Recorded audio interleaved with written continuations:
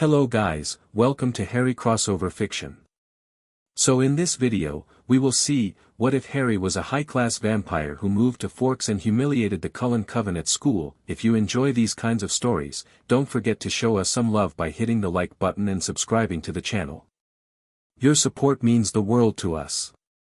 Now, let's start the story. Chapter 1, The New Blood. The rain hadn't stopped in 3 days. Harry stood at the window of the house he'd rented on the outskirts of Forks, Washington, a 2-story cabin nestled so deep in the pines that the nearest neighbor was a 20-minute drive through mud roads. Perfect. He watched the rain carve silver channels down the glass and felt the familiar thrum beneath his feet. The ley lines. They'd been singing to him for weeks, pulling him across an ocean and a continent to this soggy little town in the Pacific Northwest, and now that he was here, standing on top of them, they weren't just singing. They were screaming. He pressed his palm flat against the windowpane. The glass fogged around his fingers, not from warmth, because his skin ran cold now, but from the magic that leaked from him in idle moments. 3 years since the bite. 3 years since Sanguini's master, the last of the true progenitor line, had found Harry bleeding out in the ruins of Hogwarts and offered him a choice: die a hero, or live as something else entirely. Harry had chosen to live. He'd been 19 and stupid and full of fight, and dying on a castle floor after everything he'd survived felt like a punchline to a joke nobody was telling. Now he was something that didn't have a proper name in any modern language. Wizard. Vampire. Progenitor blood. The old texts called his kind firstborn, the original strain, the root of the tree from which every lesser vampiric species had branched. The Romanians, the Egyptians, the Vulturi, and their little empire, all of them were diluted copies of what Harry had become. He didn't think about it much. Thinking about it made his head hurt, and he had more pressing concerns. Like the fact that something underneath Forks, deep in the bedrock, was waking up. He pulled his hand from the glass and grabbed his bag off the kitchen counter. Black messenger bag, beaten leather, expanding charms on the inside. His wand sat in a holster on his forearm, hidden beneath the sleeve of a dark green Henley. Old habit. He didn't strictly need the wand anymore, his magic responded to thought and will just as easily, but there was something grounding about the weight of holly and phoenix feather against his skin. Right, he said to the empty house. School. Because that was the plan. Blend in. Keep a low profile. Investigate the ley line disturbance without drawing attention. And since he looked 19 and Forks was a small town where strangers got noticed, the easiest cover was the most obvious one: new student, transferred from abroad, keeping to himself. Simple. Harry locked the front door with a flick of his fingers, the deadbolt sliding home with a click of wandless magic, and stepped out into the rain. It didn't touch him. The drops parted about an inch above his skin and hair, sliding around him in a thin shell of displaced air. He didn't even think about it consciously anymore. His magic did it automatically, the same way a human's immune system fought off bacteria. Just another perk of being what he was. He climbed into the truck he bought for cash from a dealership in Port Angeles, a black Toyota Tacoma, nothing flashy, reliable in bad weather, and pulled onto the road toward Forks High School. The drive took 12 minutes. He spent it listening to the radio play something twangy and American and trying to remember the last time he'd set foot in a school. Hogwarts, obviously. But Hogwarts had been a castle full of ghosts and moving staircases and a sport played on broomsticks 100 feet in the air. Forks High was a collection of flat, rain-darkened buildings that looked like they'd been designed by someone who'd given up halfway through the blueprints. Low roofs, peeling paint, a parking lot that was more puddle than pavement. The aesthetic was municipal resignation. He parked in the student lot, killed the engine, and sat for a moment. The campus buzzed with the particular energy of a weekday morning, students hustling between buildings, car doors slamming, fragments of conversation drifting through the damp air. Normal life. Routine. The beautiful, boring machinery of a world that had no idea what moved beneath its surface. He could feel them already. Not humans, though he could feel those too, the warm buzz of their blood and heartbeats scattered across the campus like fireflies. No, there was something else. A cluster of cold signatures in the main building. 5 of them, tightly grouped, radiating the flat, mineral chill of vampiric presence. Harry tilted his head. Venom turned. Young, by his standards, none of them older than a few centuries. Their energy was sharp but shallow, like a puddle pretending to be a lake. He'd encountered their kind before. The Vulturi's breed. Fast, strong, nearly indestructible by human standards. Gifted, sometimes, with abilities that stemmed from the Venom's interaction with their human traits. But progenitor blood was different. Progenitor blood was the source. Everything their venom could do, his blood did better, deeper, and with 1,000 years of magical evolution layered on top. He wasn't worried about them. He was curious. 5 vampires living in a human town, attending a human school. That took either remarkable discipline or remarkable arrogance. Possibly both. He grabbed his bag, stepped out of the truck, and walked toward the front office. The rain still didn't touch him. The woman behind the front desk, Mrs. Cope, according to the nameplate, looked up when Harry walked in and did a small double-take. He was used to it. Progenitor blood came with certain physical enhancements that humans responded to on an instinctive level. Not the pale, carved marble beauty of venom-turned vampires, which tended to make humans uneasy even when they found it attractive. Harry's pull was subtler. Warmer. People looked at him and felt safe, which was ironic given that he could collapse this building with a thought. "Hi," he said, offering a smile that showed no fangs. He kept those retracted unless he needed them. "I'm Harry Potter. I should be registered as a new transfer." Mrs. Cope blinked, recovered, and shuffled through a stack of papers. "Oh. Yes, of course. From England, is that right?" "That's right. Well, welcome to Forks." She handed him a schedule, a map of the campus, and a slip for each teacher to sign. "It's a small school, so you'll find your way around quickly. Do you have any questions?" "Just one," Harry said. "Where's the cafeteria? I have a feeling I'm going to need coffee." She laughed. People always laughed when he wanted them to. It wasn't compulsion, he'd never stooped to that, just the natural magnetism of what he was, sharpened by years of learning how to put people at ease. When you were a predator, the most useful skill wasn't hunting. It was making sure no one realized they were in the presence of one. He thanked her, tucked the schedule into his bag, and stepped into the hallway. Forks High School smelled like wet concrete, cheap floor cleaner, and adolescent anxiety. Lockers lined the walls in faded blue. Students moved in clusters, their conversations a low hum that Harry could parse individually if he focused, who was dating whom, who'd failed which test, who was throwing a party on Friday. Normal human things. He'd missed normal human things. His first class was English literature, in Building 3. He found it easily, slipped through the door just before the bell, and took an empty seat near the back. The teacher, a middle-aged man with a beard that needed trimming, glanced at his transfer slip, welcomed him without fanfare, and launched into a discussion of Wuthering Heights. Harry half listened. He'd read the book decades ago during a long winter in Budapest and found it melodramatic. But he kept his face attentive, took notes he didn't need, and used the downtime to extend his senses outward.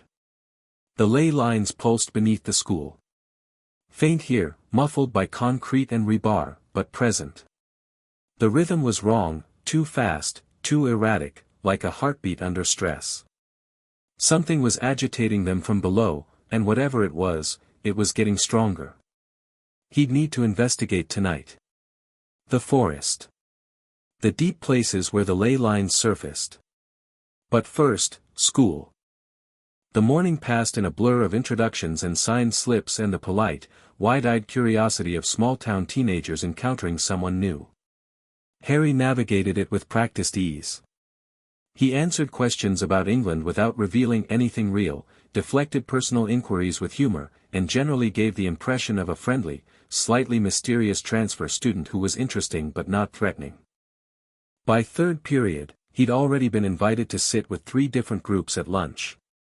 He was halfway through trigonometry, a subject he could do in his sleep, given that advanced arithmancy made human mathematics look like finger painting, when the door opened and a girl walked in late. She was pale. Brown hair, brown eyes, a face that was pretty in a quiet, unself-conscious way. She moved with the careful deliberateness of someone who didn't trust her own feet, clutching a bag strap with white knuckles and scanning the room for an empty seat with barely concealed anxiety. New. Like him. The teacher directed her to the seat beside Harry, and she dropped into it with a relieved exhale, fumbling with her notebook. Harry leaned over slightly. First day. She startled, looked at him, and something in her expression shifted, the defensive wariness of a new kid softening into cautious openness. That obvious? Only because it's my first day too. Oh. A pause. Where from? England. You. Phoenix. Arizona. Harry glanced at the rain-streaked window. Bold move. She actually laughed, a small, surprised sound, like she hadn't expected to find anything funny today. That's one word for it. I'm Bella. Bella Swan. Harry Potter. Nice to meet someone else who doesn't know where anything is. I found the coffee machine in the teacher's lounge, Harry offered. It's terrible, but it's there. That might be the most useful thing anyone's told me all day. They didn't talk much after that, the teacher was watching, but there was an easy comfort in the silence. 2 outsiders recognizing each other. Harry noted that Bella's heartbeat was steady, her scent clean and remarkably appealing in a way that had nothing to do with hunger. She smelled like rain and old books and something floral, freesia, maybe. He filed it away and went back to pretending trigonometry required his attention. Lunch. The cafeteria was a wide, low-ceilinged room with fluorescent lighting that made everyone look slightly ill. Harry grabbed a tray, appearances mattered, even though human food tasted like cardboard to him now, and loaded it with things he could push around without eating. An apple. A sandwich. A bottle of water. He could consume human food if he absolutely had to, it just sat in his stomach like a rock until his system dissolved it. Blood was what he needed, and he'd fed last night on a deer in the forest, so he was fine. He spotted Bella sitting with a group of students who were clearly the school's designated welcomers, a chatty girl with dark curly hair, a boy with a baby face and eager eyes, a tall athletic kid who kept glancing at Bella like she'd hung the moon. They'd pulled her into their orbit the way small towns did with new arrivals, half curiosity, half territorial instinct. Harry was about to head in that direction when he felt it. Cold. Deep. 5 points of frozen energy arranged in a loose cluster at a table in the far corner of the room. He turned his head, and there they were. 5 vampires, sitting together with untouched trays of food in front of them, performing humanity with the stiff precision of actors who'd rehearsed the scene too many times. 2 males, 2 females, and one who sat slightly apart from the others with a look on his face like he'd been sucking on a lemon for the better part of a century. Harry read them in seconds. The big one, massive, dark-haired, built like a bear, was the muscle. His energy was blunt and powerful, a battering ram wrapped in a varsity jacket. The blonde female beside him was sharp-edged, beautiful in the aggressive, crystalline way of venom-turned vampires, radiating hostility like a defense mechanism. Mated pair, clearly. Across from them, a small, dark-haired female with pixie-cut hair and an expression of permanent alertness. Her energy flickered oddly, precognitive, Harry realized. She could see potential futures. Interesting, but limited. Venom-based precognition was like looking through a keyhole, it only showed you the door you were already facing. Beside her, a lean blonde male with scars on every visible inch of skin. Military bearing. Empath. His energy reached out constantly, tasting the emotions of everyone in the room like a snake flicking its tongue. And then the lemon sucker. Bronze hair, angular features, the carefully cultivated look of a tortured romantic hero. His energy was the most intrusive of the five, a constant psychic probe radiating outward, skimming the surface thoughts of everyone nearby. A mind reader. Harry almost smiled. He picked up his tray and walked toward Bella's table, passing within 10 feet of the vampire's corner. That was when it happened. The mind reader's probe hit Harry's consciousness and shattered like a wine glass thrown at a concrete wall. Harry felt it, a faint, tingling pressure against the outermost layer of his occlumency shields, followed by the psychic equivalent of a car crash. The bronze-haired vampire flinched. Actually flinched, his hand going to his temple, his brow creasing in pain and confusion. The empath felt it too.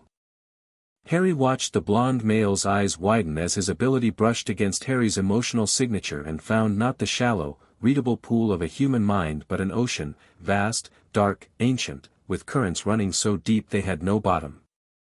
The empath pulled his senses back like he'd touched a hot stove. The precognitive went rigid in her seat. Her eyes glazed for a fraction of a second, trying to read Harry's future, and then she blinked rapidly, her expression cycling through confusion, frustration, and something that looked a lot like fear. She couldn't see him. His timeline was a wall of static, warded by magical protections that predated her entire species. 3 abilities. 3 failures. In the span of a heartbeat.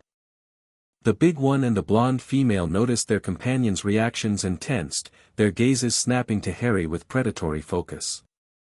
5 sets of golden eyes, vegetarian, Harry noted, animal blood instead of human, which explained the amber irises, tracked him as he walked past their table.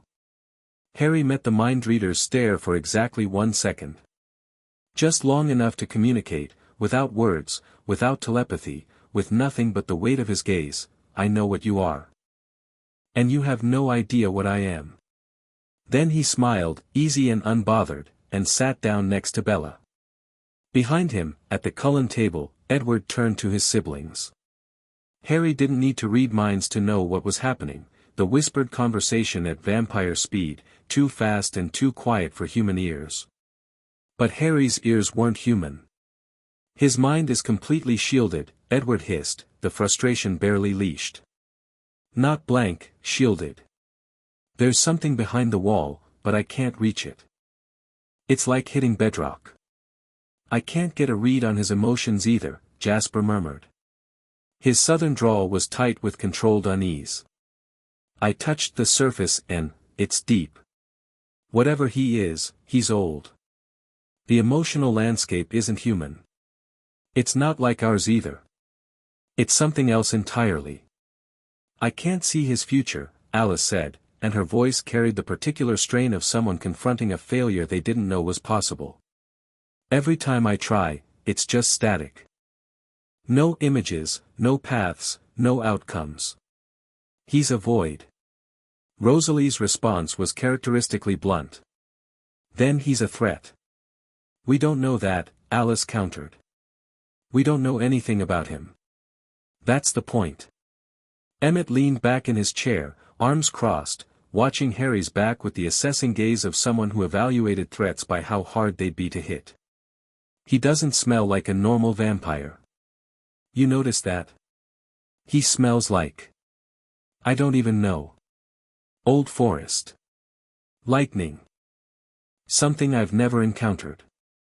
Because he isn't a normal vampire, Jasper said quietly. He's something older. Edward's jaw clenched. He hadn't taken his eyes off Harry since the psychic collision, and the headache throbbing behind his temples was unlike anything he'd experienced in over a century of telepathy. His gift didn't fail. It was as constant as gravity.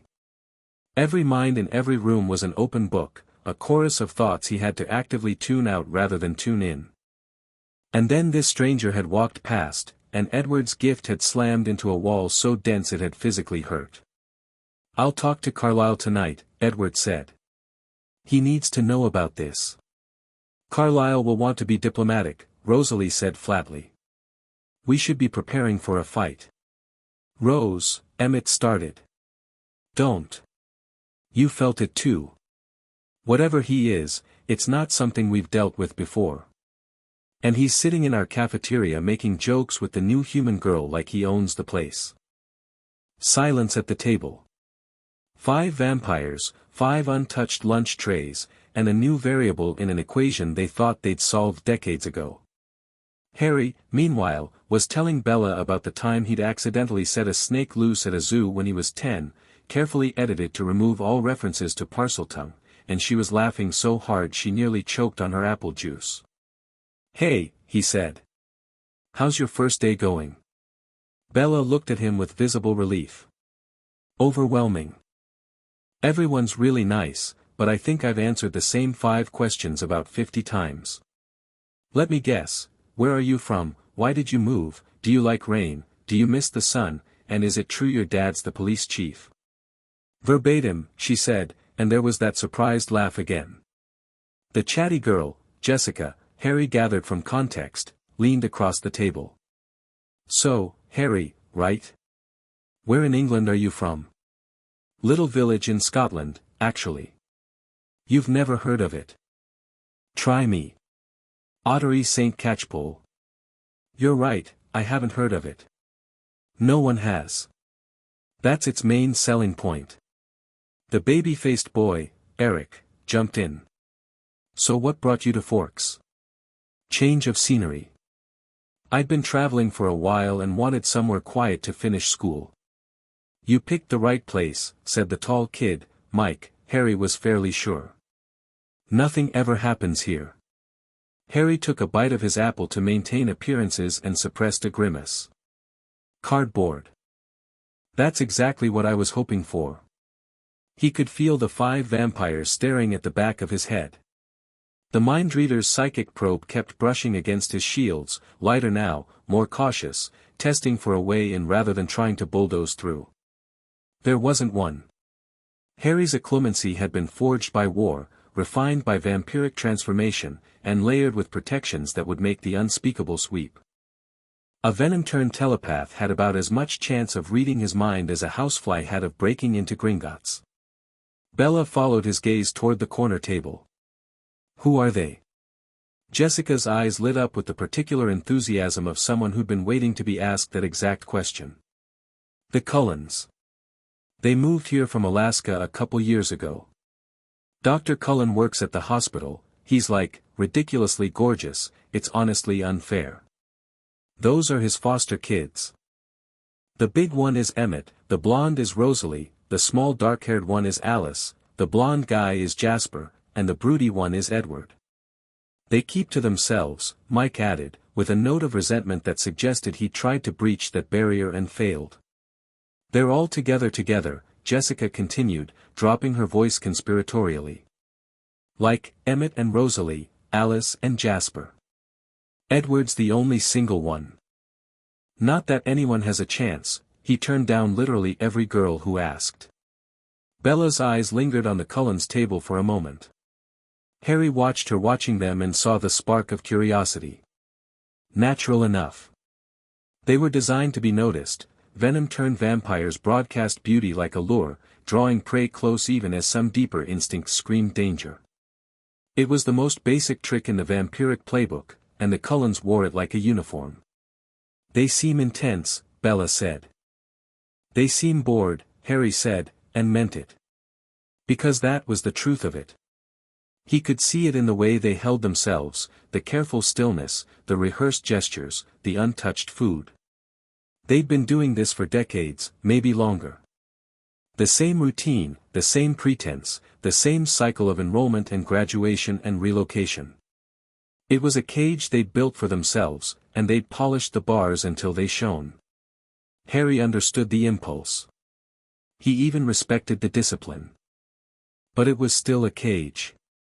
Lunch passed with easy conversation. Harry let the humans carry most of it, offering enough to seem engaged without revealing anything substantive.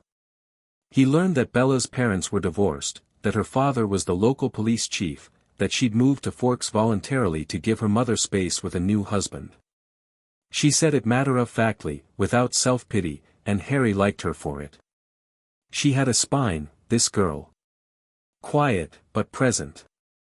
As the bell rang and students began shuffling toward their next classes, Harry stood and found himself face to face with the mind reader. Edward Cullen had materialized at the edge of their table with the silent speed of his kind, impressive by human standards, glacial by Harry's. Up close, his eyes were a dark gold, almost amber, and they burned with an intensity that was less menacing than it was confused. He wasn't used to confusion. That much was obvious. "You're new," Edward said. His voice was low, controlled, musical in the way all Venom-turned voices were.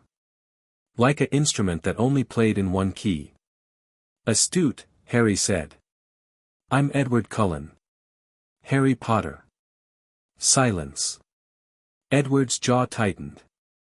Harry could feel the telepath pushing against his shields again, harder now, desperate, like someone jiggling a locked doorknob. It wasn't painful. It was barely noticeable. But the effort Edward was putting into it was almost endearing.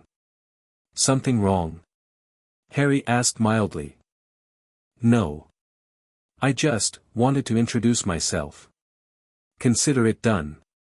Harry shouldered his bag. "See you around, Edward." He walked past the vampire, close enough that their shoulders almost brushed, and felt Edward stiffen. Because up close, Edward could sense what the others had sensed from across the room. Harry wasn't human, wasn't one of them, wasn't anything Edward had a category for.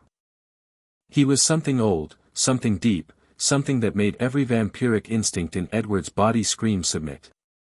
Edward's hand shot out and caught Harry's arm. The contact lasted about half a second. In that half second, Harry felt the cold grip of venom-strengthened fingers against his forearm, a grip that could crush steel, bend iron, shatter bone, and it registered with all the urgency of a light breeze. He stopped walking. Looked down at Edward's hand on his arm. Then looked up at Edward's face. Something passed between them that had nothing to do with telepathy. Edward was strong, fast, and dangerous by the standards of his kind. He'd spent a century as the pinnacle of what a vampire could be. And his hand was on Harry's arm, and Harry hadn't flinched, hadn't tensed, hadn't reacted at all. Because the grip didn't matter. Edward could squeeze with everything he had and Harry would feel it the way a human felt a mosquito landing on their skin. Edward's golden eyes widened. Just a fraction. Just enough to show that he understood, on some primal level, the magnitude of the gap between them. Harry smiled. Not cruel. Not threatening. Just honest. "I'd move that hand, mate." Edward released him. "Good instinct," Harry said, and walked away. He didn't look back. He didn't need to.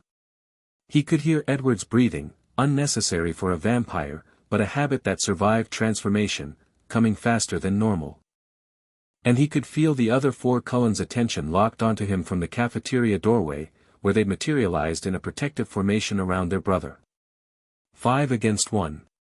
And all 5 of them knew, even if they couldn't articulate it, that the math didn't work in their favor. Harry turned the corner toward Building 4 and let the smile drop from his face. He hadn't wanted that. Confrontation on day 1 wasn't part of the plan. But Edward had forced the issue, and Harry had learned long ago that backing down from a dominance challenge, especially with vampires, only invited more challenges later. Better to establish the hierarchy now, cleanly, without violence, than to deal with escalating provocations for weeks. Still, he'd need to smooth things over eventually. If Seraphiel was coming, he couldn't afford to have the local coven treating him as an enemy. The afternoon brought biology, and with it, the universe's apparent determination to make things interesting. Harry walked into the lab and found that the only empty seat was next to Bella Swan, who looked up and smiled when she saw him. "Are you following me?" "Clearly," he said, sliding onto the stool beside her. "I've developed an unhealthy obsession with your riveting opinions on trigonometric functions. I'll have you know I'm very passionate about sine waves. Everyone needs a hobby." The teacher, Mr. Banner, a tired-looking man with chalk dust on his sleeves, was setting up a microscope lab. Onion root cells. Harry could have identified them by scent alone, but he picked up the microscope and played along. So, Bella said, adjusting her own microscope with the careful focus of someone who was genuinely trying. Scotland. That's a long way from here. It is. Do you miss it? Harry considered the question honestly. Did he miss Britain? He missed the magic of it, the hidden world layered beneath the mundane, the castles and the creatures and the friends he'd left behind. But he'd outgrown it, or it had outgrown him. When you stopped aging at 19 and your best friends were getting married, having children, building lives that moved forward while yours moved sideways, staying became a kind of cruelty. To them and to himself.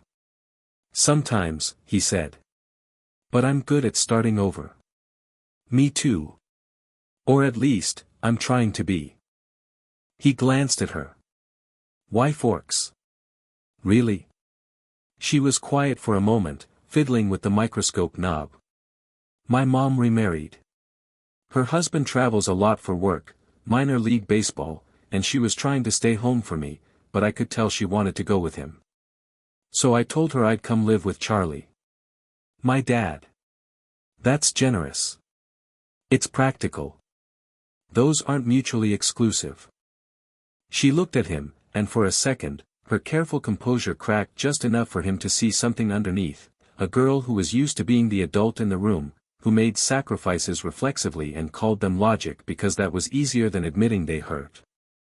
Harry recognized the pattern. He'd lived it. You're going to be fine here, he said. Not empty reassurance, he said it like a fact, because he meant it like one.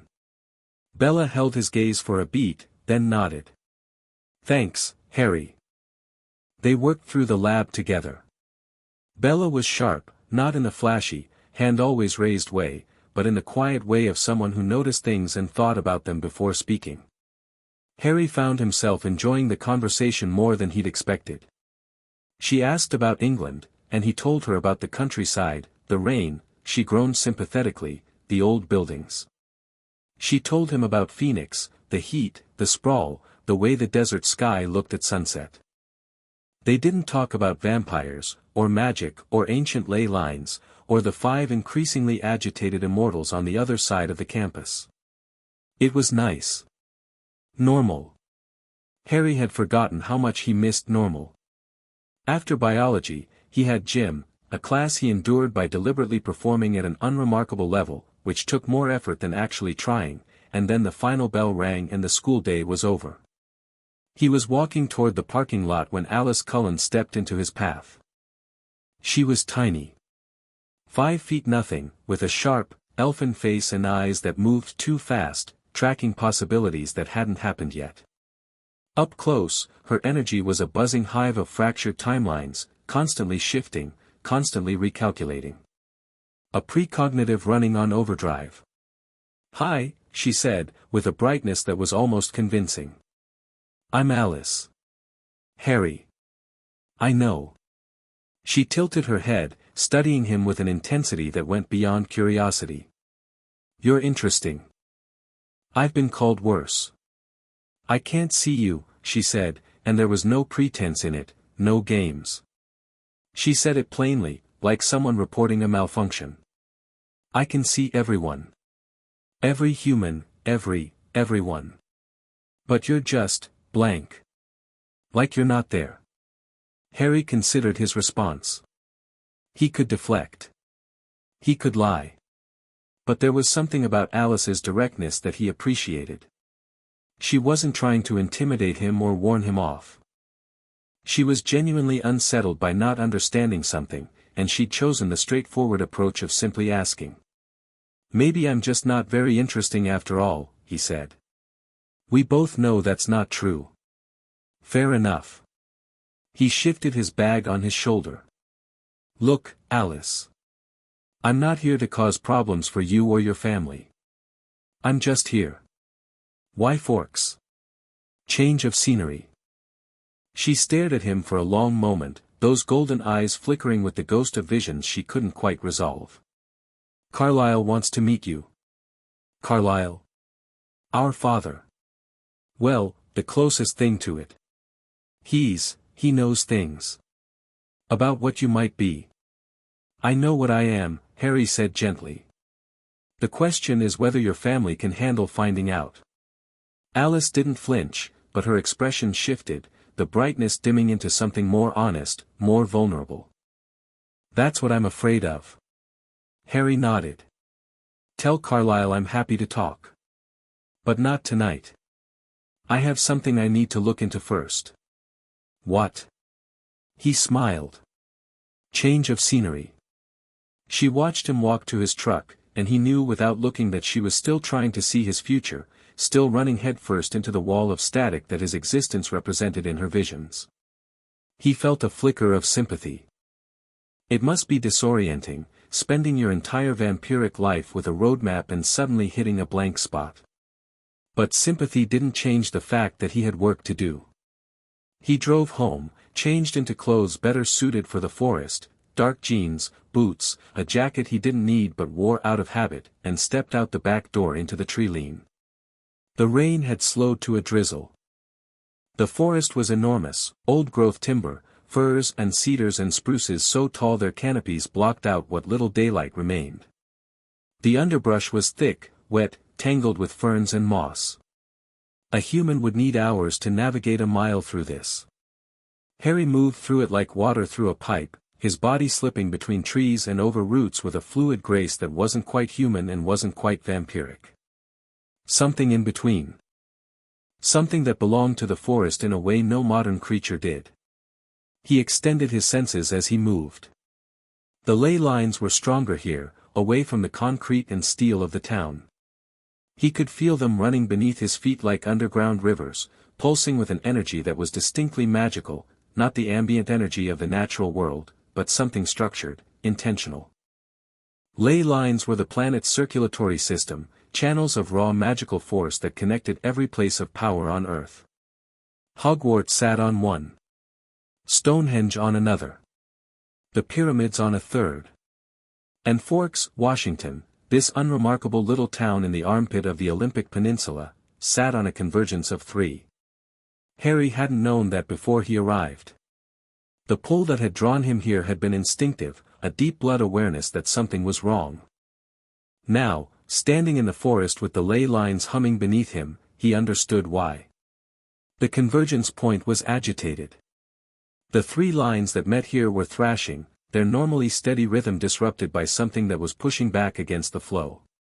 Like a blood clot in an artery, or a hand pressing against the inside of a door. Something was trying to get out. He paused beside a massive cedar, pressing his palm against the bark. The tree was old, 300 years, maybe 4, and its roots went deep enough to touch the ley lines directly. Through it, Harry could feel the disturbance more clearly. The normal harmonic frequency of the convergence had shifted, dropping into lower registers that resonated with something primal. This wasn't natural degradation. This was intentional. Something down there was working the ley lines like a musician tuning an instrument, subtly altering the frequencies to weaken the structures built on top of them. Clever. Patient. Methodical. Harry released the tree and moved deeper. The forest got darker, denser, older. The trees here were ancient, not just old growth but primeval, their trunks wider than cars, their bark scarred by centuries of weather and growth. The air smelled different. Wetter, richer, layered with the scent of decay and new growth and something underneath both. Something mineral. Something cold. He felt the change before he saw it. The ley lines converged in a clearing about 2 miles from the road. The trees drew back from it, not cut but pushed, their trunks curved away from the center like spectators recoiling from a blast. The ground was bare earth, dark and wet, and in the center of the clearing stood a circle of stones. Not modern stones. Not even medieval. These were old in a way that made Harry's bones ache with recognition. They were rough-hewn, darker than the surrounding rock, arranged in a precise circle about 30 feet in diameter. Each stone was covered in carvings so worn by time that a human eye would see nothing but texture. But Harry's eyes weren't human, and his magical senses could read the impressions left by the carver's intent even after the physical marks had faded. Wards. Binding wards. The most powerful he'd ever seen.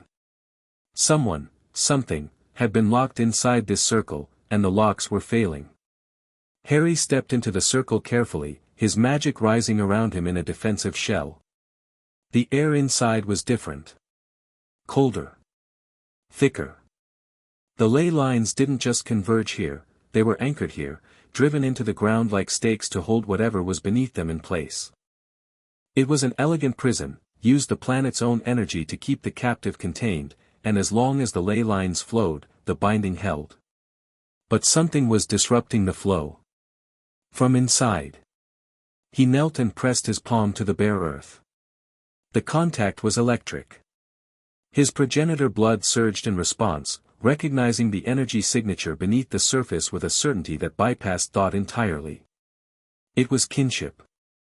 Not familial, not friendly, but species level, the same way a wolf recognized another wolf, even a rival, even an enemy.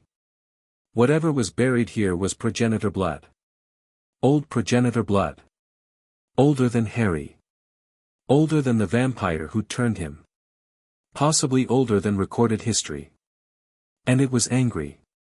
Harry pulled his hand back and looked at the central stone. It was the largest, a rough obelisk about 4 feet tall, and the carvings on it were deeper than the others, deep enough that some were still partially legible. He leaned close, his vampire eyes picking out shapes in the weathered surface, and traced a line of text with his fingertip.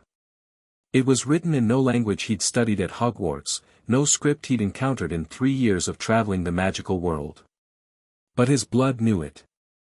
The progenitor part of him, the ancient, inhuman part that lived beneath his consciousness like a second heartbeat, translated the symbols into meaning with the effortless fluency of a native tongue. One word. A name. Seraphiel. Harry stood up slowly. The forest was silent around him. Not peaceful silent, afraid silent. The birds had stopped. The insects had stopped. Even the rain seemed to hesitate, the drops falling slower, as if the sky itself was holding its breath. He looked down at the earth beneath his feet and felt the presence below stir. Not fully awake. Not yet. But close. Close enough to dream, and strong enough that its dreams leaked upward through the cracks in its prison, poisoning the ley lines, disturbing the natural order of the peninsula. Seraphiel, Harry said aloud, testing the name. It sat heavy on his tongue. Old. Important. Dangerous. Beneath him, the earth trembled. A single pulse, barely perceptible, like a heartbeat. Like an answer. Harry stepped out of the stone circle and stood at its edge, looking back at the central obelisk. His mind was racing. A progenitor-class vampire, entombed here for millennia, waking up. The ley line disturbance. The convergence. The weakening wards. It all fit together in a picture that was as clear as it was terrifying. He needed information. He needed to know who Seraphiel was, when and why they'd been imprisoned, and how much time he had before the binding failed entirely. He needed to reinforce the wards if possible, and prepare for the worst if not. And he needed to decide what to do about the Cullens. Because they were sitting right on top of this, living their careful little lives in their careful little town, and they had no idea. Venom-turned vampires couldn't feel ley lines. They had no magical sensitivity, no connection to the deep structures of the world. As far as they knew, Forks was just another rainy town where they could play human for a few years before moving on. They didn't know they were living on a bomb. Harry ran a hand through his hair, a very human gesture that had survived his transformation, and exhaled. So that's why I was drawn here. He turned and walked back toward the tree lean, his mind already organizing priorities. Research. Wards. Allies, if he could find any. The Cullens were an option, albeit an imperfect one. The local shapeshifters, he'd sensed them too. A warm, wild energy on the reservation to the north might be more useful. Shape-shifting magic was primal, tied to the land in ways that vampire abilities weren't. But all of that was tomorrow's problem. Tonight, he had one more thing to do. He reached the edge of the clearing, paused, and looked back one more time. The stone circle sat in the darkness, ancient and ominous, and from deep below, so faint that even his enhanced hearing barely caught it, came a sound. Not a heartbeat. Not a voice. A whisper. He couldn't make out the words. But he could feel the intent behind them, cold, patient, certain. The intent of something very old and very powerful that had been waiting for a very long time. Harry turned his back on the clearing and walked into the forest. He didn't run. Running implied fear, and he wasn't afraid. He was concerned, which was different. Fear was reactive. Concern was proactive.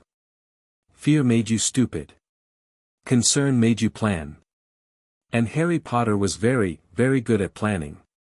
He got home at midnight.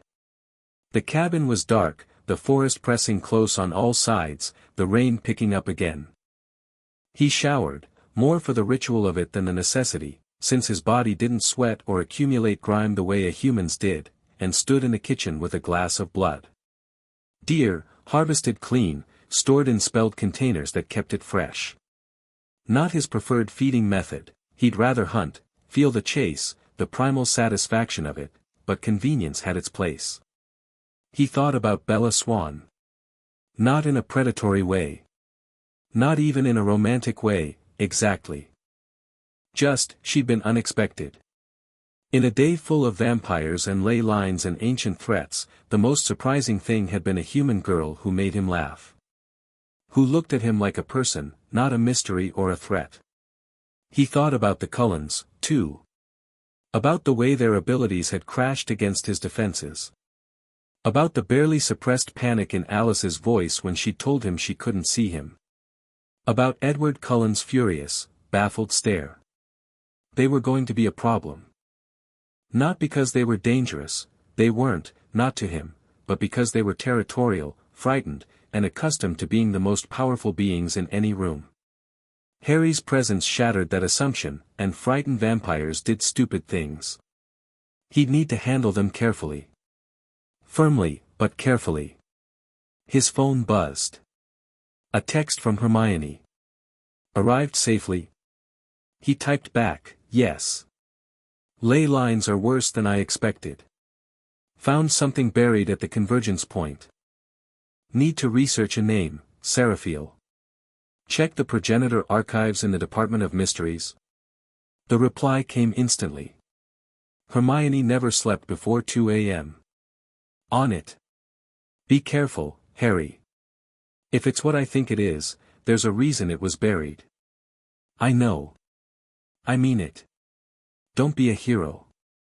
I'm always a hero. It's my tragic flaw. Your tragic flaw is thinking that's a joke. I'll have preliminary research by tomorrow. He pocketed the phone and finished his blood. The cabin was warm, the rain was steady, and beneath the earth, something ancient turned in its sleep. Harry washed the glass, set it on the rack to dry, and went to bed. He didn't sleep, hadn't needed to since the transformation, but he closed his eyes and let his consciousness drift into the meditative state that served the same purpose. Rest without unconsciousness. Recovery without vulnerability. A half-sleep in which part of his mind always remained alert, always monitoring, always ready. In the darkness behind his eyelids, he saw the stone circle. He saw the name carved into the obelisk. He saw 5 pairs of golden eyes watching him across a cafeteria. And beneath all of it, like a bass note too low for human ears, he felt the pulse of something waking. Tomorrow was going to be interesting. The second day started with sunshine. Actual sunshine. The clouds broke just after dawn, and for the first time since Harry had arrived in Forks, the sky was a pale, watery blue. Light streamed through the trees and turned the wet landscape into a glittering postcard. Harry stood on his front porch and let the sunlight hit his face. Nothing happened. No sparkling. No burning. No dramatic reaction of any kind. Progenitor blood vampires predated the weaknesses of their venom-turned descendants. Sunlight was sunlight, warm and pleasant, nothing more. His skin didn't glitter, didn't smoke, didn't do anything that would require him to hide indoors or flee to the shadows. He just stood there. A man in the sun. He drove to school wondering if the Cullens would show up. Venom-turned vampires and sunlight had a complicated relationship. They didn't burn, but their skin refracted light in a way that was decidedly inhuman. Most Coven stayed home on sunny days.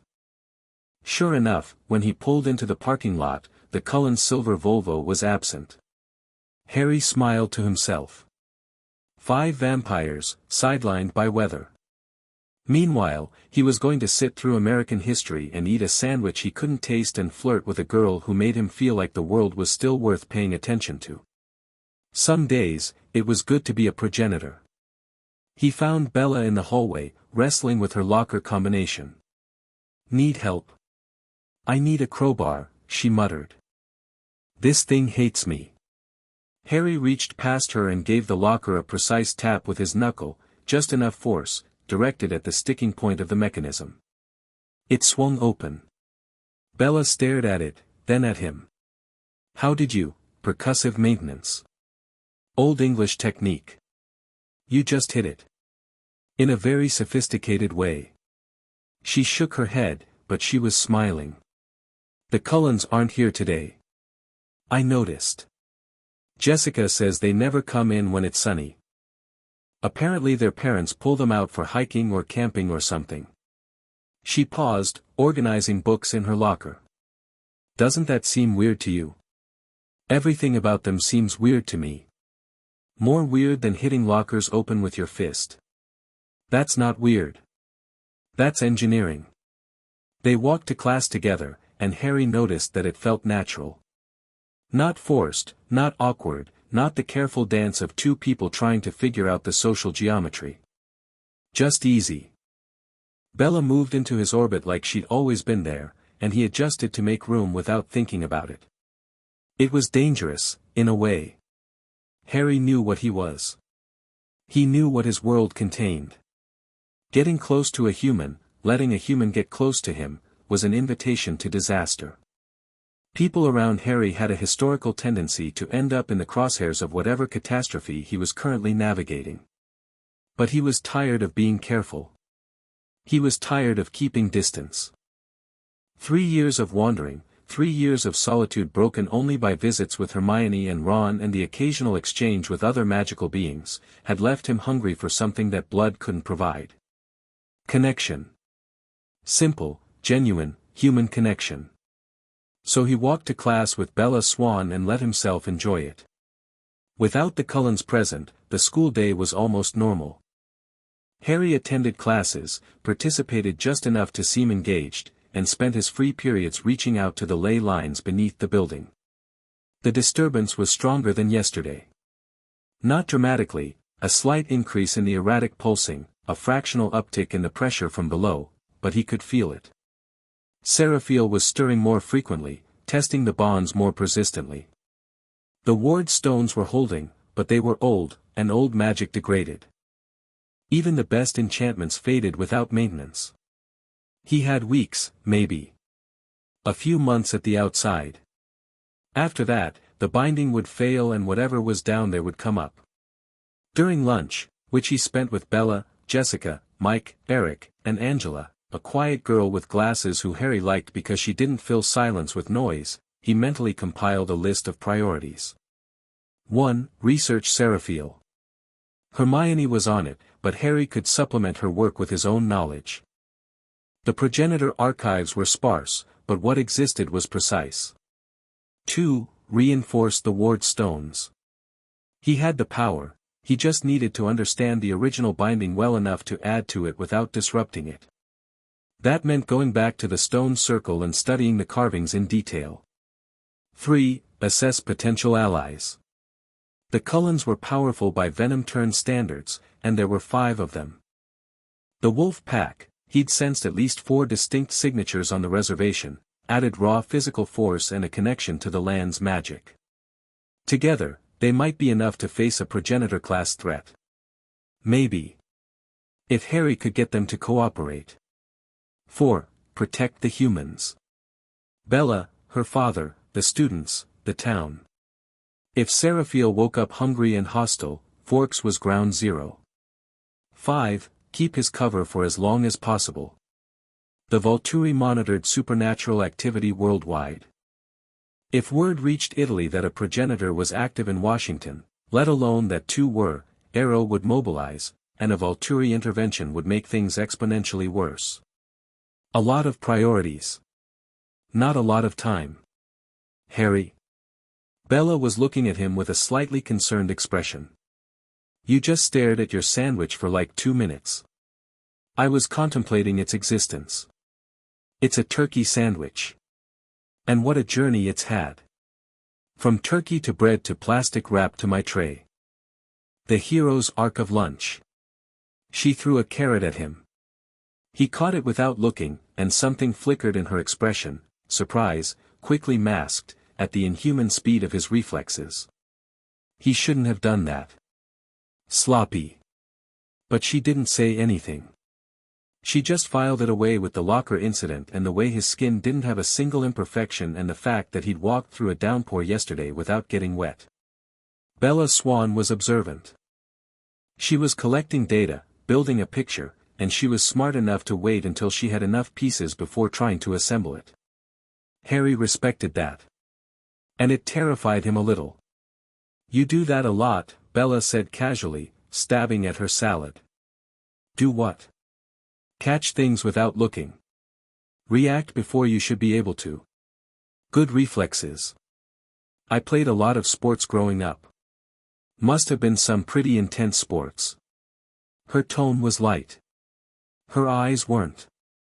She was watching him with that careful, cataloging gaze, not accusing, not afraid, just attentive. Like she was reading a book in a language she didn't fully speak yet but was learning fast. Harry held her gaze and considered, not for the first time, that underestimating Bella Swan would be a serious mistake. The most intense, he said, and steered the conversation to safer waters. Angela, sitting across from them, looked up from her book. You two seem like you've known each other for years. We bonded over our shared hatred of Forks weather, Harry said. And lockers, Bella added. Don't forget the lockers. The lockers here are genuinely adversarial. I'm not convinced they're not sentient. Angela smiled, a small, genuine thing, and went back to her book. Harry liked her. She observed without prying, spoke without demanding, and had the rare quality of being comfortable with silence. In another life, she would have been a Ravenclaw. Mike Newton, on the other hand, was watching Harry with the particular brand of male jealousy that manifested as aggressive friendliness. He kept inserting himself into conversations, making jokes that landed slightly too hard, finding excuses to touch Bella's shoulder or lean into her space. It wasn't malicious, Mike was fundamentally a decent kid, but it was transparent, and Harry found it mildly exhausting. So Harry, Mike said, leaning forward with practiced casualness, you should come to the beach this weekend. La push. A bunch of us are going if the weather holds. La push. The reservation. Where the wolf pack lived. Harry's attention sharpened, though his expression didn't change. Sounds great. Who's going? Mike rattled off names, Jessica, Angela, Eric, a few others, and Harry nodded along while his mind worked. La Push would put him in proximity to the shapeshifters. If he was going to assess them as potential allies, a casual visit to their territory was a good starting point. Less threatening than showing up unannounced in the forest and announcing that an ancient vampire was about to wake up beneath their land. I'm in, Harry said. Bella? Sure. Why not? Mike's smile tightened almost imperceptibly. He'd clearly hoped to position the beach trip as his thing with Bella, and Harry's presence complicated that geometry. But he recovered quickly, again, decent kid, just outmatched, and the conversation moved on.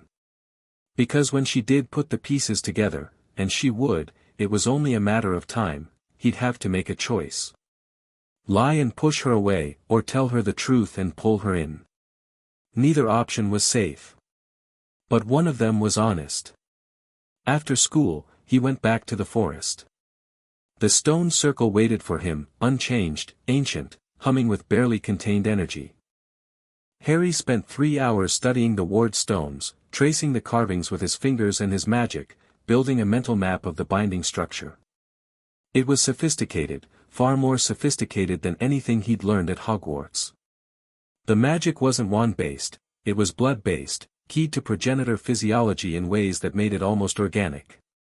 Living magic, grown rather than cast, sustained by the ley lines like a plant sustained by sunlight.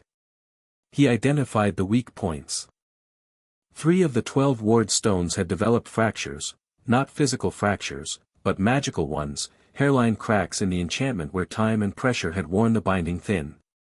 These were where Seraphiel's influence was leaking through, disturbing the ley lines, sending out the psychic whispers that Harry had felt on his first visit.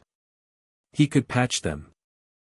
Not permanently, that would require understanding the original caster's methodology, and that knowledge was likely lost, but well enough to buy time. He knelt beside the first fractured stone, placed both palms against it, and pushed his magic into the crack. It was like filling a pothole with fresh concrete. His power flowed into the gap, bonding with the existing enchantment, reinforcing the weakened structure. The stone warmed under his hands, and for a moment, the ley lines beneath him smoothed out, the erratic pulsing settling into something calmer, steadier. Then something pushed back. Not the ward. Something beneath the ward. A consciousness, vast and ancient, pressing against the patch Harry had just applied. Testing it. Probing it. Who? The thought wasn't in words, not exactly. It was more fundamental than language, a raw, telepathic impression that bypassed Harry's ears and hit his brain directly. Even his occlumency, which had stopped Edward's mind reading cold, shuddered under the weight of it. Harry held his ground. He reinforced the patch, poured more power into it, and pushed back with his own will. Stay down. A pause. Then, from very deep below, something that might have been amusement. The pressure withdrew. The consciousness receded, sinking back into whatever deep place Seraphiel occupied, and the ward stone solidified under Harry's hands. He exhaled. His hands were shaking. That was the first time anything had made his hands shake since the Battle of Hogwarts. He patched the other 2 stones more carefully, keeping his psychic defenses at full strength, ready for another probe. But Seraphiel didn't reach out again. The ancient vampire had gotten what it wanted, confirmation that someone was up here. Someone like him. Harry left the clearing as the last light faded from the sky and walked back through the forest toward his cabin.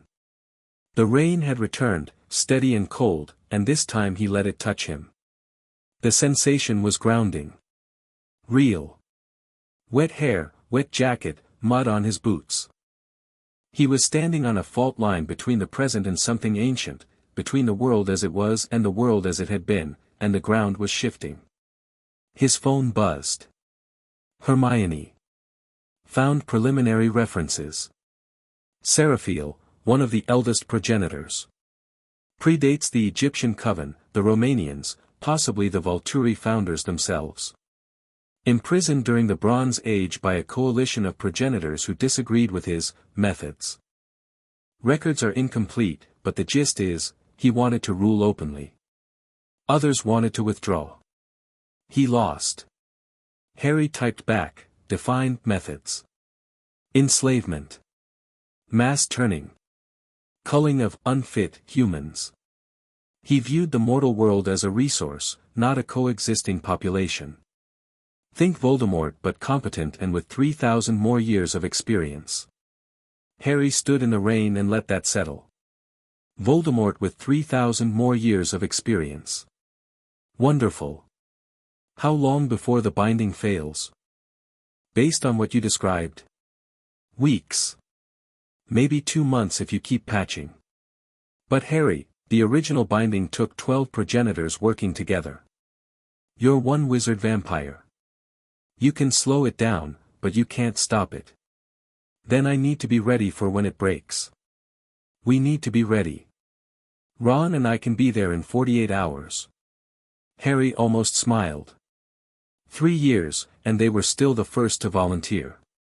Some things didn't change, no matter what species you became. Not yet. I need to get the lay of the land first. There's a coven of venom turned here, and a pack of shapeshifters. If I can get them organized, we might have enough force to contain the situation. And if you can't, then I'll call you and we'll improvise. Like always. I hate improvising. You love improvising. You just like to pretend you don't. Be careful. He pocketed the phone and walked the rest of the way home in silence.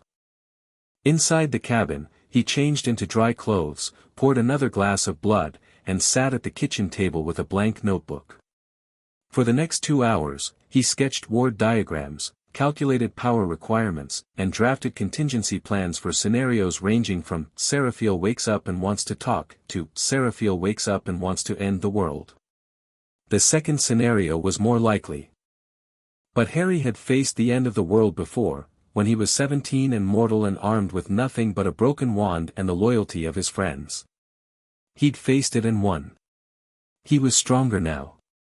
Faster. More powerful. More experienced. More dangerous. And he wasn't alone. Not yet. The Cullens were prickly and proud, but they weren't stupid.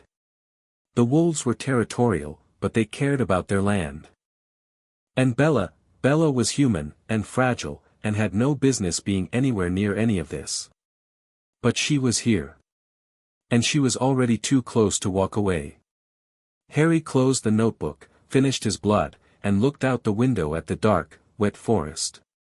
Somewhere beneath Forks, Washington, an ancient vampire was dreaming of empires and blood and a world that bent to his will. And Harry Potter, the boy who lived, the chosen one, the progenitor blood wizard who'd walked into this mess because the earth itself had asked him to, was going to make sure that dream stayed exactly where it was. Underground. In the dark. Where it belonged.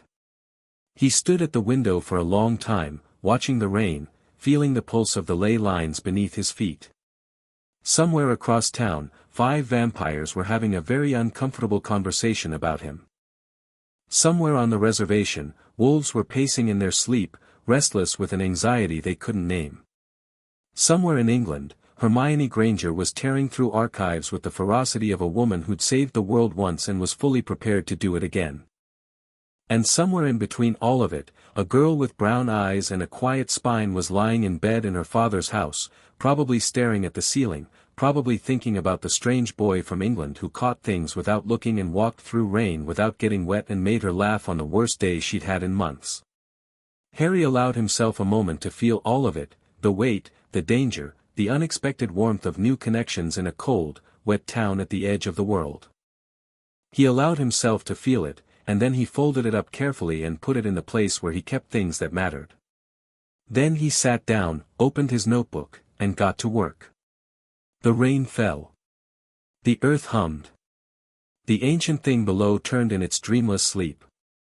And the war, the one nobody else knew was coming, had already begun. Chapter 1 End. Chapter 2, Glass Houses. The Cullen house sat on a ridge overlooking the Sol Duc River, 3 miles from the nearest road, surrounded by old-growth forest that the family had learned to think of as theirs. It was a beautiful house, all glass and pale wood and clean angles, designed by Esme with the precision of someone who'd had decades to refine her aesthetic. The walls were mostly windows, because when you were the apex predator for 100 miles in every direction, you didn't need to hide. Tonight, the windows felt like a liability. Carlisle stood at the head of the dining table, a piece of furniture they'd never used for its intended purpose, with his hands flat on the surface and his golden eyes troubled in a way his children rarely saw. Esme stood beside him, her hand on his shoulder. The rest of the family occupied their usual positions, Edward by the window, arms crossed, jaw tight, Alice perched on the edge of her chair with her knees drawn up, fingers drumming restlessly against her shin, Jasper standing behind Alice, his posture military straight, radiating the controlled calm of someone who was working very hard to keep the room's emotions from spiraling. Rosalie leaning against the far wall with her arms crossed and her expression carved from ice, Emmett beside her. Unusually serious. "Tell me again," Carlisle said. "Everything." Edward's voice was clipped. "I can't read him. At all. I pushed harder than I've pushed anything in 110 years, and his mind it's not blank, Carlisle. It's fortified. There are walls there that I couldn't even scratch. And when I tried, it hurt. Physically hurt, like a migraine. I've never experienced anything like it." "Same for me," Alice said. Her usual brightness was gone, replaced by something fragile. "I tried to see his future every way I know how. Direct visions, peripheral scanning, branching probability, nothing. He's a complete void. The timeline just stops where he starts. And it's not like with the wolves, where things go dark because of interference. This is active blocking. Whatever he is, he's doing it deliberately." Jasper spoke without moving. "His emotional signature is the most complex I've ever encountered. Human emotions are surface level, easy to read, easy to influence. Our kind run deeper, but they're still structured in patterns I recognize. His." He paused, choosing words carefully. "Imagine standing at the edge of the ocean at night. You can see the surface, feel the spray, but you know there's something vast underneath that you can't measure. That's what touching his emotions felt like. And the age of it, I've felt old vampires before. The Vulturi. None of them felt like this. He's older than anything I've encountered, or he carries something older than himself." Silence settled over the room. Rain tapped against the glass walls. "Carlisle," Rosalie said, her voice sharp. "You know what he is. I can see it on your face. So just say it." Carlisle was quiet for a long moment. Then he walked to the bookshelf that lined the interior wall, hundreds of volumes, many of them ancient, collected over 3 centuries of curiosity and scholarship, and pulled out a book bound in dark leather. It was old. Not antique shop old. Old. The leather was cracked, the pages inside were vellum rather than paper, and the text was handwritten in a script that predated the printing press. He opened it to a page marked with a silk ribbon and laid it on the table. "In 1724, Carlisle said, I spent a year in a monastery in the Carpathian Mountains. The monks there kept records of supernatural encounters dating back to the Roman Empire.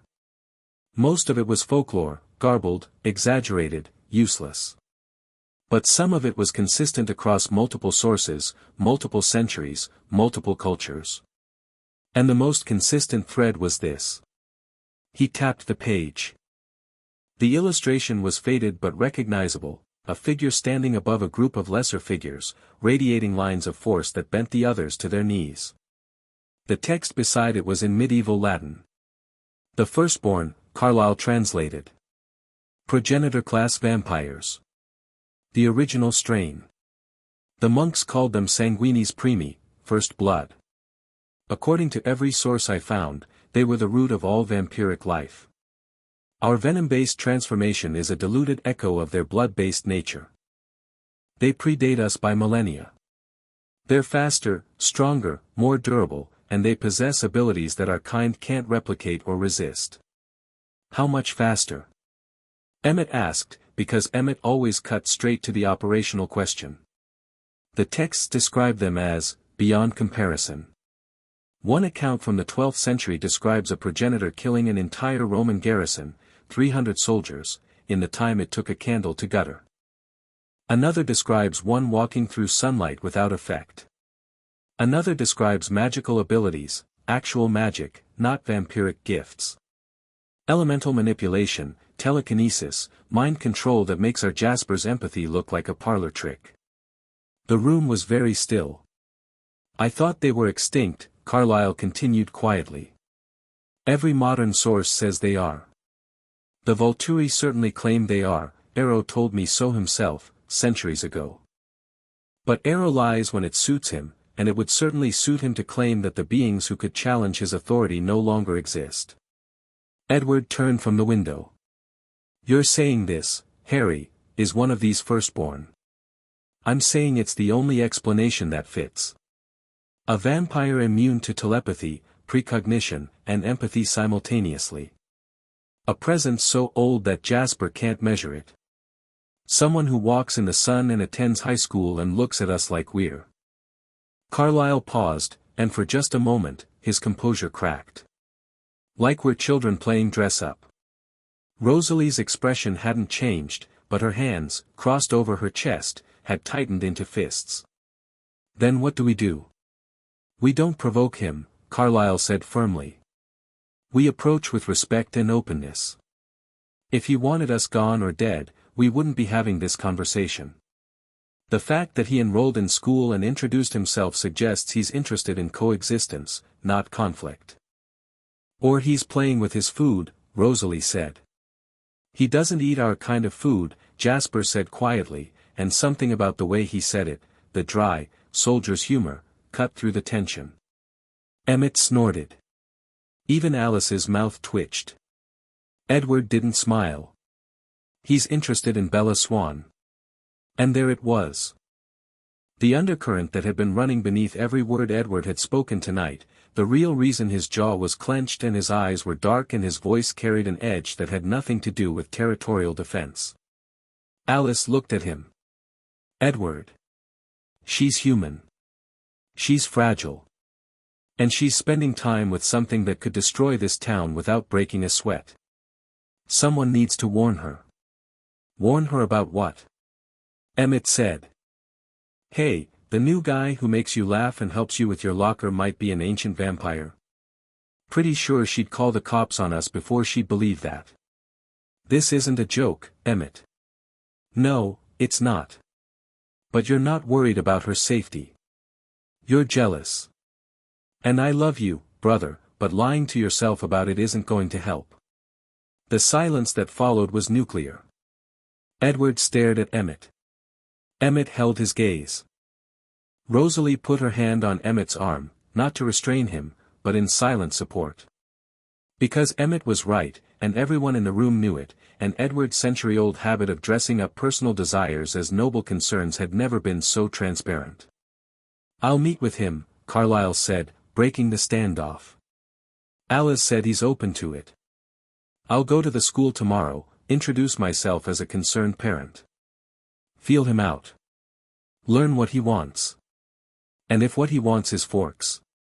Rosalie asked. Then we'll deal with that when we know for certain. Until then, no one provokes him. No confrontations, no surveillance, no intimidation. We treat him as a neighbor until he gives us reason to treat him otherwise. Carlisle looked at each of them in turn, holding their eyes until they acknowledged the order. Are we clear? Nods around the table. Even Edward, after a long, bitter pause, inclined his head. Good. Carlisle closed the ancient book. And Edward? Stay away from Bella Swan until we know what we're dealing with. If he's claimed her as his, he hasn't claimed her. She's not property. No. She isn't. But if he considers her under his protection, approaching her with vampiric intent, any intent, could be interpreted as a challenge. And right now, we cannot afford to be challenged. Edward said nothing. He turned back to the window and stared out at the dark forest, and if his reflection in the glass showed something broken behind the mask of composure, nobody mentioned it. Harry woke, or rather, surfaced from his meditative state, to pale grey light filtering through the cabin windows and the sound of his phone buzzing against the nightstand. Hermione. Of course. Morning, he said. It's evening here, but who's counting? I found more on Seraphiel. Her voice had the clipped, rapid-fire quality it took on when she was excited about research, which was the same quality it had when she was terrified about research, because with Hermione, those two states were often identical. "Harry, this is bad." "Define bad." "Bronze Age bad." Seraphiel wasn't just a progenitor, he was one of the eldest. Possibly the third or fourth ever created. The records are fragmented, but the picture I'm assembling is consistent. He ruled a territory stretching from modern-day Turkey to the Nile Delta for approximately 2,000 years. He didn't hide. He ruled openly, with an army of turned vampires and enslaved humans. The other progenitors tolerated it for a long time, different era, different standards, but eventually he pushed too far. What did he do? He tried to turn a god. Harry sat up. "Come again." "I'm not being dramatic." The records reference a divine entity, probably some form of nature spirit or primordial magical being, that Seraphiel attempted to convert using progenitor blood. The ritual failed catastrophically. It killed the entity, destabilized the ley line network across the entire Mediterranean, and triggered what the records call the Bronze Age collapse. You know, the mysterious event that destroyed virtually every major civilization in the eastern Mediterranean around 1200 BCE? Hermione. You're telling me the Bronze Age collapse was caused by a vampire trying to turn a god? I'm telling you that's what the progenitor records claim. After the collapse, 12 progenitors united to imprison Seraphiel. They couldn't kill him. Progenitors are apparently very difficult to kill permanently, so they created a binding prison using a ley line convergence as the power source. They drove 3 ley lines into the ground at a convergence point, anchored them with blood magic ward stones, and entombed him. And the convergence point they chose was in the Pacific Northwest. As far from the Mediterranean as they could get while still finding a suitable convergence. The Olympic Peninsula was wilderness, no human populations to disturb, no competing supernatural territories. A perfect vault. Harry stood and walked to the window. The forest stretched out before him, wet and green and ancient. Beneath it, the ley lines pulsed with their agitated rhythm. "How strong is he, Hermione?" "Really?" A pause. When she spoke again, the excitement was gone. Just the fear. The 12 progenitors who imprisoned him, they were all elder class. Some of them were nearly as old as he was. And it still took all 12 of them, working in concert, channeling the full power of a ley line convergence, to contain him. Not destroy. Contain. And I'm one wizard vampire with 3 years of progenitor experience. Which is why you're going to find allies, reinforce those wards, and call us the moment things escalate. Ron's already packed. He's been sitting on a suitcase for 2 days. Harry smiled despite himself. Tell him to unpack. I need more time. Harry, I know. I'll be careful. You always say that, and you never mean it. I mean it slightly more each time. I'm trending in the right direction. She made a sound that was half laugh, half sob, and they spent another 20 minutes discussing ward theory before she let him go. He showered, dressed, drank his morning blood, and drove to school. The Cullens were back. Harry saw the silver Volvo in the parking lot and felt the 5 cold signatures in the main building, tighter than before, more alert. They'd spent their day off regrouping, strategizing. He could practically smell the anxiety coming off them, not physical anxiety, which vampires didn't experience the same way humans did, but the psychic equivalent. A Coven on edge, circling the wagons. He walked into the school and went about his morning with deliberate normalcy. English Lit. History. The hallways. He chatted with Eric about music, helped Angela pick up books she dropped outside the library, and shared a comfortable silence with Bella during the walk to trigonometry. The Cullens are back, Bella observed as they settled into their seats. I noticed. Edward keeps staring at me. Harry glanced toward the door, where Edward had materialized with the silent precision of his kind, hovering near the entrance like a marble statue that had been placed there by a particularly dramatic interior designer. His golden eyes were fixed on Bella with an intensity that bordered on medical. "Does it bother you?" Harry asked. Bella considered this. "It's more confusing than bothersome. He looks at me like I'm a puzzle he can't solve. Or a problem he can't fix. Some people can't handle mysteries. They need everything to fit into a box, and when something doesn't, they stare at it until it does." "Is that what you think he's doing?" "I think Edward Cullen has spent a very long time being the most interesting person in every room, and he doesn't know what to do when he's not." Bella turned that over.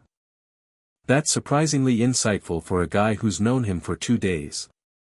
I'm surprisingly insightful in general. It's my second best quality." "What's your first?" "My humility." She laughed. Across the room, Edward's jaw tightened at the sound. The morning classes passed without incident, but Harry could feel the Cullens' attention tracking him through the building like spotlights. They were careful about it, never obviously staring, never approaching, maintaining the distance Carlisle had presumably ordered. But they were watching. Alice from the corners of hallways. Jasper from across the quad. Emmett from the gym doorway, though his watching had a more casual, almost friendly quality. Even Rosalie, who Harry suspected would rather eat her own hair than acknowledge his existence, tracked his movements with the territorial vigilance of a hawk watching a wolf cross her territory. Let them watch. Harry had nothing to hide. Well, he had plenty to hide. But nothing the Cullens needed to worry about. Lunch came, and with it, the first real test of Carlisle's no confrontation order. Harry was sitting with Bella, Angela, and the usual group when Edward Cullen walked up to their table. Not the Cullen table. Their table. The cafeteria's ambient noise dipped. Not dramatically, humans didn't consciously register the shift, but on a subconscious level, 30 teenagers simultaneously felt the room's social dynamics realign. A Cullen approaching a non-Cullen table. In Forks High School terms, this was roughly equivalent to a minor diplomatic incident. Edward stopped beside Bella's chair. "Can I speak with you?" His voice was controlled, courteous, and directed at Bella with a precision that excluded everyone else at the table. Bella blinked up at him. Sure. Privately." Mike's hackles went up immediately. Jessica's eyebrows hit her hairline. Angela watched with quiet interest. Harry took a bite of his sandwich, still cardboard, still awful, and said nothing. Bella glanced at Harry. It was involuntary, a reflex, and it said everything. She was checking with him. Not for permission, Bella Swan didn't need anyone's permission, but for reassurance. A grounding point.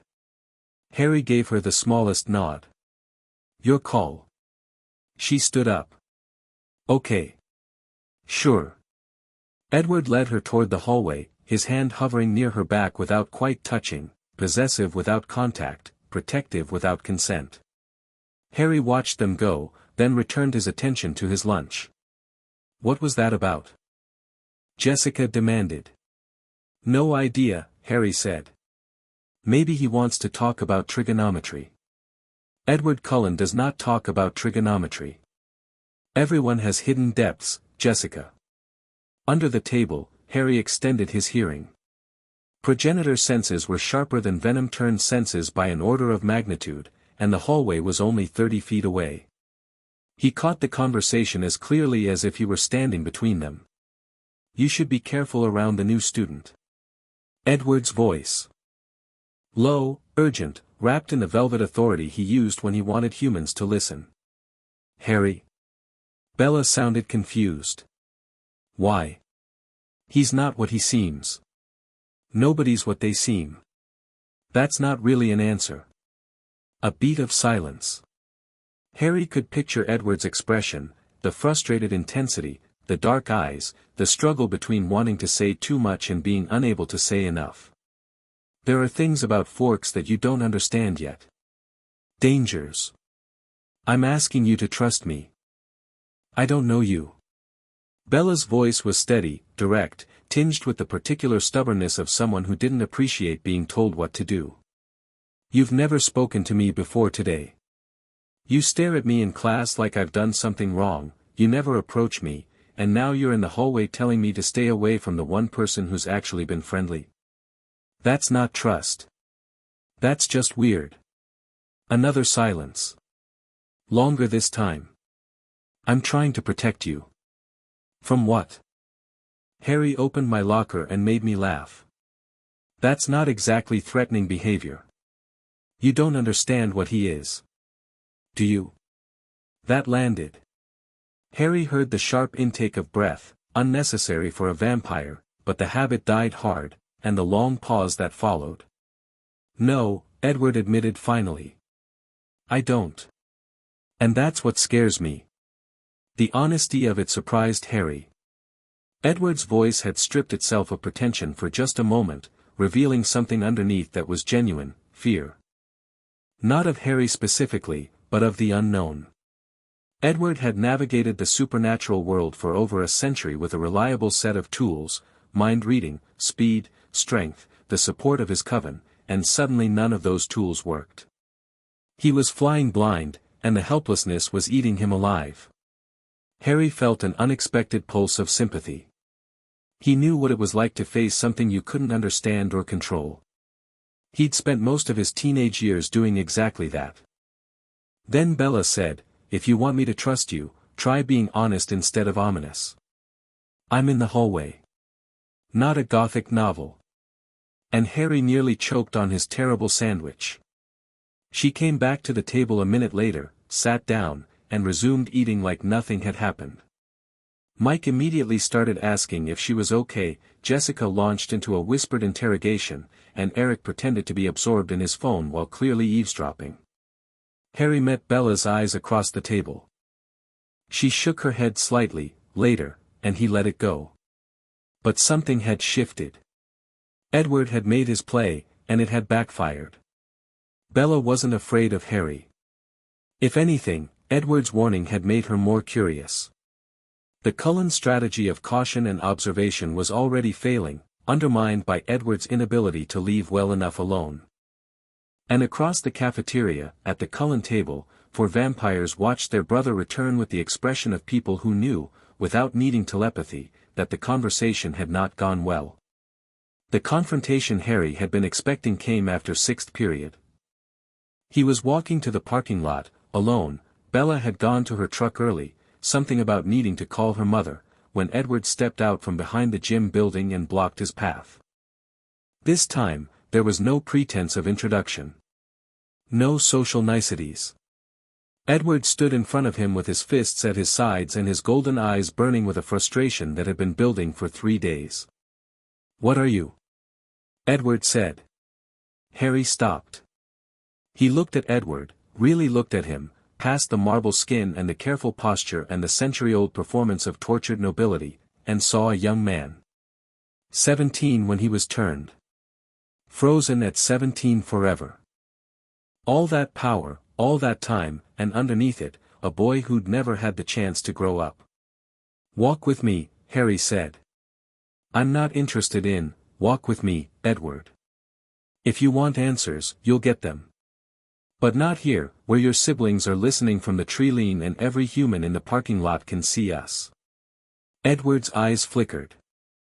He hadn't realized Harry could detect the others, Alice and Jasper, positioned in the forest edge 50 yards away, ready to intervene if things went sideways.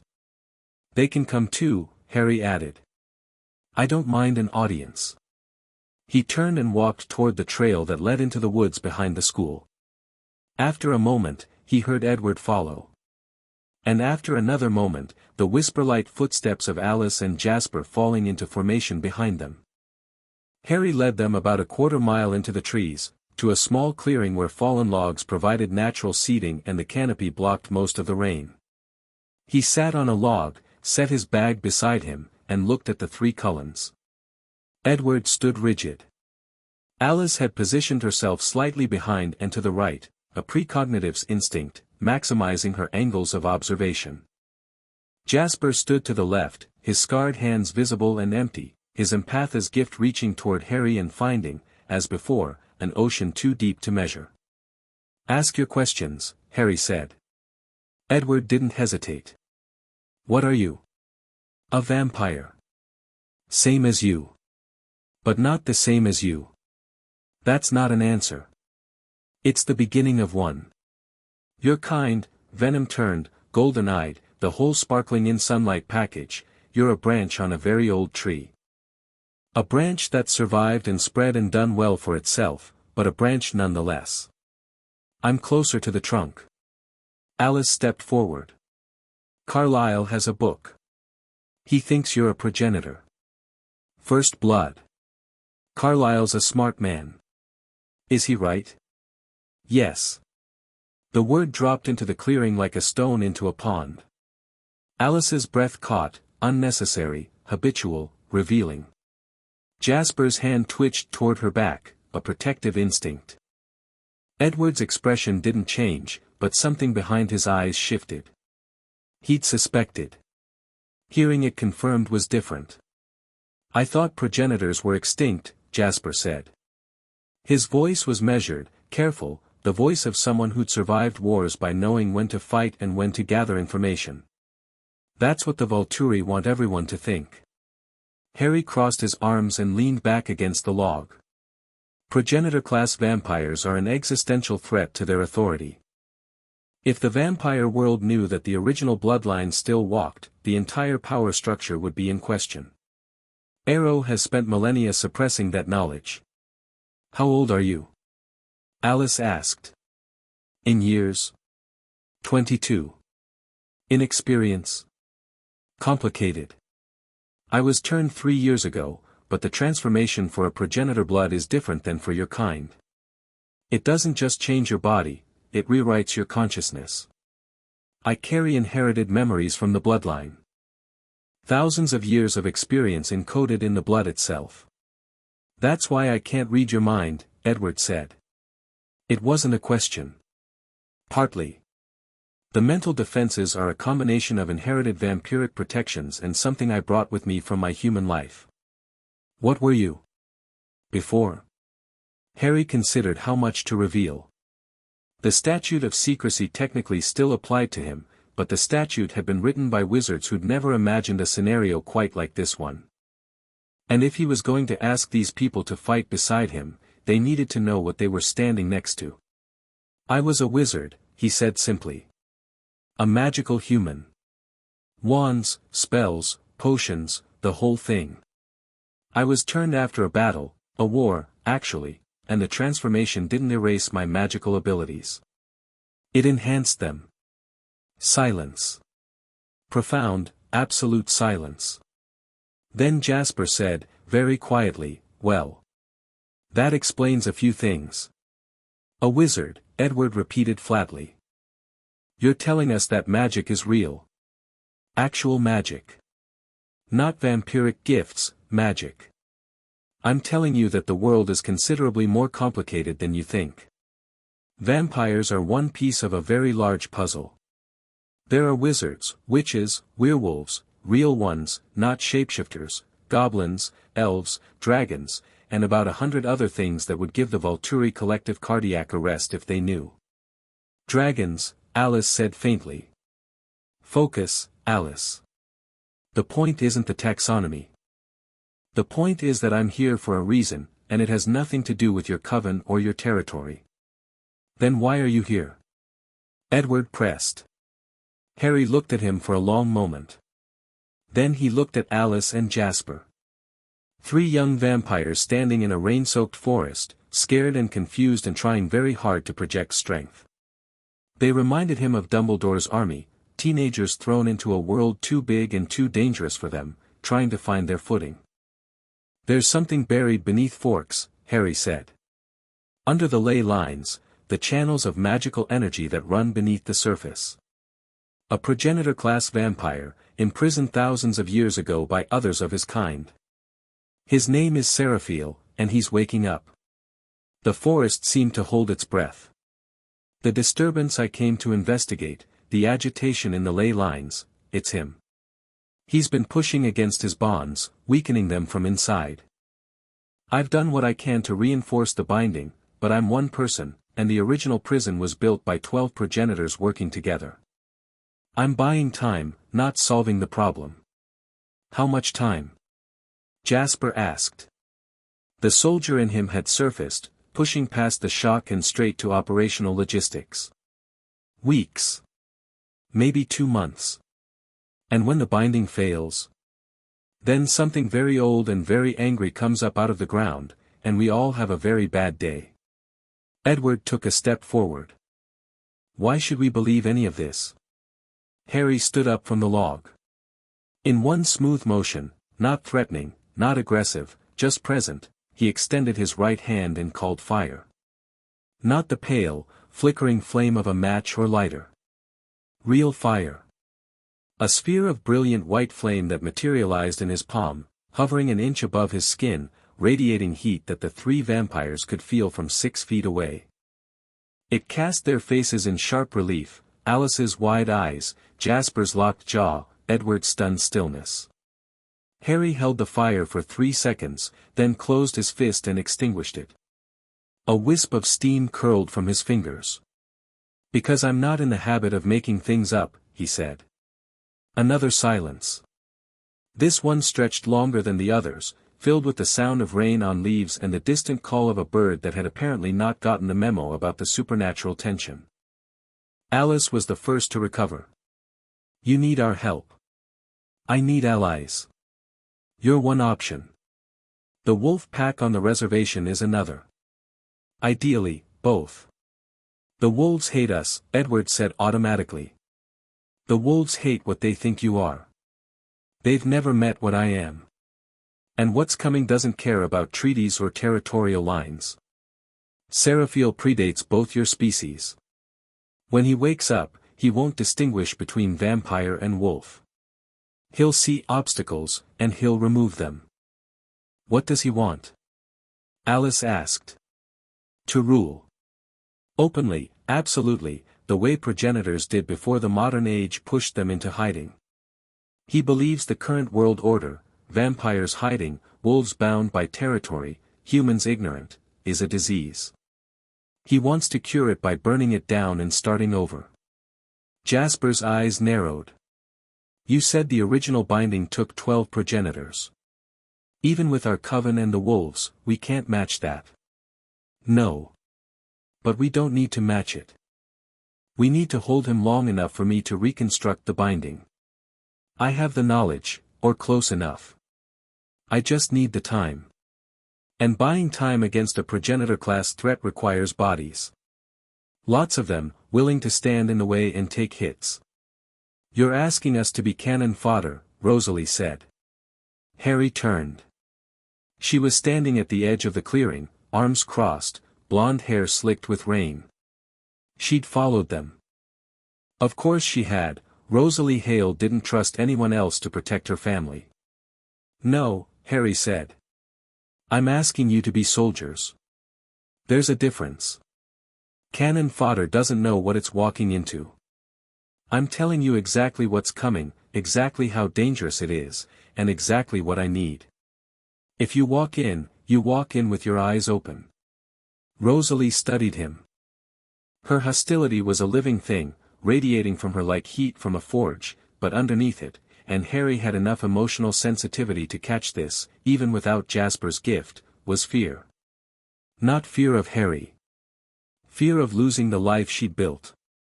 The family, the routine, the beautiful glass house on the ridge. Rosalie protected what she loved with the ferocity of someone who'd had everything taken from her once before. And if we say no? She asked. Then I handle it alone, and I probably fail, and Seraphiel wakes up and comes for everything within 100 miles. Including your glass house. The bluntness of it landed. Rosalie's expression didn't change, but her posture shifted, a fractional loosening, the body language of someone who'd heard an argument she couldn't dismiss. We need to talk to Carlisle, Edward said. I know. Alice already told me he wants to meet. I'm available whenever he is. Edward nodded stiffly. The conversation was over, and he knew it, and he hated that Harry had controlled its pace and its content from start to finish. He turned and walked into the forest without another word. Alice followed, pausing to give Harry a look that was equal parts gratitude and lingering unease. Jasper stayed a moment longer. He looked at Harry with those scarred, knowing eyes, and there was something in his expression that the others hadn't shown. Recognition. Not of species or power, but of experience. Jasper had fought wars. He'd commanded armies. He'd made hard choices in impossible situations. And he recognized someone who'd done the same. The fire, Jasper said. That wasn't vampiric. No. What else can you do? Harry held his gaze. Enough. Jasper nodded once and disappeared into the trees. Rosalie was the last to go. She looked at Harry for a long time, rain tracking down her perfect face, and then she said something that surprised him. If you get my family killed, I will find a way to destroy you. Progenitor or not. If I get your family killed, Harry said quietly, I'll deserve it. She stared at him for another beat, then turned and vanished. Harry stood alone in the clearing, rain falling around him, never on him, and allowed himself a moment to process. The conversation had gone better than expected. Not well would have been immediate alliance and coordinated planning. But the Cullens hadn't attacked, hadn't fled, and hadn't dismissed what he'd told them. They were scared, which was appropriate, and they were thinking, which was necessary. He picked up his bag and walked back toward the school. The next morning, Emmett Cullen was waiting by Harry's truck. He was leaning against the tailgate with his arms crossed, wearing a grin that looked genuine, not the careful, practiced expressions the other Cullens deployed, but something real and slightly reckless. The grin of a man who'd heard ancient progenitor vampire wizard and thought, cool, let's see what he can do. Morning, Emmett said. Morning. So. Progenitor, huh? Harry popped the tailgate and grabbed his bag. That's what they tell me. How strong are you? Like, ballpark. Is there a reason you're asking, or is this just curiosity? Emmett's grin widened. Both. See, Jasper came home last night and told us the whole thing, the buried vampire, the end of the world stuff, the fire trick. And the rest of the family is having a very serious discussion about strategy and alliances and diplomatic protocol. But I figure, before any of that matters, we should establish the basics. The basics being. Can you actually back up the talk? Because you've been making a lot of claims, and so far the only proof we've seen is a party trick with fire and the fact that Edward can't read your mind. Which, honestly, isn't that impressive. I tune Edward out all the time. Harry looked at him. Emmett was massive, 6'5", built like a linebacker, with the kind of physical presence that dominated rooms by sheer volume. In a fight, he'd be the wrecking ball. The one you threw at a problem until the problem stopped being a problem. And he was standing here, cheerful and direct and completely unintimidated, essentially asking Harry to prove himself. Harry liked him immediately. What did you have in mind? Harry asked. Arm wrestling. You want to arm wrestle a progenitor. I want to know what we're working with. And I'm a hands-on learner. They found a picnic table at the edge of the parking lot. It was early enough that only a handful of students had arrived, and the table was partially shielded from view by a row of hedges. Emmett sat on one side, planted his elbow, and offered his hand with the confidence of someone who'd never lost a contest of strength. Harry sat across from him and took his hand. Emmett's grip was crushing. Venom turned muscle, dense as stone, powered by the same supernatural energy that let his kind tear through steel and shatter concrete. By any conventional measure, Emmett Cullen was one of the strongest vampires alive. Harry felt the grip the way he might feel a firm handshake. Ready? Emmett said. Whenever you are. Emmett pushed. He pushed with everything he had. Harry could see the tendons in his neck stand out, see the table groan under the pressure of his planted elbow, see the veins of force running through his arm as he channeled every ounce of his considerable strength into driving Harry's hand toward the surface. Harry's arm didn't move. Not a fraction. Not a tremor. His hand stayed exactly where it was, as immovable as if it were bolted to a mountain. He kept his face relaxed, his breathing even, his expression mildly curious, as though he were watching Emmett attempt to push over a skyscraper and finding the effort endearing. Emmett's grin was gone now. His eyes were wide, and there was something new in them, not fear, because Emmett Cullen didn't really do fear, but genuine astonishment. He was pushing with force that could flip a car, and Harry wasn't even straining. "You're not trying," Emmett said through gritted teeth. "Neither are you, I hope." Emmett bared his teeth and heaved. The picnic table cracked down the middle. The concrete beneath it fractured. Emmett's arm shook with effort, every muscle in his body recruited for a single task. Harry held steady for one more second, just long enough to make the point, and then pressed Emmett's hand down. It wasn't fast. It wasn't violent. It was smooth and controlled and absolutely inexorable, like watching a hydraulic press descend. Emmett's arm went down an inch. 2 inches. 3. His face was a mask of disbelief. He wasn't being beaten by speed or technique. He was being beaten by pure, overwhelming strength, the gap between them so vast that Harry's casual press outmatched Emmett's absolute maximum. Emmett's hand hit the table. The wood splintered. His wrist made a sound like a cracking walnut, not broken, but stressed to its limit, the venom-reinforced bone protesting forces it was never designed to encounter. Harry released him and leaned back. Emmett sat there for a moment, cradling his wrist, staring at Harry. Then he started laughing. Not nervous laughter. Not bitter laughter. Full, genuine, delighted laughter, the sound of someone who just encountered something that completely redefined his understanding of the world and found it exciting rather than terrifying. "Holy shit," Emmett said, still laughing. "That's, holy shit. You weren't even, trying." "No. What percentage were you at?" Harry considered the question honestly. "Maybe 5. Emmett's laughter cut off. He stared. Then the grin came back, wider than ever, with a manic edge that suggested Emmett Cullen had just found his new favorite person. 5%, he repeated. "I just went all out against 5%. Your wrist okay?" Emmett flexed it experimentally. "Cracked. It'll heal in an hour." He shook his head, still grinning. "I'm going to tell the others about this, and Edward is going to have a complete meltdown. Please don't phrase it as meltdown to his face." "I'm going to phrase it exactly that way." Emmett stood up, looked at the cracked picnic table and the fractured concrete beneath it, and laughed again. 5%. Man.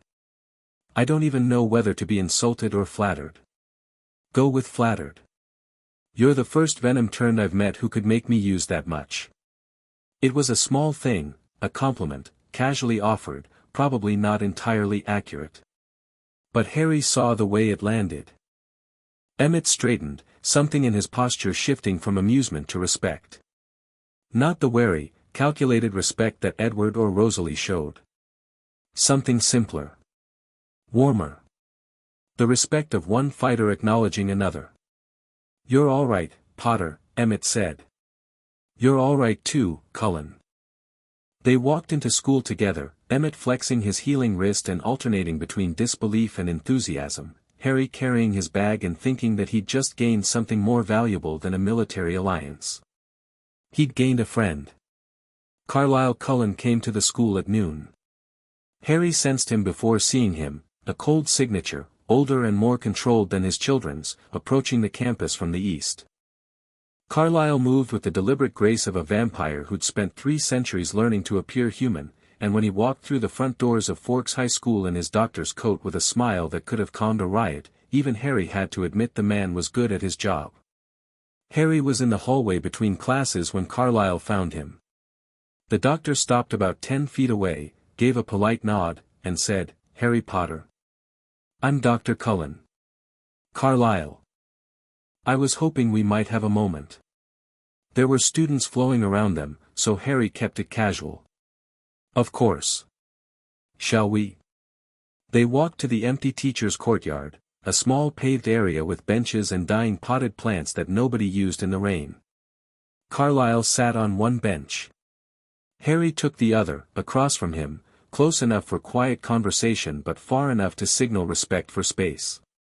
He'd learned that with older vampires, spatial dynamics mattered. Proximity was intimacy, distance was diplomacy. Carlisle studied him with golden eyes that held 300 years of curiosity, compassion, and carefully managed fear. Unlike his children, Carlisle didn't try to probe Harry with abilities. He just looked. And what he saw, Harry could tell from the subtle shifts in his expression, confirmed everything the ancient book had told him. "My children told me about your conversation in the forest," Carlisle said. "And Emmett told me about this morning." I believe he used the phrase, 5%, approximately 37 times. He was enthusiastic. He's terrified. He just processes terror as excitement. It's one of his better qualities.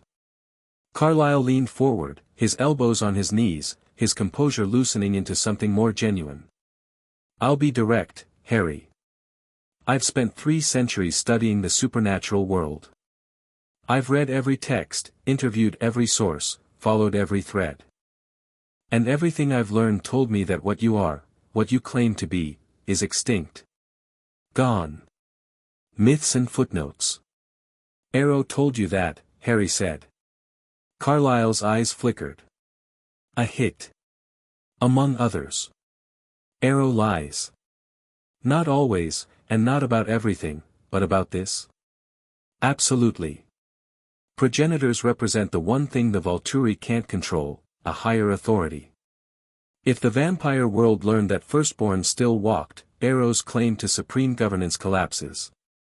So he erased us from history. Burned the records, killed the witnesses, rewrote the mythology. Standard dictator playbook. You speak about the Vulturi with a familiarity that suggests personal experience. I speak about dictators with personal experience. I fought one as a teenager. Different species, same pathology." Carlisle was quiet for a moment, processing. The rain had started again, light, steady, tapping against the courtyard pavement like fingers on a desk. "The threat you described to my children," Carlisle said. "Seraphiel. I found the name in my records last night. The references are sparse, but they're consistent. A progenitor of extraordinary age and power, imprisoned in antiquity. If the binding is failing. It is. Then we're facing something that my family is fundamentally unequipped to handle. Alone, yes. Together, we have options." Carlisle looked at him, and there it was, the vulnerability that his children tried so hard to hide. Carlisle didn't bother hiding it. He was afraid. Not for himself, but for his family, for the life he'd built, for the fragile peace he'd maintained through centuries of discipline and sacrifice. "Why should I trust you?" Carlisle asked. Not aggressively. Genuinely. Harry leaned back on the bench and considered the question. He could list reasons, his track record, his power, his stated goals. But Carlisle wasn't asking for a resume. He was asking for something deeper. A reason to believe that this stranger, this ancient and overwhelming being who'd appeared in his territory uninvited, was worth the risk. "Because I could have handled this without telling you anything," Harry said. "I could have investigated the ley lines, reinforced the binding, and dealt with Seraphiel on my own without ever interacting with your family. It would have been easier. Cleaner. No explanations, no negotiations, no trust exercises. But you didn't. No. Because if the binding fails, and it might, despite everything I'm doing, I need people willing to stand with me. And asking people to fight requires honesty. I respect you enough to tell you the truth, Carlisle. Even when the truth is terrifying. Carlisle held his gaze for a long time. The rain fell. Somewhere inside the school, a bell rang, and the muffled sound of students changing classes filtered through the walls. "I don't like how you've disrupted my family's equilibrium," Carlisle said finally. "Edward is struggling. Rosalie is hostile. Alice is frightened in a way she's never been. But I also recognize that disruption isn't the same as destruction. And I recognize that a threat ignored doesn't become a threat resolved." He stood. "I'll speak with the family tonight.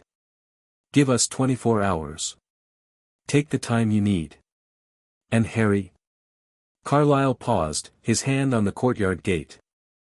"Edward's interest in Bella Swan, I know it complicates things. I'm asking you, from one leader to another, to be patient with him. He's not handling this well, but he's not a bad person. I know he isn't. He's just young. He's 110. Exactly." Something shifted in Carlisle's expression, surprise, maybe recognition, maybe the faint humor of a man who'd just been reminded that age was relative. He nodded once and left.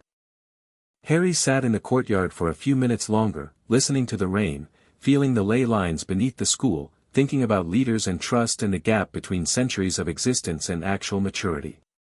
Then he went to biology. Bella was waiting for him.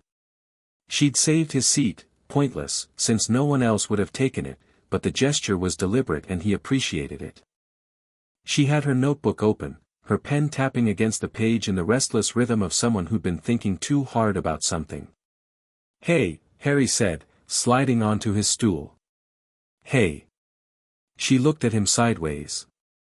"Can I ask you something weird?" "Weird is my default setting." "At the beach on Saturday. You disappeared with Sam Yulee for like 20 minutes.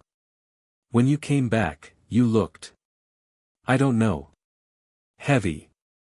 Like you'd been carrying something and it had gotten heavier." Harry was quiet for a moment.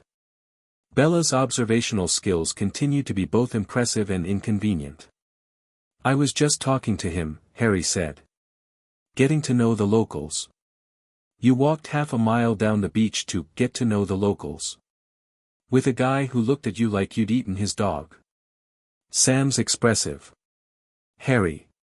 She set her pen down and turned to face him fully. "I'm not stupid. I know something's going on. The Cullens act like you're a live grenade. Sam Yulee looked at you the same way. You show up from England with no backstory, no family, no explanation beyond change of scenery, and you move to the rainiest town in America. You never eat. You never get wet in the rain. You caught a carrot moving faster than my eyes could track. And you look at the forest sometimes like you're listening to it talk." The silence between them was thick enough to cut. "I'm putting pieces together," Bella said quietly. "I don't have the whole picture yet. But I will. And I'd rather hear it from you than figure it out from scraps." Harry looked at her, really looked, the way he'd looked at the Cullens in the clearing, the way he'd looked at Sam on the beach. What he saw wasn't fear. It was determination. Bella Swan had decided that the truth mattered more than comfort, and she wasn't going to let him deflect his way out of it. He admired the hell out of her for it. "You're right," he said. "Something is going on. And I promise you, when the time is right, I'll tell you everything. Not because you've earned it or because I owe it to you, but because you deserve honesty, and I respect you too much to keep feeding you cover stories." She searched his face for deception and didn't find any. "When is the right time?" "Soon. I need to sort a few things out first. But soon. And you'll actually tell me everything. Everything I can. Some of it's going to sound insane. I live in Forks. My bar for insane is pretty high." He smiled. She smiled. And something between them settled, not resolution, but agreement. A pact. She would be patient, and he would be honest, and somewhere in the middle, they'd find a way to navigate whatever was coming. Mr. Banner started the lecture. Neither of them heard a word of it. Harry had almost forgotten about the law push trip. The Seraphiel situation had consumed most of his mental bandwidth, but Mike Newton was nothing if not persistent, and when Saturday morning dawned with thin, watery sunlight, Harry found himself driving the Tacoma down the winding road to First Beach with Bella in the passenger seat. "You didn't have to come," she said, watching the forest blur past. "I know. I wanted to. Mike thinks this is his thing, you know. He organized it specifically to impress me. Mike's a good kid. He is. He's just." She trailed off, searching for the word. "Not what you're looking for." She looked at him. "I don't know what I'm looking for yet." The honesty of it sat between them like a third passenger. Harry kept his eyes on the road and said nothing, because some statements didn't need a response. They needed space. First Beach was a wide crescent of gray pebbles and driftwood, flanked by sea stacks and tide pools and backed by the dense forest of the Quileute Reservation. The group was already there when Harry and Bella arrived. Mike, Jessica, Angela, Eric, and a handful of others, clustered around a driftwood fire that was fighting a losing battle against the ocean wind. Harry helped Bella down from the truck. The Tacoma was higher than her truck, and she'd already proven that gravity was her natural adversary, and walked with her toward the fire. He felt the wolves before he saw them. 3 of them, approaching from the tree line. Not in wolf form, they were young men, tall and broad-shouldered with the dark skin and black hair of the Quileute. But their energy was unmistakable. Shapeshifter magic, raw and primal, tied to the land in ways that vampire abilities, even Harry's, couldn't replicate. It was warm where vampire energy was cold, wild where vampire energy was controlled. The magic of the pack bond hummed between them like a shared heartbeat. The tallest one stopped at the edge of the beach gathering. Sam Yulee, Harry knew the name from his research, the alpha of the Quileute pack. He was maybe 22, with a face that was too old for his body and eyes that carried the weight of a responsibility he hadn't asked for. Beside him, 2 younger wolves, Paul LaHote, all coiled aggression and barely leashed temper, and Jared Cameron, steadier, watchful. Sam's eyes found Harry across the fire, and everything else in the world fell away. The wolf knew. Instantly, instinctively, the way a prey animal recognized a predator, except Sam wasn't prey, and what he recognized in Harry wasn't simple danger. It was depth. Antiquity. A presence so much larger than anything the pack had encountered that Sam's shapeshifter instincts couldn't categorize it. Harry saw the muscles in Sam's jaw tighten, saw his hand curl at his side, saw the effort it took to override 1,000 years of inherited pack memory screaming threat. Harry held up both hands, palms out. The universal gesture, "I come in peace." Sam's eyes narrowed. But he didn't phase. Didn't attack. He held his ground and waited, which told Harry everything he needed to know about Sam Yulee's character. A lesser alpha would have charged. Sam had the discipline to observe first. The group mingled. Jacob Black, Harry noted him immediately, a tall, lanky kid of maybe 15 or 16 who hadn't phased yet but carried the latent shimmer of shapeshifter potential like a lit fuse, was enthusiastically talking to Bella, who seemed to know him from childhood visits. They had the easy rapport of people reconnecting, and Harry left them to it. He walked down the beach, away from the group, toward the tide pools. He didn't have to wait long. Sam fell into step beside him. For a while, neither of them spoke. They walked along the waterline, the cold Pacific foaming around the pebbles at their feet, the wind carrying the salt spray tang of the open ocean. "You're not a Cullen," Sam said finally. "No. You're not like them at all." "No. What are you?" Harry stopped walking. He turned to face Sam, and he made a choice, the same choice he'd made with the Cullens, but with more weight behind it, because the wolves were tied to this land in a way the Cullens never could be. Whatever was coming, it was coming here. Beneath their feet. On their territory. They had a right to know. "My name is Harry Potter," he said. "I'm a progenitor-class vampire, the original bloodline, older than the Cullen species, older than the Vulturi. I'm also a wizard, which is a longer conversation than we have time for right now. I moved to Forks because something ancient and dangerous is waking up beneath your reservation, and if we don't stop it, everyone within 100 miles, vampire, wolf, and human, is going to die. Sam stared at him. The wind blew between them, carrying the distant sounds of laughter from the beach party. You're serious, Sam said. Deadly. The old stories talk about something like you. The Cold Ones, the original Cold Ones. Taha'aki's wolves were created to fight them. And they might have to again. I'm doing everything I can to prevent that, but I need to be honest with you, Sam. The thing beneath this land is stronger than me. It's stronger than your pack. It's probably stronger than both of us combined.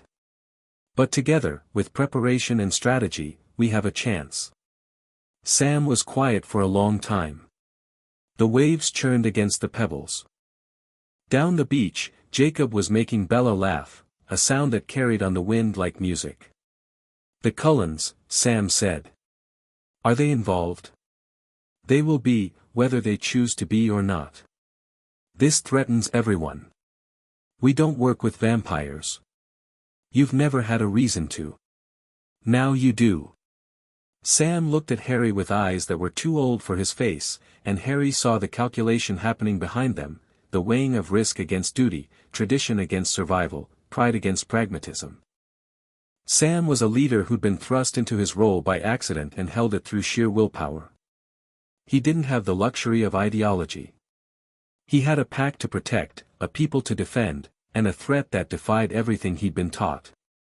I need to bring this to the elders, Sam said. Of course. And I need to see it. Whatever's down there, the binding, the disturbance. I need to see it for myself. I'll take you. Name the time. Tomorrow night. Midnight. I'll bring Jared and Paul. If they sense what you're describing, that'll go further with the council than any words. Understood. One thing, Sam, the stone circle is deep in the forest, past the old logging roads. When you feel the ley lines shift, you'll know we're close.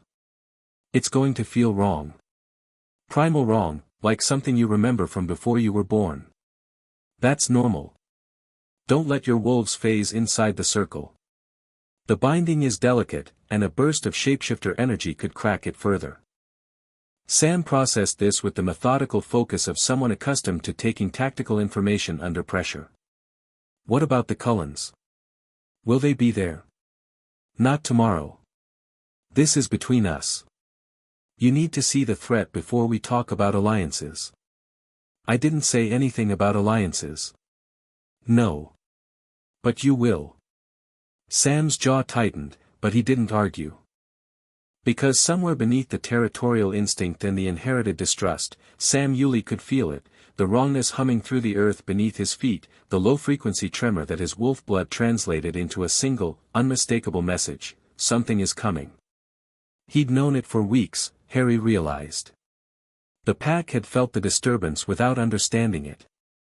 Animals fleeing the deep forest. Fish avoiding the rivers that ran near the convergence point. Birds changing their migration patterns. The natural world was recoiling from whatever Seraphiel was projecting, and the wolves, who were, at their core, creatures of the natural world, had been picking up the signal without knowing how to decode it. Harry had just given them the cipher. Sam nodded slowly. Not agreement, not yet. But acknowledgement. The first step in a long process that might, eventually, lead to something unprecedented: vampires and wolves, standing together. They walked back to the beach party in silence. Jacob Black intercepted Harry before he reached the fire. The kid was tall, nearly 6 feet already, and still growing with the gangly energy of a teenager who hadn't yet grown into his frame. His smile was easy, open, uncomplicated by the supernatural weight that his pack brothers carried. Hey, you're the new guy, right? Harry. Bella's been talking about you. Good things, I hope. Mostly. She said you're from England and you're really bad at eating sandwiches. Harry laughed. That's actually the most accurate description of me anyone's ever given. Jacob grinned. He had the warmth of his bloodline, that shapeshifter fire burning just below the surface, not yet ignited but undeniably present. Harry could see the future wolf in him the way a jeweler could see the diamond in an uncut stone. Bright. Powerful. Raw. You should come back sometime, Jacob said. When it's not a school trip. My dad's got a garage, I'm rebuilding a Volkswagen Rabbit. Could use someone who knows about engines. I know more about engines than you'd expect. Yeah. What do you drive? Tacoma. Black. 3 years old. Solid truck. Good in mud. Everything here is mud. Jacob laughed, and the sound was so genuine, so unburdened, that Harry felt a stab of something close to grief. This kid had no idea what was coming. No idea that the blood in his veins was a weapon, that his body was a bomb waiting for a trigger, that within months he might be standing shoulder to shoulder with vampires against a threat older than his entire civilization. Harry would protect him if he could. All of them, the wolves, the humans, even the Cullens. That was the job. That had always been the job, even before the bite, even before the war. Protect the people who couldn't protect themselves. Stand between the darkness and the light. It was exhausting. It was thankless. And he wouldn't trade it for anything. Bella caught Harry's eye as he returned to the group. She was standing with Jacob, but her gaze tracked to him immediately, and there was a question in it. Where did you go? What happened? That she was too polite to ask in front of everyone. He shook his head slightly. Later. She accepted it with a small nod and went back to her conversation with Jacob, who was talking animatedly about motorcycles. And Harry sat on a piece of driftwood and watched the Pacific, and felt the ley lines humming beneath the beach, and thought about ancient vampires and young wolves and a girl with brown eyes who kept looking at him when she thought he wasn't watching. The sun dropped behind the cloud bank, and the beach party wound down. Students drifted toward their cars in clusters, trading plans for the rest of the weekend, their voices carrying on the salt wind. Harry helped break down the fire, kicking sand over the embers, stacking the driftwood, and walked Bella back to his truck. She was quiet on the drive home. Not uncomfortable quiet, thinking quiet. Her reflection in the passenger window was pale and pensive, watching the forest scroll past like a film she was trying to decode. Jacob's nice, she said eventually. He is. He told me some old Quileute legends. About the tribe's origins, the spirit warriors, the cold ones. Harry's hands tightened on the steering wheel. Fractionally. Imperceptibly. Legends, he said carefully. Amunicum. About vampires. The tribe's enemies. The ones they were created to fight. She turned from the window and looked at him. He said the Cullens matched the descriptions in the old stories. That his father believes they're the same cold ones the legends warn about. That's quite a legend. It is. Especially the part about the cold ones being supernaturally strong, incredibly fast, and cold to the touch. She paused. You know, like someone who can catch things faster than the eye can see. And who never seems to feel the rain. The truck hummed along the wet road. The forest pressed close on both sides, dark and ancient and full of secrets. Bella, I'm not asking you to confirm anything right now. You said soon, and I'm holding you to that. But I wanted you to know that the pieces are coming together. And when you're ready to have that conversation, I'll be ready to hear it. She looked at him with those steady brown eyes, and Harry saw something he hadn't expected, courage. Not the dramatic, sword-wielding courage of battlefields and last stands. The quiet courage of a person who suspected that the world was stranger and more dangerous than she'd been told, and who chose to face that suspicion with open eyes instead of looking away. He'd known soldiers with less spine. Soon, he promised. She nodded, and they drove the rest of the way in a silence that felt like trust. He dropped her at Charlie's house, watched her walk to the door, and waited until the light in her window came on before pulling away. The wind blew. The fire crackled. Beneath the earth, deep in the bedrock, Seraphiel dreamed of empires. And the pieces on the board continued to move. Chapter 2 End. Chapter 3, Old Blood, New World Midnight. The forest floor was black beneath the canopy, the moon just a rumor behind the clouds. Harry stood at the trailhead where the old logging road met the wilderness, his hands in his pockets, his senses extended in every direction. He heard them before he saw them, 3 sets of heavy footfalls, barefoot on wet earth, moving through the trees with the loose-limbed grace of predators who knew this territory in their bones. Then the forest parted, and 3 wolves stepped into the clearing. Not men. Wolves. They were enormous. The largest, Sam, Harry knew from the energy signature, stood nearly 6 feet at the shoulder, with black fur so dark it absorbed the ambient light. Beside him, a gray wolf with a heavier build and an aggressive forward stance, Paul. And flanking left, leaner and more alert, with brown fur and watchful eyes, Jared. They were testing him.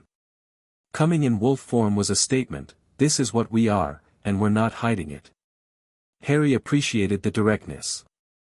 Good evening, Harry said, as casually as if 3 bus-sized wolves had shown up for a dinner reservation. I'd offer to shake hands, but logistics. Sam's massive wolf head dipped, a nod, or something close to it. The pack bond hummed between the 3 of them, a telepathic web that Harry could sense but not penetrate. They were communicating without words, sharing impressions and reactions in real time. Follow me, Harry said. And remember what I told you, no phasing inside the circle. The binding is sensitive. He turned and walked into the forest. The wolves followed. The journey took 20 minutes at human pace. Harry could have moved faster, but he wanted the wolves to experience the approach gradually, to feel the ley lines intensifying beneath their paws, to register the shift in the forest's energy as they moved closer to the convergence point. Education through experience. Show, don't tell. He knew it was working when Paul's hackles rose. It started subtly, a slight bristling along the gray wolf's spine, an unconscious response to something his body recognized before his mind could name it. As they moved deeper, the bristling spread. All 3 wolves were feeling it now. The wrongness. The deep, tectonic unease that radiated from the convergence point like heat from an open furnace. The forest was silent around them, no birds, no insects, no rustling in the undergrowth. Just the sound of their movement and the low, constant hum of agitated ley lines. Jared whined. A soft, involuntary sound that he immediately suppressed, but Harry caught it. The brown wolf's ears were flat against his skull, and his tail had dropped, not submission, but discomfort. The shapeshifter magic in his blood was resonating with the ley lines, and the resonance was discordant. Wrong frequency. Like a tuning fork vibrating against a cracked bell. Sam held steady. The alpha's composure was iron, his pace unchanged, his massive body moving through the forest with the deliberate calm of someone who refused to show weakness even when every instinct screamed retreat. Harry respected that more than he could say. They reached the clearing. The stone circle sat in its ring of bent-back trees, ancient and ominous under the starless sky. The ward stones were visible even in the darkness, their surfaces faintly luminous with the residual energy of the binding, a pale, cold light that pulsed in rhythm with the ley lines below. Harry's patches were visible too, brighter spots on 3 of the stones where his magic had sealed the fractures, new mortar in old walls. The wolves stopped at the edge of the clearing. Harry watched them react. Paul's lips peeled back from teeth the size of steak knives, a soundless snarl directed at nothing and everything. Jared took a step backward before catching himself. And Sam stood perfectly still, his black eyes fixed on the central obelisk, and a tremor ran through his massive body. Not fear. Recognition. The wolf blood knew. Just as Harry's progenitor blood had known. Whatever was beneath this circle was old enough, powerful enough, and fundamental enough to register in the inherited memories of both species. Vampires and wolves, separated by millennia of evolution and enmity, sharing one common ancestor of terror. Harry stepped into the circle. The wolves stayed at the edge, watching. "This is the convergence point," Harry said, his voice pitched to carry without echoing. "3 ley lines meet here." The original binding used them as anchors, drove them into the ground like stakes through a tent, pinning Seraphiel in place. "The ward stones," he gestured to the 12 rough-hewn monoliths, "are the lock. They channel the ley line's energy into a containment field that wraps around the chamber below." He knelt and pressed his palm to the earth. The wolves saw what happened next, a pulse of light racing outward from his hand, tracing the hidden lines of the binding beneath the surface. For a moment, the clearing was illuminated by a web of glowing channels, the ley lines made visible, running through the earth like veins of fire, converging at the point directly beneath the central obelisk. And at the center of the convergence, something pulsed back. A deep, red throb of energy, rising from below. Not light, darker than light, heavier than light. The anti-glow of something vast and conscious pressing against its cage. The wolves felt it. Paul's snarl became audible. Jared whimpered and crouched low. Even Sam flinched, his iron composure cracking for just a moment as something incomprehensibly old brushed against his awareness. Harry pulled his hand back. The illumination faded. The clearing returned to darkness. "That's Seraphiel," Harry said. "Progenitor class. Older than your legends, older than the Cullen species, older than recorded civilization. He was imprisoned here approximately 3,000 years ago by 12 of his own kind. The binding is failing. I've reinforced it where I can, but the damage is structural. Weeks, maybe 2 months, before the containment fails entirely." Silence. The wolves stood at the edge of the circle, 3 massive shapes in the darkness, processing what they'd just felt. Then Sam phased. The transformation was fluid, wolf flowing into man like water changing shape. One moment, a 6-foot wolf. The next, Sam Yulee, naked and unashamed, standing at the edge of the ancient circle with his jaw set and his eyes burning. "What happens when it gets out?"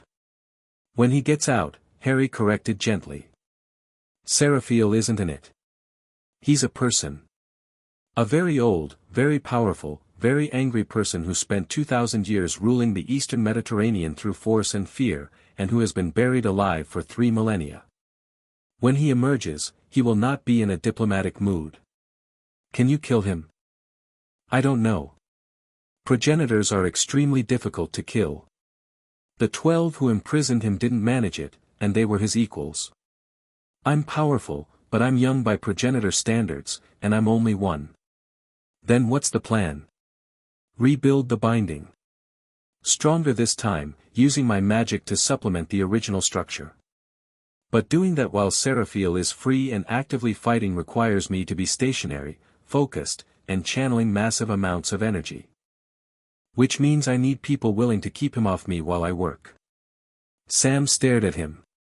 Rain had begun to fall, light, cold, persistent, and it ran down his bare skin unheeded. Behind him, Paul and Jared remained in wolf form, their eyes gleaming in the darkness. "You're asking us to stand between you and something that took 12 of the most powerful vampires in history to contain?" "Yes. With the Cullens. With anyone willing to fight." Sam's jaw worked. The decision warred across his face, duty against instinct, pragmatism against pride, the weight of his alpha responsibility against the revulsion of allying with the creatures his bloodline existed to destroy. "My pack is 5 right now," Sam said. "Me, Paul, Jared, Embry, and Quill. Jacob's close to phasing, the stress might push him over. That's 6 wolves at most. Plus 5 Cullens, plus me. 12 total, if we're lucky. 12. The same number that imprisoned him originally." I noticed the symmetry. Sam looked at the stone circle for a long time. The red pulse had faded, but the memory of it lingered, that vast, alien consciousness pressing against the walls of its prison, patient and relentless and absolutely certain of its eventual freedom. "I'll take it to the elders," Sam said. "Tonight. But I'm telling you now, if the council agrees, this alliance is temporary. Specific to this threat. When it's done, the treaty with the Cullens reverts to its original terms. Understood? And we do this on our land. The convergence point is on the reservation's border. That means our rules. Sam, I'm not here to negotiate jurisdiction.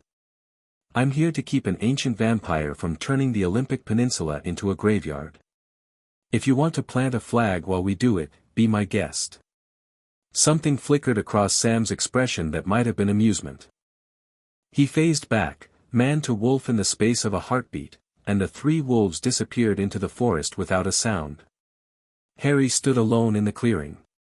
The rain was heavier now, drumming against the ward stones, pooling in the runes carved into the central obelisk. He placed his hand on the obelisk and felt the binding beneath, strained, patched, holding. "For now. I know you're listening," he thought, pushing the words downward with his progenitor consciousness. "I know you can feel what's happening up here. The wolves, the vampires, the preparations. You know someone's getting ready." From very deep below, that familiar pulse of awareness. Cold. Ancient. Amused. "You're going to find that I'm harder to remove than a ward stone," Harry continued. "I've fought gods and monsters and a dark wizard who thought he was immortal. You're just one more name on a long list." The amusement sharpened. And for the first time, Seraphiel responded with something more than a pulse. A word. Not spoken, not telepathic in the conventional sense. Projected directly into Harry's progenitor consciousness through the shared blood heritage that connected every firstborn across time and space. "Child." Harry removed his hand from the obelisk. His jaw was tight. His magic churned beneath his skin, reactive, defensive, responding to the dismissal with a surge of power that made the ward stones flicker.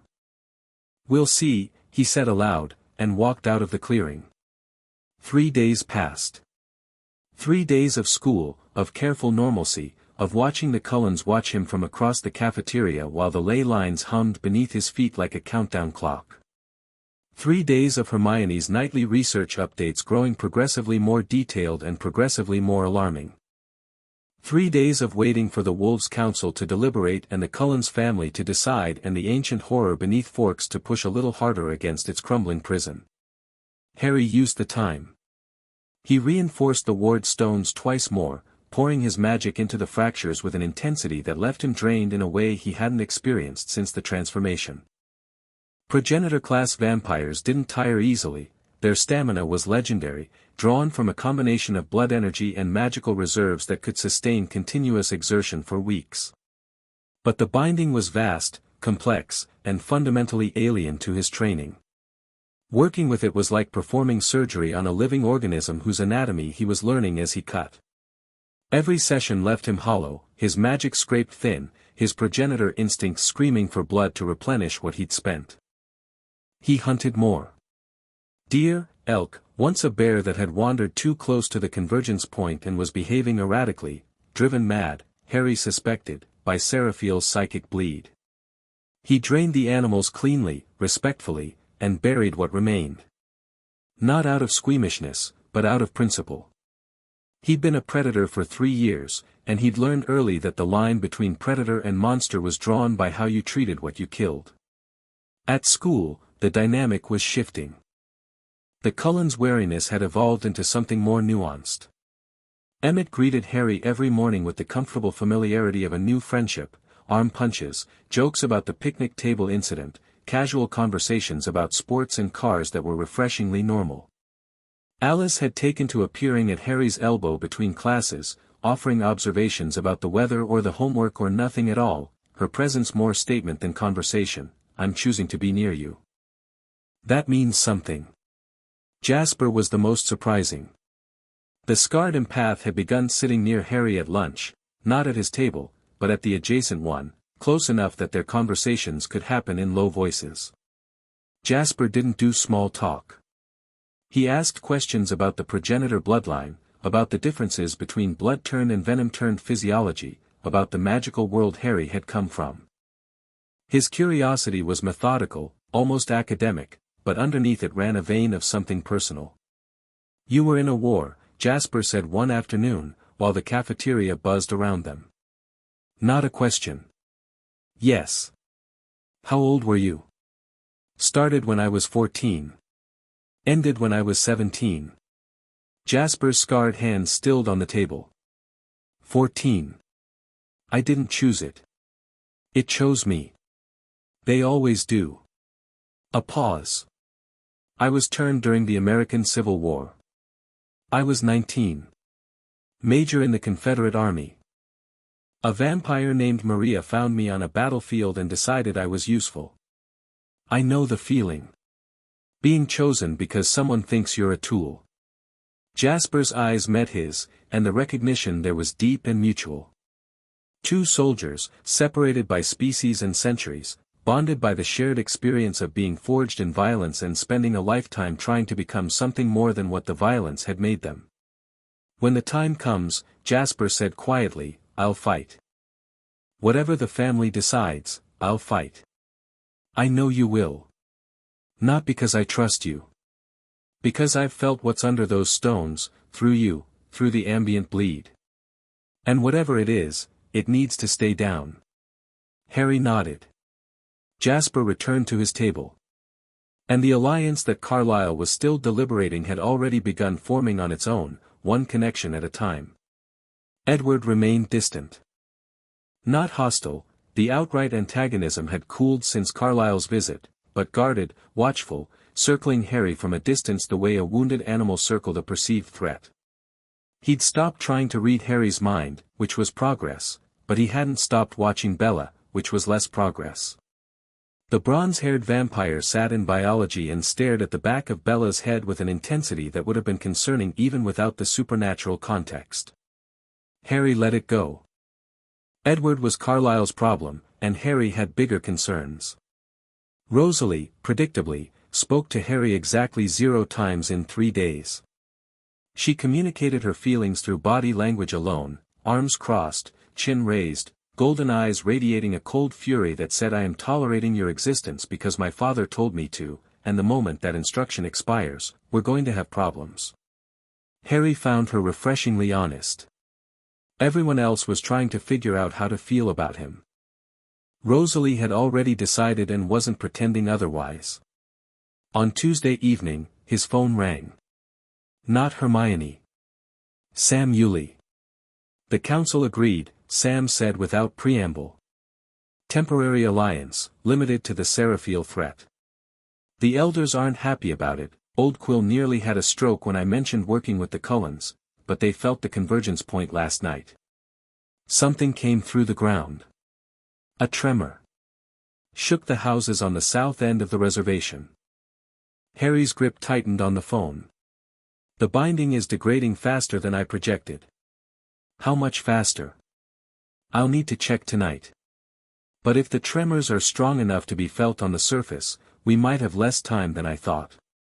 A pause. How much less? I'll let you know after I've assessed the stones. Sam, one more thing. Has anyone on the reservation been having nightmares? Silence. Then, how did you know that? What kind of nightmares? My grandmother. She woke up screaming 3 nights ago. Said she heard a voice speaking in a language she didn't understand, telling her that the children had forgotten and he would remind them. She hasn't slept since. Harry closed his eyes. Seraphiel's psychic projection was reaching the surface. The ancient progenitor was dreaming, and his dreams were leaking through the cracks in the binding like poison through a fractured pipe. It's going to get worse, Harry said. The closer he gets to waking, the stronger the projections will be. Tell your people to expect disturbed sleep, anxiety, irrational fear. Animals will start behaving strangely, aggression, flight, refusal to eat. The forest near the convergence point will go completely silent. It already has. The south woods have been dead quiet for a week. Then we're on an accelerated timeline. I need to meet with you and the Cullens together. Soon. Can you make that happen? I can make it happen on neutral ground. The boundary line, the river crossing where the treaty was originally signed. Tomorrow night. I'll get the Cullens there. Midnight? Midnight. Harry hung up and stood very still in his kitchen, the phone in his hand, the weight of the situation settling on his shoulders like a physical load. Then he called Carlisle. The river crossing was a stretch of the Sol Duc where the water ran shallow over a bed of smooth stones, flanked by ancient cedars and backed by the dark wall of the forest. It was the traditional boundary between Cullen territory and Quileute land, the invisible line that had kept an uneasy peace for decades. Tonight, for the first time in that history, both sides had come to the same place at the same time by choice. Harry arrived first. He stood in the center of the crossing, ankle-deep in cold water, and watched them come. From the east, the Cullens. All of them. Carlisle led, with Esme at his side, the matriarch, meeting the world outside her glass house for the first time in this crisis. Behind them, Edward and Alice, Jasper and Rosalie, Emmett bringing up the rear with a grin that suggested he was genuinely excited about the prospect of a vampire-wolf summit. From the west, the wolves. Sam in human form, flanked by Paul, Jared, Embry, and Quill in their wolf shapes, massive, silent, their eyes reflecting the moonlight like amber lanterns. A fifth wolf hung back at the tree line, smaller than the others, lighter in color, radiating the jittery energy of someone newly phased. Seth Clearwater, Harry guessed. Young. Eager. Terrified. The two groups stopped on opposite banks of the river. 20 feet of shallow water between them, and 3,000 years of enmity. Harry stood in the middle and looked at both sides. "Thank you for coming," he said.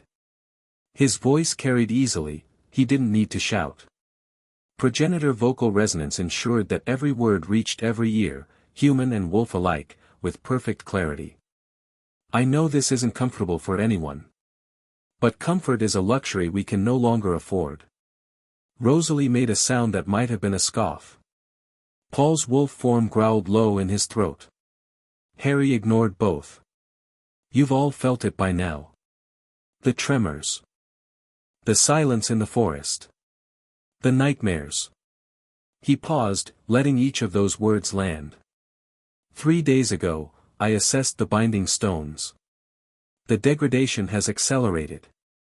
My original estimate was 6 to 8 weeks. Based on current rates, I'm revising that to 2 weeks. Possibly less. The silence that followed was absolute. Even the river seemed to quiet. In 2 weeks, Seraphiel, a progenitor-class vampire older than any living supernatural being, will break free of a prison that has held him for 3,000 years. He will emerge hungry, disoriented, and furious. And the first thing he will do is feed.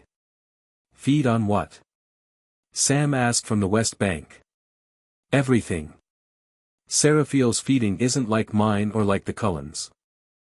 Progenitors of his age can drain life force itself, not just blood, but magical energy, spiritual essence, the raw vitality that keeps living things alive. When he feeds, he doesn't leave bodies. He leaves husks. And he will need to feed extensively to recover from 3 millennia of imprisonment. How extensively? Carlisle asked from the east bank. The last time a progenitor emerged from extended dormancy, and the records on this are thin, the surrounding region experienced what humans recorded as a plague. Mass death over a radius of approximately 50 miles. Every living thing, human, animal, plant, drained to the point of death or beyond. Paul's growl intensified. Embry and Quill shifted restlessly. On the Cullen side, Esme's hand found Carlisle's arm, and even Rosalie's composure flickered. Forks. La Push. Port Angeles. Every town on the peninsula, Sam said. His voice was flat. The voice of a man calculating casualties. If we don't stop him, yes. Then how do we stop him? Harry took a breath he didn't need. I'm going to rebuild the binding. I have the knowledge, the power, and the progenitor bloodline necessary to reconstruct the containment field. But the process takes time, at minimum, 10 minutes of sustained, uninterrupted channeling at the convergence point. During those 10 minutes, I will be completely stationary and completely vulnerable. Seraphiel will know what I'm doing, and he will do everything in his power to stop me. 10 minutes, Jasper said from the east bank. His military mind was already working. Against a progenitor-class threat with 3,000 years of combat experience. What are we looking at in terms of his capabilities? Speed exceeding anything you've encountered. Strength that makes Emmett look like a child, no offense, Emmett. None taken. I've adjusted my self-image accordingly. Psychic abilities, telepathy, telekinesis, emotional manipulation that makes Jasper's gift look like a gentle breeze.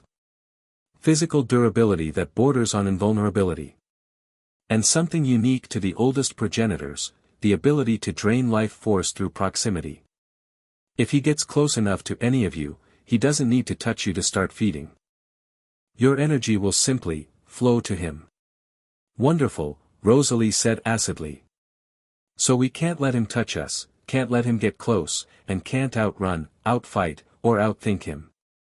What exactly are we supposed to do for 10 minutes?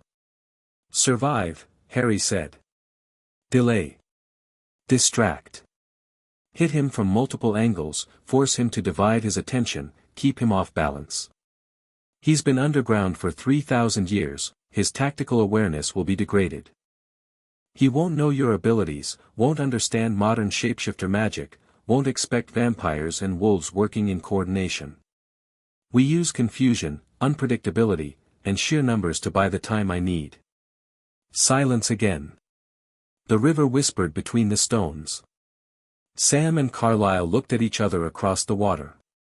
Two leaders, two species, two histories, separated by everything and united by the simple, brutal arithmetic of survival. If we do this, Sam said slowly, how do we work together? My wolves have never fought alongside vampires. The instinct to attack your kind is hardwired, it's in the blood. That's something we need to train, Harry said. Joint exercises. Not combat against each other, combat with each other. You need to learn each other's movement patterns, strengths, limitations.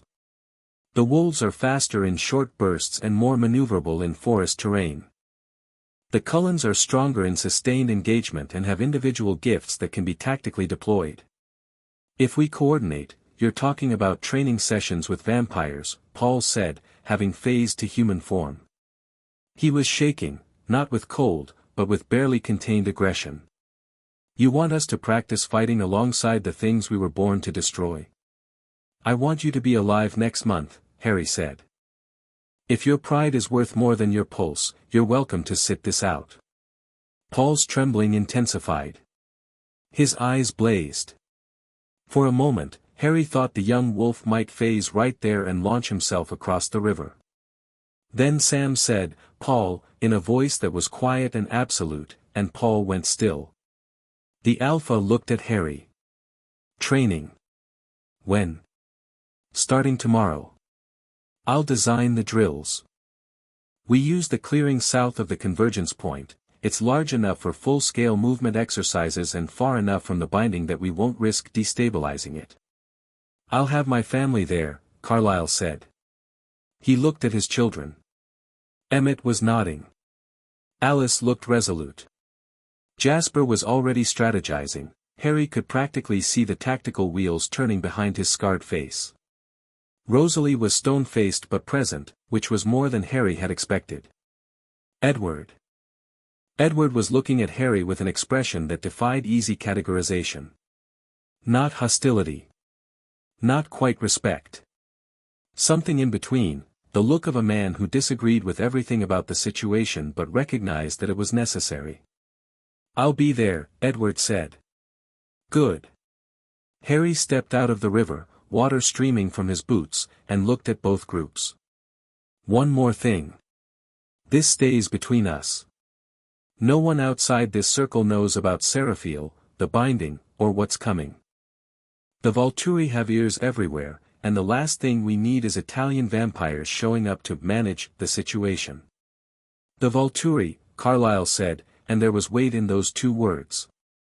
Centuries of history, of deference, of carefully maintained diplomatic relations with the vampire world's self-appointed kings.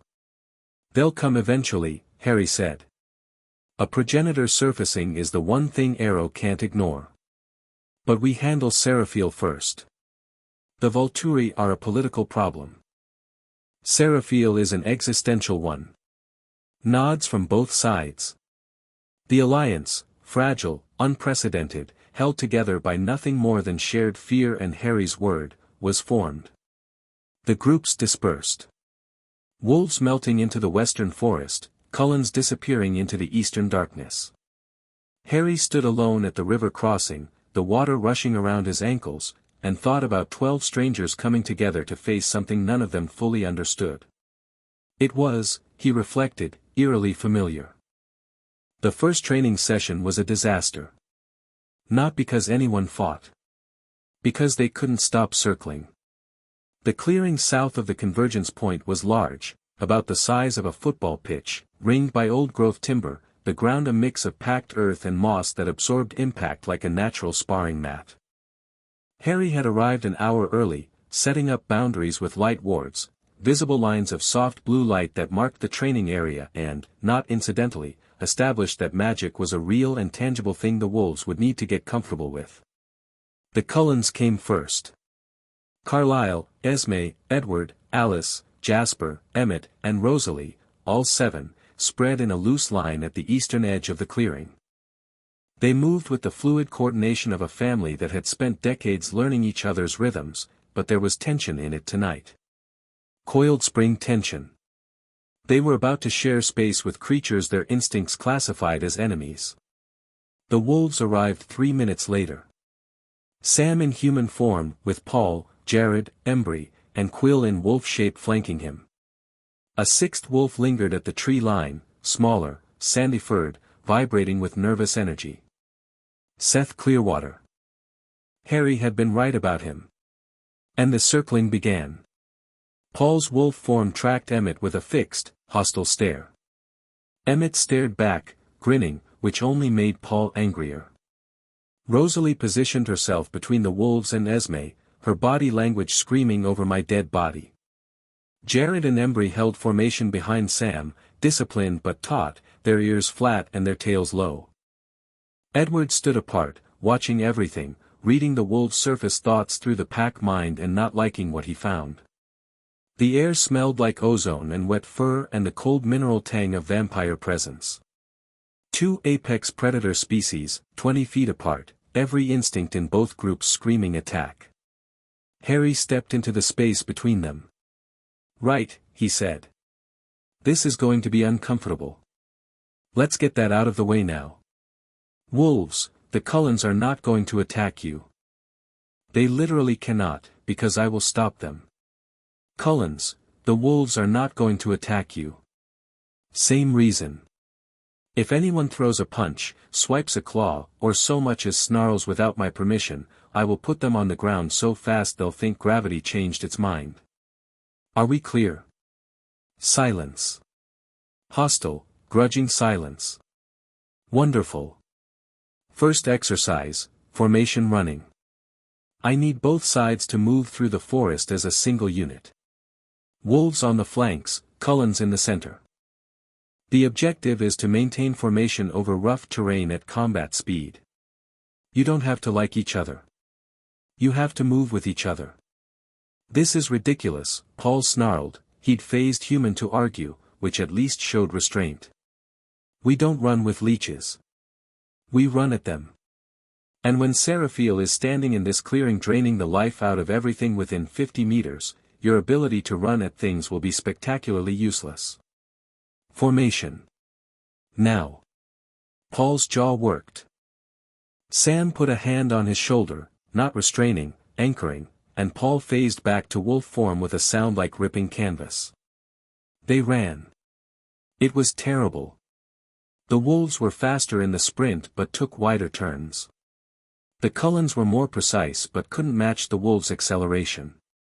Emmett kept drifting toward Paul's flank, drawn by some competitive instinct, and Paul kept snapping at Emmett's heels.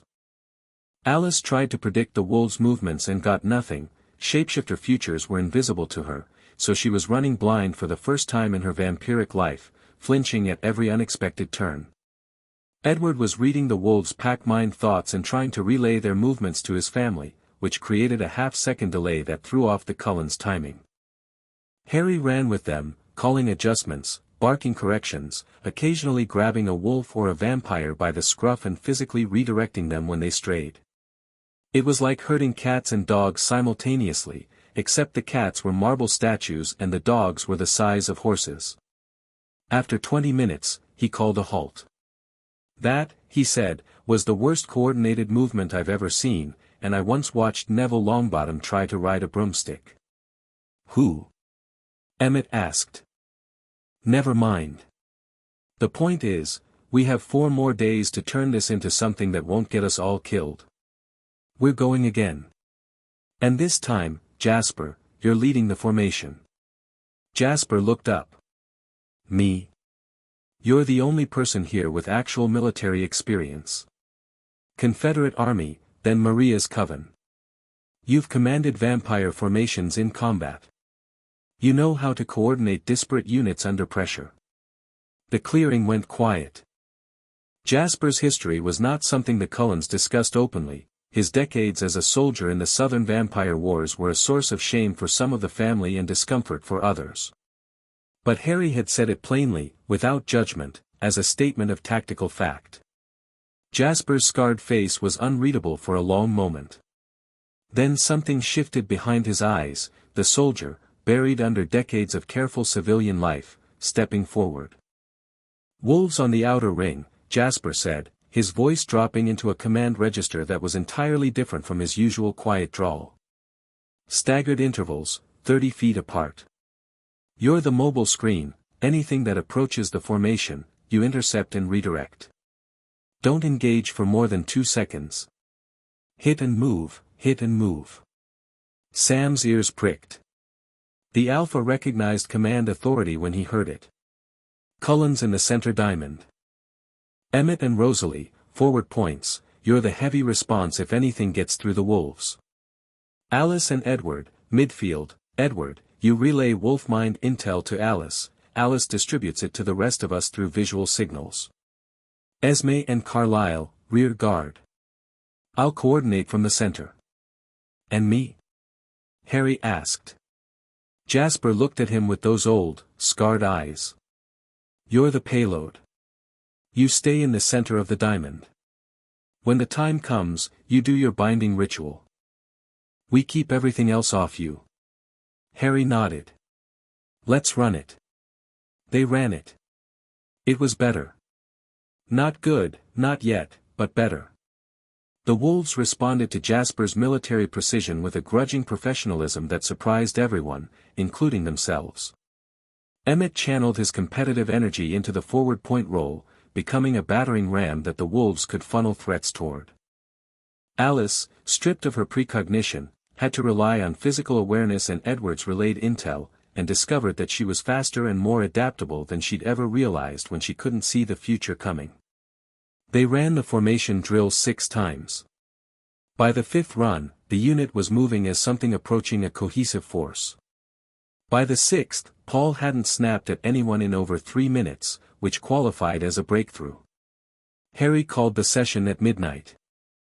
The groups separated, still not mixing, still maintaining the invisible boundary between species, but the hostility had dimmed. Exhaustion and shared purpose were better solvents for prejudice than any amount of rhetoric. They didn't get 2 weeks. 3 days after the river summit, Harry was sitting in biology next to Bella when the ley line screamed. Not hummed. Not pulsed. Screamed. The sound was psychic, not audible, no human in the room heard anything. But Harry felt it like a knife through his skull, a shriek of magical distress so intense that his vision whited out for a fraction of a second. He gripped the edge of the lab table and the metal bent under his fingers. Bella noticed immediately. "Harry? What's wrong?" He couldn't answer. He was listening. Feeling. The ley lines beneath the school were convulsing, their agitated rhythm shattering into chaos. Something had changed. Something catastrophic. Across the campus, in a different building, Edward Cullen suddenly looked up from his desk with wide eyes. He couldn't feel the ley lines, but he could feel what they were affecting, the emotional turbulence radiating from Harry, so powerful that it bled through even progenitor-class shielding. For the first time, Edward caught a fragment of Harry's emotional state, raw, overwhelming urgency. Harry stood up. "I have to go," he told Bella. His voice was controlled, but she heard the steel beneath it. "I'll explain later. Stay at school. Stay around people." "Harry, please, Bella." She looked at his eyes and saw something there that stopped her protest cold. Not danger aimed at her. Danger aimed at everything. She nodded. Harry walked out of biology, out of the building, and the moment he cleared the doors, he moved. Progenitor speed was not comparable to Venom-turned speed. Venom-turned vampires were fast, faster than the human eye could track, capable of covering a mile in seconds. But they moved through space. Harry moved through space the way light moved through air, not running but translating, his body a blur that left displaced air in its wake, crossing the distance between the school and the forest in a heartbeat. He hit the tree line at a speed that would have shattered the sound barrier if he'd been at higher altitude and drove into the forest like a bullet. Trees blurred past. The undergrowth was a green smear beneath his feet. He covered 2 miles in 6 seconds and burst into the clearing around the stone circle. What he saw stopped him cold. The central obelisk was cracked. A fracture ran from its base to its peak, splitting the ancient stone in 2 uneven halves. The carvings, Seraphiel's name, the binding runes, the 3,000-year-old enchantment that held everything together, were severed. And from the crack, light was pouring. Not white light, not any color that had a name in any human language. A light that pulled rather than radiated, that drew the eye and the mind and the soul toward it with a hunger that was almost physical. The ley lines were in full revolt. The 3 channels that converged beneath the circle were thrashing, their energy arcing and sparking where they met, throwing off pulses of raw magical force that scorched the earth and set the nearest trees smoldering. The ward stones were glowing so brightly that Harry had to shield his eyes, not from the light itself, but from the magical intensity behind it. And from below, from very, very far below, came a sound. Laughter. Deep, resonant, ancient. The laughter of something that had been caged for 3 millennia and had just felt the first link in its chain snap. Not triumphant, not yet. Anticipatory. The sound of patience finally being rewarded. Harry didn't hesitate. He threw himself at the cracked obelisk and slammed both palms against the fracture, pouring every ounce of his magic into the stone. His power blazed, white gold fire erupting from his hands, racing along the crack, bonding to the ancient enchantment, trying to weld it shut with raw force. The stone resisted. The fracture was too deep, too fundamental. This wasn't wear, this was a deliberate strike from inside, a calculated blow aimed at the weakest point of the binding. Seraphiel had been studying his prison for 3,000 years, feeling for flaws, testing for vulnerabilities. And he'd found one. Harry pushed harder. The magic flowing from his hands intensified until the clearing was bright as noon, until the ward stones sang with resonance, until the ground beneath his knees cracked and buckled from the pressure. He was holding the binding together through sheer will, his progenitor consciousness reaching down into the earth to grapple with the thing below, 2 ancient bloodlines locked in a tug-of-war across 3,000 years of accumulated power.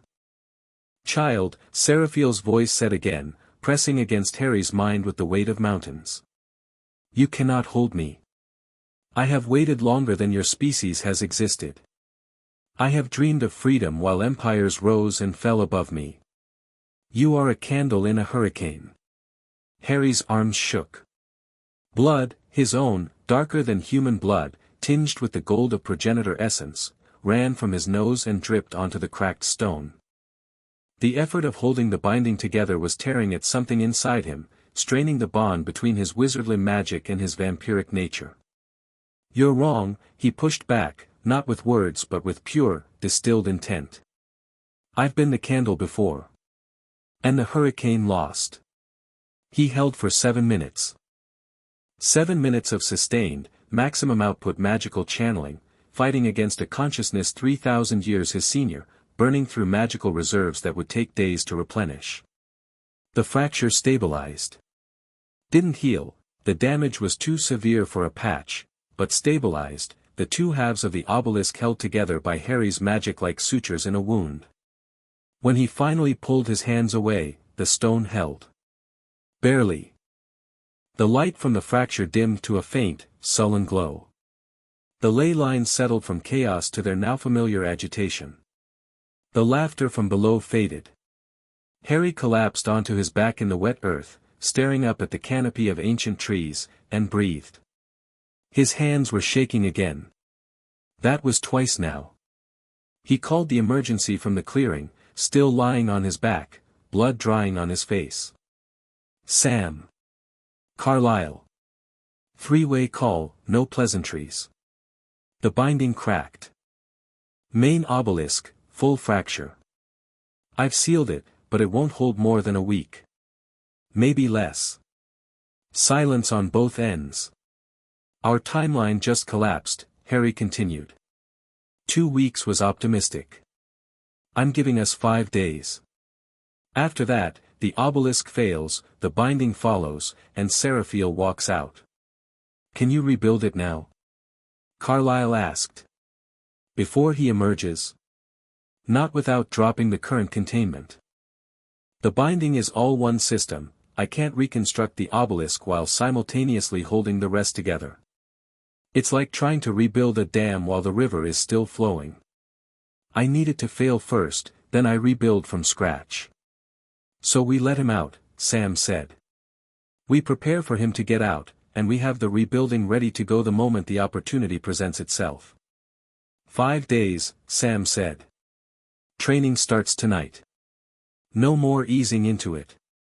Agreed. Carlisle. We'll be there. All of us. 2 hours after sunset. Harry hung up and lay in the mud for another minute, gathering himself. The sky above the clearing was gray and featureless, the clouds so thick they were indistinguishable from each other. Rain fell on his face, he'd let his shields drop during the exertion, and he was too drained to raise them again. He thought about Bella. About the promise he'd made, soon. Soon had just gotten a lot sooner. He pulled himself upright, wiped the blood from his face, and walked out of the clearing. He found her at Charlie's house, sitting on the porch steps in the drizzle, waiting for him. She looked up when his truck pulled into the driveway, and the expression on her face told him she'd been waiting a while. You left school in the middle of class, she said. You looked like someone had stabbed you. Something like that. He sat down beside her on the steps. The rain was light, the evening cool, the street quiet with the particular emptiness of a small town after dinner. Charlie's cruiser was gone, late shift, Harry guessed. Bella, he said. I promised you the truth. Is this the soon? This is the soon. She turned to face him fully. Her brown eyes were steady, her jaw set. Ready. Harry looked at her, this girl, this human, this impossibly brave person who'd moved to the rainiest town in America because she loved her mother enough to let go, and made his choice. I'm a vampire, he said. Not like the Cullens. Older. Different. I was human once, a wizard, actually, which is a separate conversation, and I was turned 3 years ago. I don't sparkle in the sun, I don't sleep, and I feed on animal blood. The reason I came to Forks is that something ancient and dangerous is buried beneath this town, and it's about to break free. The Cullens and the Quileute wolf pack are helping me prepare to face it. I have approximately 5 days before the situation becomes critical. Bella was quiet for a long time. The rain whispered around them. The Cullens are vampires, she said. Not a question. Yes. The Quileute are wolves. Shapeshifters. They transform into giant wolves. And you're a wizard vampire. A progenitor-class wizard vampire, if we're being precise. It's a mouthful. Another silence. Longer this time. Harry could hear her heartbeat, steady, remarkably steady, faster than normal but not panicked. She was processing, not frightening. Jacob told me the legends, she said quietly. I'd already figured out the Cullens. The cold skin, the speed, the never eating. I didn't have confirmation until now. Does it scare you? She looked at him. Really looked, the way she had in the truck, in the cafeteria, in biology, that careful, cataloging gaze that saw past surfaces to the person underneath. You scare me a little, she admitted. Not because of what you are. Because of how much you've been carrying alone. I can see it, Harry. The weight. You've been dealing with all of this, the ancient vampire, the alliances, the end-of-the-world stuff, and you've been doing it while attending trigonometry and making jokes about turkey sandwiches. The sandwiches are genuinely terrible. I'm being serious. I know. I'm deflecting. It's a coping mechanism. She reached over and took his hand. Her skin was warm against his cold fingers. The contact was electric, not from magic, not from vampiric allure, but from the simple, human act of one person reaching out to another. She held his hand and didn't flinch at the temperature, didn't recoil from the inhuman firmness of his skin. She just held on. I'm not going to pretend I understand everything you just told me, she said. But I believe you. And I'm not going anywhere. Harry looked at their joined hands. His, pale and cold, hers warm and fragile and impossibly brave. And something inside him, something that had been locked down and walled off since the day he'd stopped being human, cracked open. You should run, he said softly. Any sane person would run. Probably. But I've never been accused of being sane. And I've seen the way you catch carrots. She squeezed his hand. You're not getting rid of me, Potter. He laughed. It surprised him, a real, genuine laugh, the kind that came from somewhere deep and honest. Bella smiled at the sound, and for a moment, sitting on the porch steps in the rain in a town that was about to become ground zero for an ancient war, everything was simple. I have questions, she said. About 1,000 of them. I'd be worried if you didn't. The Cullens, are they dangerous? To people? They drink animal blood. They've built their entire existence around not hurting humans. It's complicated. They're predators living as herbivores. The discipline it takes is genuine, and I respect it even if I think it comes with a lot of self-deception. But dangerous to you, specifically? No. Carlisle would sooner walk into a fire than harm a human. And Edward? Harry paused. He chose his next words carefully. Edward is interested in you. He has been since you arrived. Partly because you're one of the few people whose mind he can't read, some kind of natural mental shield, and partly because. He trailed off, then decided honesty was better than diplomacy. Partly because he's a 110-year-old teenager who's never had a genuine emotional connection outside his family, and you're the first person who's made him feel something he doesn't know how to name. Bella absorbed that. He can read minds. Everyone's except yours and mine. It drives him absolutely mental. Is that why he stares at me like I'm a math problem? That's exactly why. She was quiet for a moment, processing. The rain intensified slightly, drumming on the porch overhang. And you? What makes you different from them? Everything, honestly. My transformation was different, blood-based, not venom-based. My abilities are different. I can walk in sunlight without sparkling. I have my magic. I'm stronger, faster, more durable. The gap between what they are and what I am is roughly the gap between a house cat and a tiger. You're the tiger in this analogy. I'm the tiger. And the thing underground? The one you're fighting? A saber-toothed tiger. The kind that used to eat everything else. Bella looked at the dark forest beyond her father's yard. The trees were black shapes against the gray sky, swaying gently in the wind, and Harry knew she was seeing them differently now. Not as scenery. As the skin of a world she'd never known existed, stretched thin over something ancient and hungry. 5 days, she said. 5 days. What can I do? Stay safe. Stay close to people. If anything feels wrong, and I mean anything, a bad feeling, a sound that shouldn't be there, a shadow that moves against the light, you call me. Day or night. That's it. Just, be careful and call you. Bella, the most important thing you can do is be the reason I don't lose my mind in the next 5 days. You're the most human thing in my life right now, and I need that. I need the reminder of what I'm fighting for. She looked at him, and her brown eyes were bright with something that wasn't quite tears and wasn't quite determination. Something in between. Something brave. Then I'll be here, she said simply. Every day. I'll be the human thing. Then his phone buzzed. Sam. Vulturi scouts. 3 of them. Crossed into Washington State 2 hours ago. Moving fast. Harry read the message twice.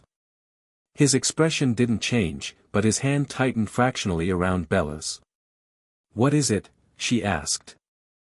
Complications. He stood, pulling Bella gently to her feet. I need you to go inside. Lock the doors. Don't invite anyone in, literally anyone, even if you know them. Harry, Bella. Please. I will tell you everything, but right now I need you safe. She looked at his face, at whatever she saw there, the controlled urgency, the predatory stillness that had replaced his usual ease, and nodded. She went inside. The lock clicked. Harry stood on the porch for 1 second, cataloging. Vulturi scouts. 3 of them, moving toward Forks. Seraphiel's binding failing. 5 days until emergence.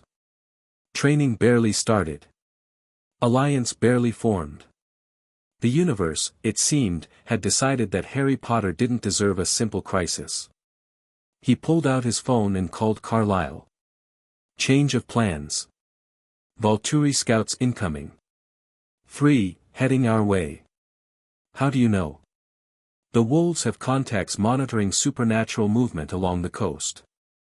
3 vampires, moving at speed, heading directly for the peninsula. That's not a coincidence. A sharp intake of breath. Jane. Almost certainly. Probably Felix and Dimitri. Arrow's A-team for situations that need assessment and potential elimination. Harry stepped off the porch and moved toward his truck. I'll intercept them before they reach Forks. The last thing we need is Vulturi soldiers stumbling onto the convergence point and discovering Seraphiel. Harry, if it's Jane, Jane's gift doesn't work on me, Carlisle. None of their gifts work on me. There are 3 of them. I know. I can count. He opened the truck door, then paused. Keep your family close tonight. If this goes sideways, I don't want them scattered. Be careful. Everyone keeps saying that. I'm starting to think it's a reflex. He hung up, climbed into the truck, and drove east. He found them 40 miles outside Forks, on a stretch of Highway 101 that cut through uninhabited forest. 3 figures moving along the road at a speed no human eye could have followed, 3 blurs of dark cloaks against the darker night, heading west with the focused purpose of predators on a scent. Harry parked the truck, stepped out, and stood in the middle of the road. They stopped 50 feet away. The blur resolved into three individuals, a small girl with an angelic face and eyes the color of fresh blood, Jane. A massive male beside her, built like a siege engine, with the flat, blank expression of someone who'd been told he was a weapon so many times he'd started to believe it, Felix. And a third, slighter, with the focused intensity of a hunting dog, Dimitri, the tracker. Jane looked at Harry with the particular contempt that the very powerful reserved for the very new. "You're in our way," she said. Her voice was high, clear, and utterly without warmth. "I am. There's a reason for that. Move, or I'll move you. You're welcome to try." Jane's eyes narrowed. Harry felt her gift activate, a psychic lance of concentrated agony, aimed directly at his nervous system. It was powerful. Refined. The product of centuries of practice and innate sadistic talent. It hit his occlumency shields and, reflected. Jane screamed. The sound was unearthly, a high, piercing shriek of pure shock and pain as her own ability, redirected by Harry's mental defenses, slammed back into her with its full, undiminished force. She'd never felt it before. In her entire existence, Jane had never experienced the pain she inflicted on others. Her gift was a one-way street, a weapon without a mirror. Until now. She dropped to her knees on the wet asphalt, clutching her head, her screams echoing through the empty forest. Felix moved instantly, not toward Harry, but toward Jane, his protective instinct overriding his combat programming. Dimitri held his ground, his eyes locked on Harry with the expression of a tracking dog that had just lost the scent. "I can't find him," Dimitri said, his voice strained with the effort. "He's right there and I can't find him. My gift can't lock on." Felix didn't care about gifts or tracking. Felix cared about violence. He left Jane on the ground and charged. Harry watched him come, 1,000 pounds of vampire muscle, moving at venom-turned top speed, closing the 50-foot gap in under a second. Felix was fast. Powerful. He'd torn apart vampires twice his size and walked away without a scratch. In the Vulturi guard, he was the nuclear option. Harry sidestepped. Not dramatically. Not with flair. He simply moved to the left, a shift of perhaps 6 inches, executed so quickly that Felix's eyes couldn't track it. Felix's charge met empty air. His momentum carried him forward, off balance, and Harry, with the casual precision of someone swatting a mosquito, caught Felix's trailing arm and redirected his trajectory. Felix went through 3 trees. Old-growth Douglas firs, 3 feet in diameter, and Felix went through them like they were cardboard, his body carving a path of splintered wood and displaced earth before he came to a stop in a crater of his own making, 50 yards away. He wasn't unconscious, venom-turned vampires didn't lose consciousness easily, but he was dazed, his body struggling to reassemble coherent movement after an impact that would have killed anything less durable. Dimitri hadn't moved. He stood on the road, his tracking instinct screaming in confusion, and stared at Harry with something that looked very much like existential dread. Jane had stopped screaming. She was on her hands and knees, her red eyes wide, her angelic face streaked with the remnants of an experience she'd never forget. She looked up at Harry, and what he saw in her expression wasn't anger. It was understanding. For the first time in her life, she understood what she did to people. "Tell Arrow," Harry said, his voice carrying the full weight of progenitor authority, not compulsion, never compulsion, but a resonance that made every word feel like it was being carved into the listener's bones, that the Olympic Peninsula is not his concern. What's happening here is beyond his jurisdiction and beyond his capability. If he sends anyone else, I won't reflect. I'll reciprocate. Dimitri nodded. Not out of obedience, out of survival instinct. Jane pulled herself to her feet. She was trembling. Not with pain, that had faded, but with something deeper. The foundations of her identity had just been shattered. She was Jane. She was pain. She was the weapon the Vulturi pointed at the world. And this stranger had turned her weapon into a mirror and showed her what she truly was. "This isn't over," she said. Her voice shook. "It never is," Harry agreed. "Go home, Jane." Felix emerged from the trees, limping, his cloak torn, his dignity in worse condition than his body. He took in the scene, Jane shaking, Dimitri calculating, Harry standing untouched in the middle of the road, and did something Harry didn't expect. He laughed. "What the hell are you?" Felix said, with the honest bewilderment of a man who'd been punching walls his whole life and just found one that punched back. "Someone who'd rather not fight you again. But will if I have to." Felix looked at him for a long moment, then shook his head and turned to his companions. "Let's go. We report to Arrow. He can decide what to do next." They left. 3 dark shapes, diminishing eastward, swallowed by the night and the forest and the long road back to Italy. Harry stood alone on the highway, the rain falling around him, the forest silent and watchful, and allowed himself one deep, exhausted breath. The Vulturi knew. The binding was cracking. And somewhere in Italy, Arrow was receiving a report that would change the political calculus of the vampire world. He pulled out his phone and texted Carlisle, "Vulturi scouts neutralized. Jane, Felix, Dimitri. No casualties. They're retreating to Italy. Expect political fallout within days." Carlisle's reply was instant, "Are you hurt?" "No. But Jane is going to need therapy." A pause. Then, "What did you do?" Reflected her gift. She experienced her own power for the first time. It was educational for everyone involved. Harry. The Vulturi don't forgive humiliation. They don't have to forgive it. They just have to learn from it. He pocketed the phone and leaned against the truck, staring up at the dark sky.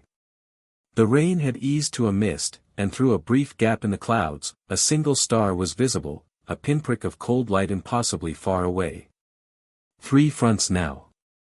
Seraphiel below. The Vulturi abroad. And the fragile alliance in between, held together by training sessions that were barely functional and a shared terror that none of them fully processed. Harry had fought wars before.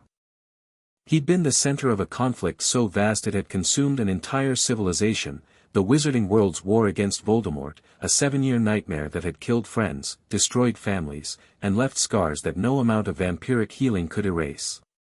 He'd been the chosen one. The boy who lived. The linchpin around which everything turned. He'd hated it. Every moment. The weight, the expectations, the knowledge that people were dying because a prophecy had pointed a finger at a baby in a crib. He'd done it because there was no one else, and because the alternative was surrendering the world to darkness, and because Harry Potter, for all his faults, for all his fear, for all the nights he'd spent wishing he were anyone else, did not surrender. And here he was again. Different world, different war, different species. Same role. The person at the center, holding everything together through force of will while the forces arrayed against him grew stronger and more numerous. Hermione would say he had a savior complex. Ron would say he was a stubborn git. Both would be right. He got in the truck and drove toward Charlie Swan's house. He needed to check on Bella, not because he thought the Vulturi would target her, not yet, but because the look on her face when she'd held his hand and told him she wasn't going anywhere was lodged somewhere inside his chest like a splinter, and he needed to see her again to make sure it was real. The house was dark when he pulled up. Charlie's cruiser was still gone. The porch light was on, she'd left it on for him, he realized, and the simplicity of that gesture hit harder than any of the night's violence. He didn't go in. He sat in the truck, watching the house, extending his senses to confirm that Bella was safe inside, heartbeat steady, breathing the slow rhythm of sleep. She'd waited up as long as she could and finally surrendered to exhaustion. Good. She needed rest. They all did. Harry sat in the dark for 10 minutes, listening to Bella breathe, watching the rain mist against the windshield. Then he texted Sam, "Training tomorrow. Double session. We're running out of time. Sam's response was a single word, ready. Harry drove home. The cabin was cold and dark. He showered, changed, drank blood that tasted like copper and ash, and sat at his kitchen table with his notebook.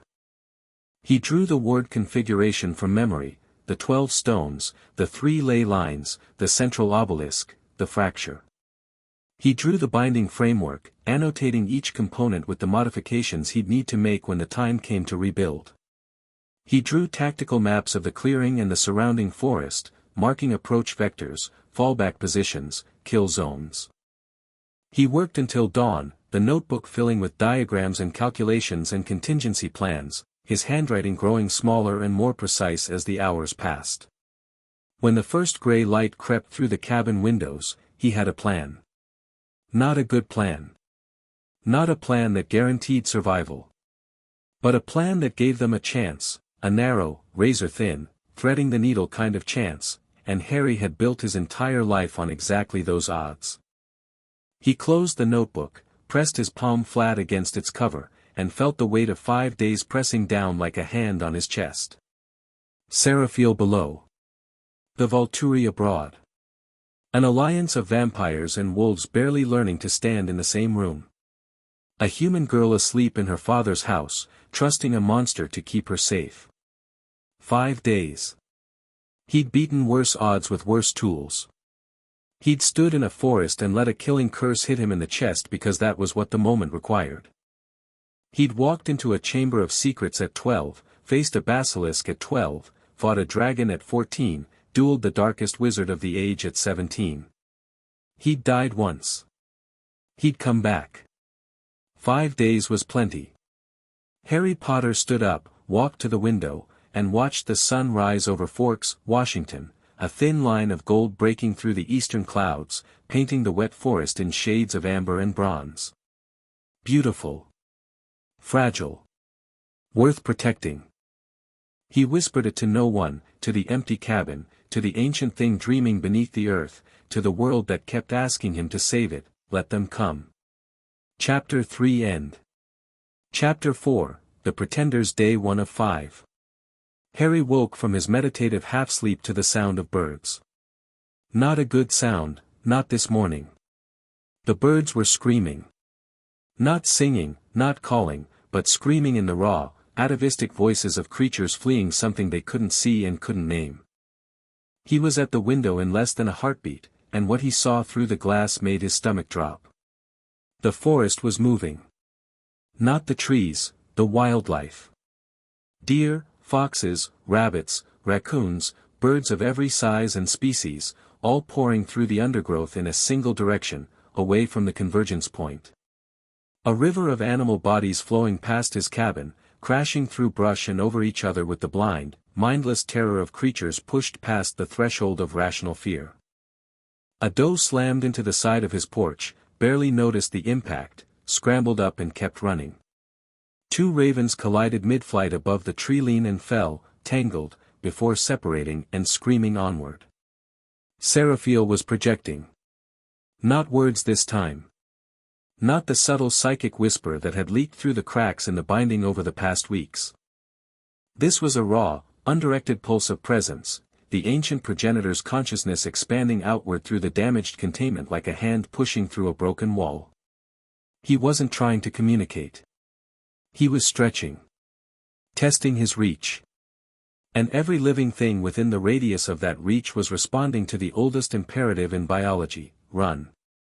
Harry pulled on boots and walked onto the porch. The animal exodus flowed around the cabin, splitting and reforming like water around a stone. None of them came within 10 feet of him, his progenitor aura was a second thing to flee from, and the animal's overloaded fear responses simply routed around him. He could feel the scope of it.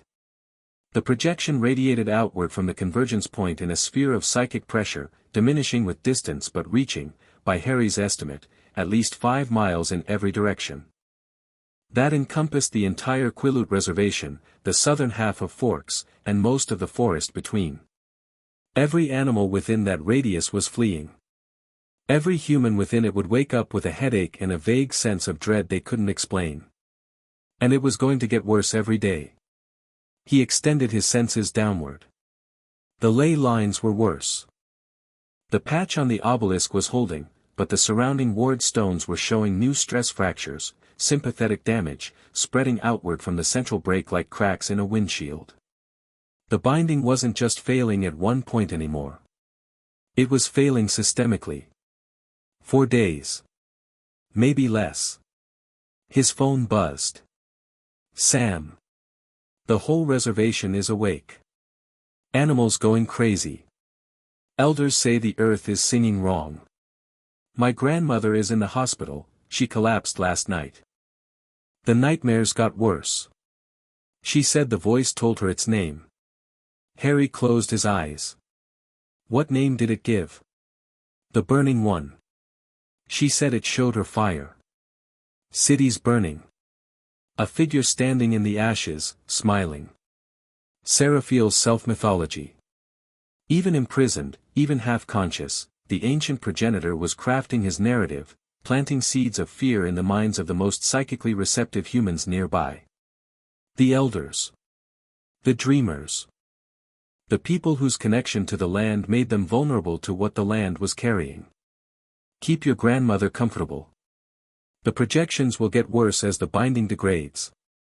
Anyone who's sensitive, elders, children, anyone with spiritual practices, should stay away from the south end of the reservation. The closer to the convergence point, the stronger the effect. Already done. Harry, people are scared. My people. They can feel something coming, even if they can't see it. I know. That's why we train today. Double session.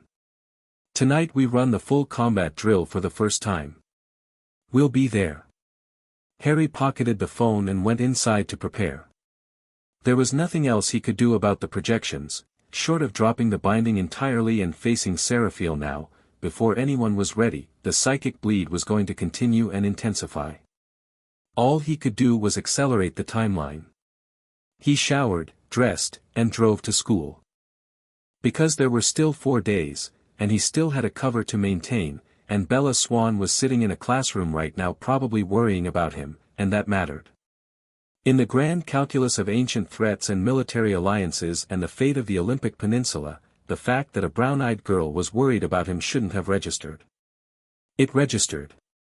He found Bella in the parking lot, leaning against her old red truck, arms crossed, watching for him. The relief on her face when his Tacoma pulled in was immediate and unguarded, the face of someone who'd spent a night imagining worst-case scenarios and needed proof they hadn't happened. "You're alive," she said as he approached. Technically debatable, but functionally yes. She punched his arm. Lightly, human strength, barely enough to feel. He found it enormously endearing. "I heard screaming this morning," she said, falling into step beside him. Not human, animal. Like every bird in the forest was losing its mind. They were. The thing underground is reaching out. Animals are the first to feel it, they don't have the cognitive filters humans do. They just feel the wrongness and run. Is it going to affect people? It already is. Nightmares on the reservation. Anxiety, sleep disruption. It'll spread to town soon. People will start feeling uneasy without knowing why, irritable, jumpy, difficulty concentrating. Like a low-frequency sound you can't quite hear but can't ignore. Bella absorbed this with the practical focus he'd come to expect from her. She didn't panic. She didn't ask if they should evacuate. She asked, "What do I tell my dad?" Harry stopped walking. He hadn't considered Charlie Swan, Forks police chief, a man whose job was protecting this town, who was about to face a crisis so far outside his jurisdiction that it might as well be on another planet. "Nothing yet," Harry said. "The effects will be subtle for humans. Charlie might have trouble sleeping, might feel anxious. If it gets bad enough that it's affecting his ability to function, I can ward your house. Put up protections that filter the psychic bleed." "You can do that?" I can do a lot of things, Bella. Yeah. I'm starting to get that.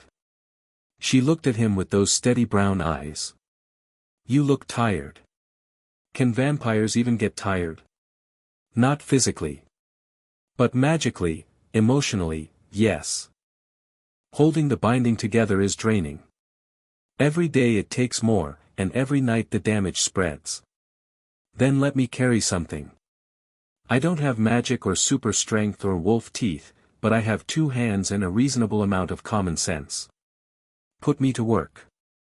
Harry looked at her, standing in the Forks High School parking lot in a flannel shirt and jeans, offering to help fight an ancient war with nothing but determination and common sense. And he felt something shift inside him, not the dramatic, world-altering shift of vampiric transformation or magical awakening, but something quieter. More human. The feeling of someone who'd been alone for a very long time realizing that he wasn't anymore. There is one thing, he said. Name it. Research. I need someone to go through the Quileute legends, the real ones, not the tourist versions. Jacob's father, Billy Black, is one of the tribal elders. He has records, oral histories, things that haven't been written down. The Quileute have been on this land for thousands of years. If anyone has historical knowledge about the convergence point or the thing buried beneath it, it's them. You want me to pump Jacob's dad for ancient vampire intel? I want you to have a respectful conversation with a tribal elder about the historical and spiritual significance of the lands his people have stewarded for millennia. So, pump him for ancient vampire intel. Respectfully. Harry smiled. You're a natural. The school day was a masterclass in pretending everything was normal while the world prepared to end. Harry sat through American history and listened to a lecture on manifest destiny while the ley lines screamed beneath the building. He solved trigonometry problems while mentally recalculating ward configurations. He ate a sandwich that tasted like wet cardboard and smiled at Jessica's gossip and Mike's jokes and Angela's quiet observations while part of his brain counted down the hours until the evening's training session. The Cullens were present but different. The careful performance of normalcy that had defined their school attendance for years was cracking. Alice, usually bright and social in her carefully calibrated way, was distracted, her eyes going unfocused at random moments as she tried and failed to see futures that kept shifting. Jasper was tighter than usual, his empath's gift overwhelmed by the ambient anxiety that Seraphiel's psychic bleed was pumping into the human population. Every student in the school was slightly more nervous, slightly more irritable, slightly more on edge than usual, and Jasper was absorbing all of it. Emmett was the steadiest, which was a surprise to everyone except Harry. The big vampire had found his equilibrium in the simple clarity of the task ahead. There was a fight coming, he was going to be in it, and worrying about it was a waste of energy better spent preparing. He sat through his classes with the relaxed focus of an athlete before a big game, and when he passed Harry in the hallway, he gave a nod that was all business. Rosalie had withdrawn into herself. Her beauty, always cold, always sharp, had taken on a brittle quality, like crystal under stress. She spoke to no one outside the family, moved through the school like a blade through water, and watched the exits with the constant vigilance of someone calculating escape routes. And Edward. Edward was falling apart. Harry saw it in small ways. The bronze-haired vampire's movements were slightly less fluid, his composure slightly less complete, his careful performance of humanity slightly more effortful. Edward Cullen had spent a century constructing an identity around being the tragic, noble, supremely gifted outsider, and the events of the past week had systematically dismantled every pillar of that identity. He wasn't the most powerful being in the room anymore, Harry was. He wasn't the most mysterious presence in Bella's life anymore, Harry was. His mind-reading, the gift that had defined his existence and given him an unearned advantage in every interaction for 100 years, was useless against the 2 people who mattered most. And now, with Seraphiel rising and the Vulturi circling and the world he'd built teetering on the edge of destruction, Edward was confronting the question he'd spent a century avoiding: who was he, really, underneath the performance? Harry recognized the crisis because he'd lived it. At 17, Standing in Dumbledore's office after learning the truth about Horcruxes and prophecies and the Deathly Hallows, he'd faced the same question. Who am I when the role I've been given is stripped away? He'd found his answer in a forest, walking toward death with nothing but the ghosts of the people he loved. Edward hadn't found his yet. And the search was eating him alive. The confrontation came after lunch. Harry was walking to biology when Edward appeared beside him. Not blocking his path, walking with him, matching his stride, looking straight ahead. The hallway was crowded with students, and Edward had clearly chosen this setting deliberately, too public for a scene, too noisy for anyone to overhear their conversation at vampiric pitch. You knew, Edward said, his voice a frequency below human hearing. From the moment you walked into this school, you knew what we were. You knew we were weaker. You knew our gifts wouldn't work on you. And you said nothing. What would you have liked me to say? Hello, I'm an ancient vampire, your entire species is descended from mine, and incidentally, your mind-reading trick is adorable. I would have liked honesty. From a stranger you'd never met, on his first day, in a building full of humans. I gave you honesty the moment it was practical. The forest, remember? You gave us honesty when it served your purpose. When you needed allies. Harry stopped walking. Edward stopped with him. Around them, students flowed like water around two stones in a stream, unaware of the conversation happening in frequencies they couldn't detect. What is this actually about, Edward? Edward's jaw clenched. The muscles in his neck stood out like cables. For a long moment, he said nothing, and Harry could see the struggle, the war between the impulse to perform strength and the desperate need to be honest. Honesty won. I've been the fastest, Edward said. His voice was barely audible, even to Harry. For 100 years, I've been the fastest, the most gifted, the one everyone relied on.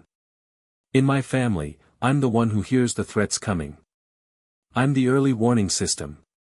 I'm the reason they feel safe. And now, he stopped. Swallowed. Started again. Now there's something I can't hear, can't read, can't predict. Something that makes me look like a child playing at being powerful. And the person I'm, he couldn't say it. Couldn't form the words around the feeling. She looks at you the way I've wanted her to look at me since the moment I first couldn't read her thoughts. The rawness of it was startling. Edward Cullen, who'd spent a century behind walls of composure and control, standing in a high school hallway with his defenses down and his pain exposed. Harry looked at him. Not with pity, Edward would have shattered under pity. With recognition. Let me tell you something, Edward. And I need you to hear it, not just listen to it.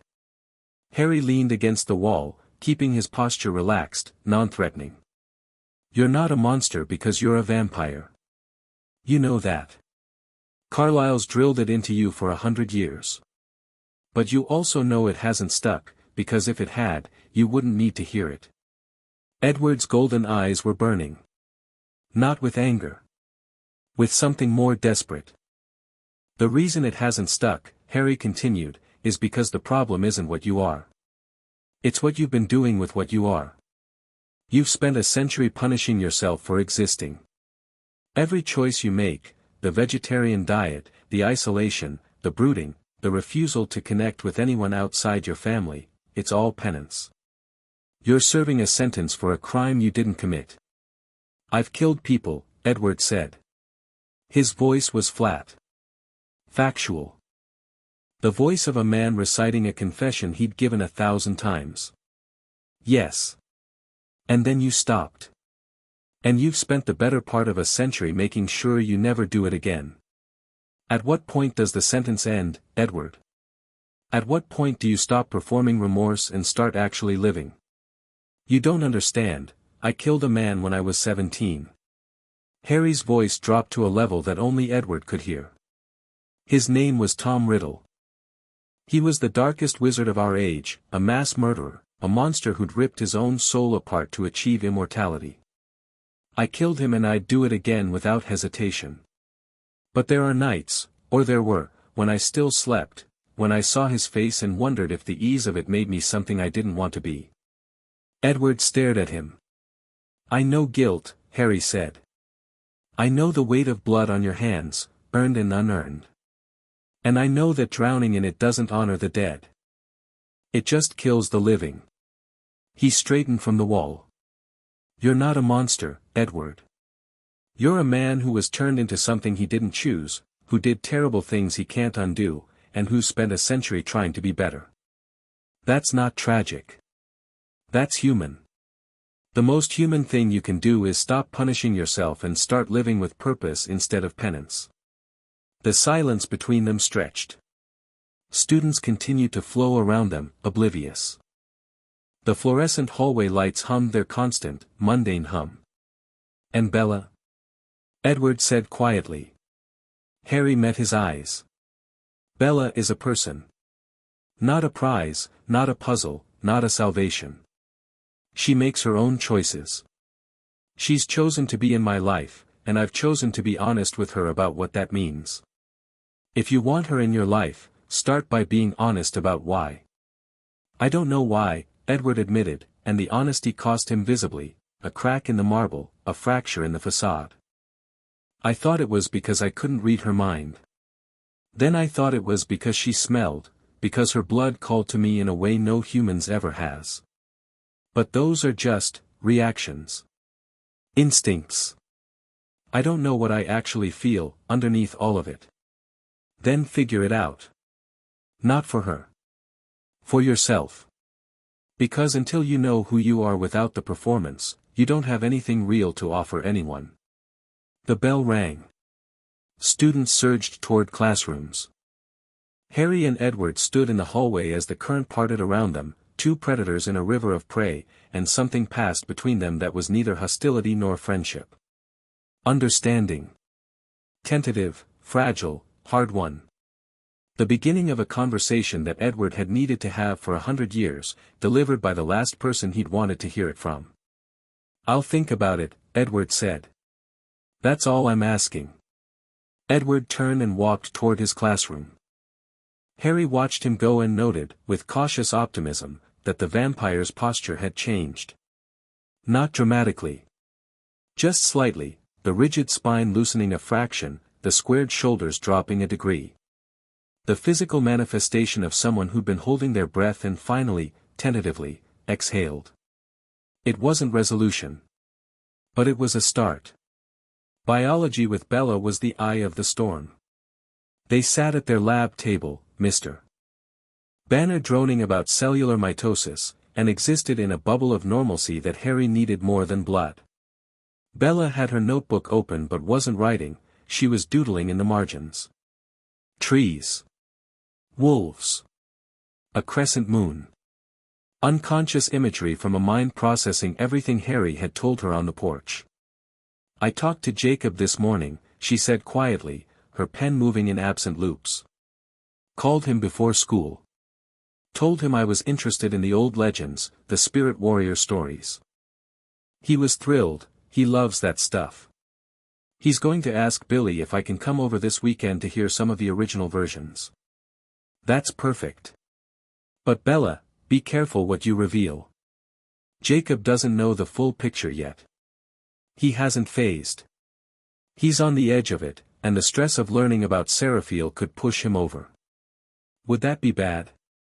It would be premature. The first transformation is violent and disorienting. If it happens before he's prepared, he could hurt someone. Bella's pen stopped. Could he hurt himself? The pack would catch him. Sam's dealt with it before, Embry and Quill both phased unexpectedly. But the fewer variables we introduce right now, the better. She nodded, filed the information, and resumed doodling. After a moment, she said, Edward talked to me. Harry's hand stilled on his own notebook. When? This morning. Before you arrived. He came to my truck in the parking lot. She paused, choosing words. He was different. Not the ominous, stay away from the dangerous new guy routine. He actually talked to me. Like a person.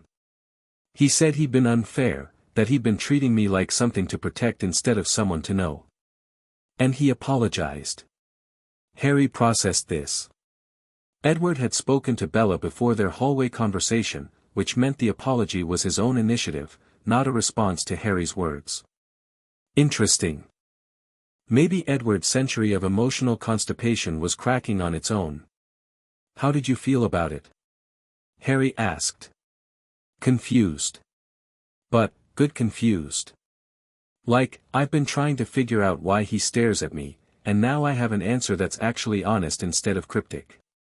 He said he couldn't read my mind, and that it fascinated and terrified him in equal measure.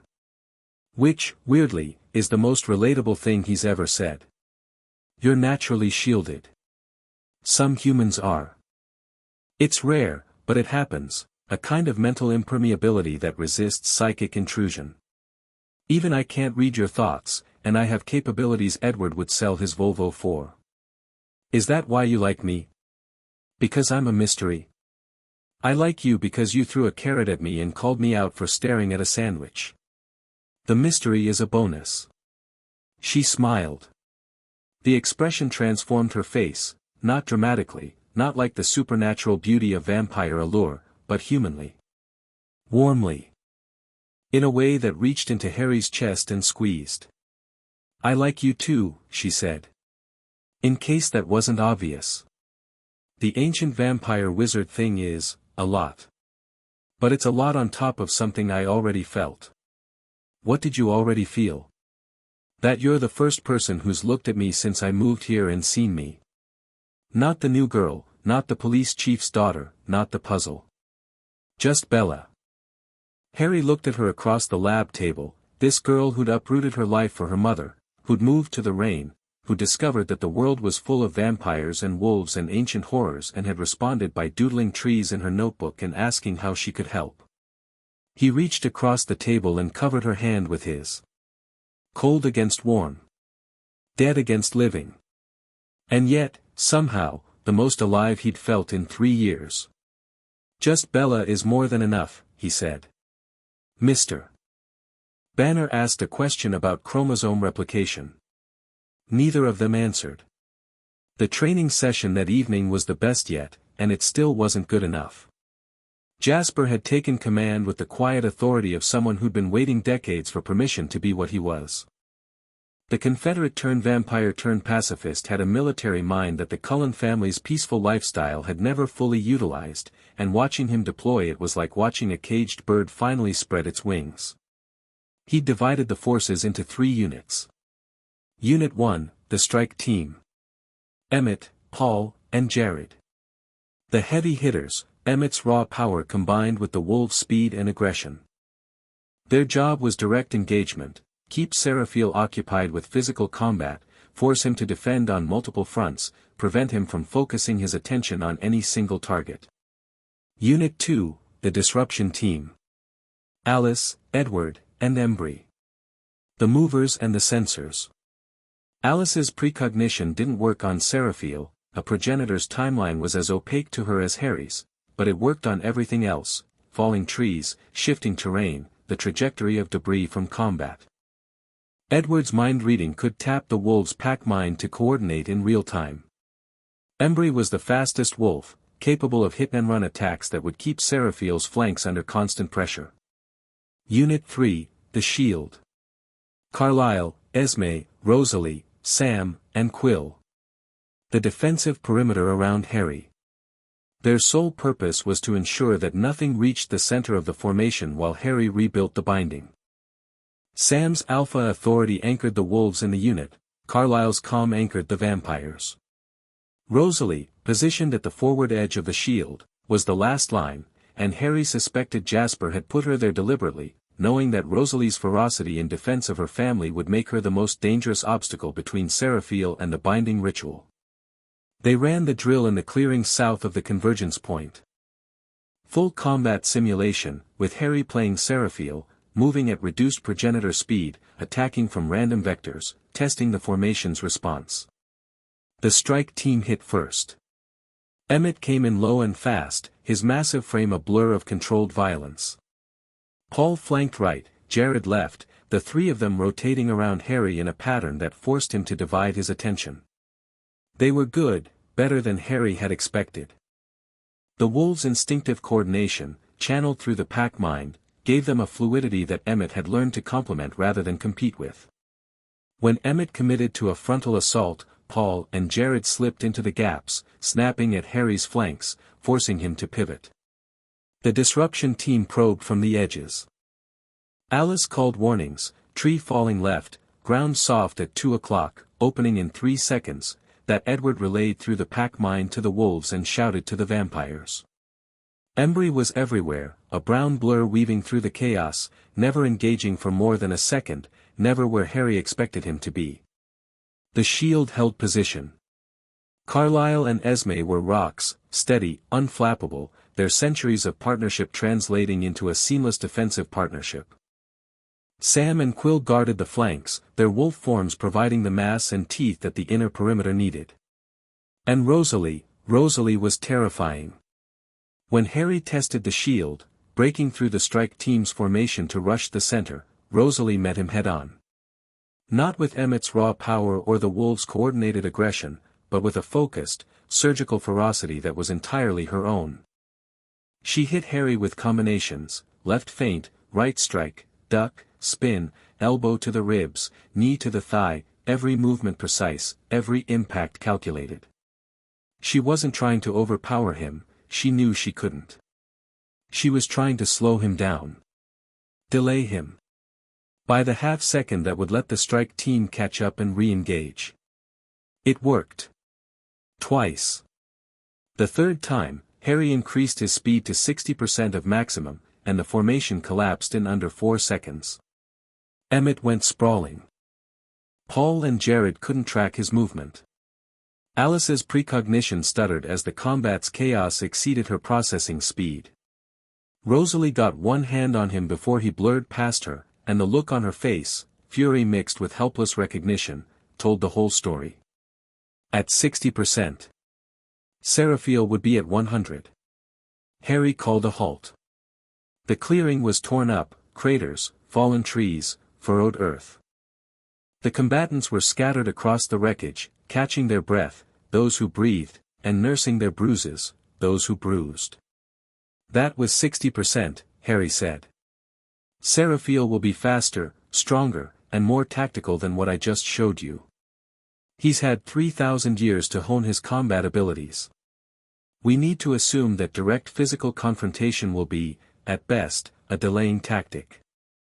You're saying we can't beat him, Sam said flatly, in human form, standing at the edge of the formation. I'm saying you can't beat him alone. Together, coordinated, with the element of surprise and the terrain advantage of fighting on ground you can delay him. That's all I need. 10 minutes. Your 60% broke our formation in 4 seconds, Jasper observed from the command position.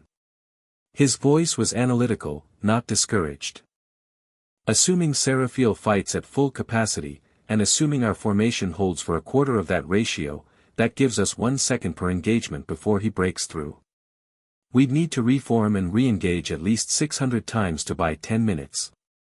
600 seems like a lot, Emmett said from his crater. His voice was cheerful, which meant he was worried. It is, Jasper agreed. Which is why we need force multipliers. Harry, you're magic. Can you provide defensive support while simultaneously running the binding ritual? Not once the ritual starts. It requires total concentration. But before that, yes. I can lay down wards, traps, magical obstacles. Prepositioned defenses that activate independently. Think of them as automated turrets, they won't stop him, but they'll slow him, redirect him, by extra seconds. Then we need a preparation phase before the binding fails, Jasper said. We seed the area around the convergence point with your magical defenses.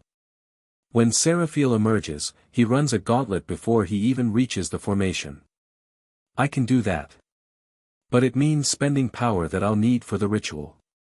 Every ward I lay down ahead of time is energy I won't have during the reconstruction. Then we calculate the optimal balance, Jasper said. Maximum preposition defense, minimum ritual power loss. I need your exact numbers, energy cost per ward, energy requirement for the ritual, your total reserves. We'll run the math. Harry looked at Jasper, this scarred, quiet vampire who'd spent decades suppressing his strategic genius because it reminded him of the wars he'd fought for the wrong reasons, and felt a surge of gratitude. You're good at this, Harry said. I was made for this, Jasper said, and there was no pride in it. Just truth. I just wish the circumstances were different. The session ended. The groups separated, wolves west, vampires east, but something had changed. The invisible barrier between them was thinner. Not gone, not dissolved, but permeable. Paul had nodded at Emmett before leaving. Embry had bumped shoulders with Alice in a gesture that was half accident, half acknowledgement. Small things. Human things.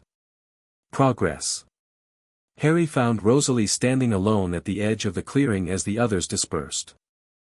She was looking at the forest, not toward the convergence point, but away from it, toward the west, toward the direction of the Cullen house. Her perfect features were still, her golden eyes distant. In the moonlight, with her blonde hair catching silver highlights and her marble skin luminous and cold, she looked exactly like what she was, something beautiful that had been broken and remade into something harder. Harry stopped a few feet away. He didn't speak first. With Rosalie, silence was a courtesy, she'd engage when she chose to, and pushing her before she was ready was the fastest way to ensure she never would. A full minute passed. I don't like you, she said finally, not turning from the forest. I know. It's not personal.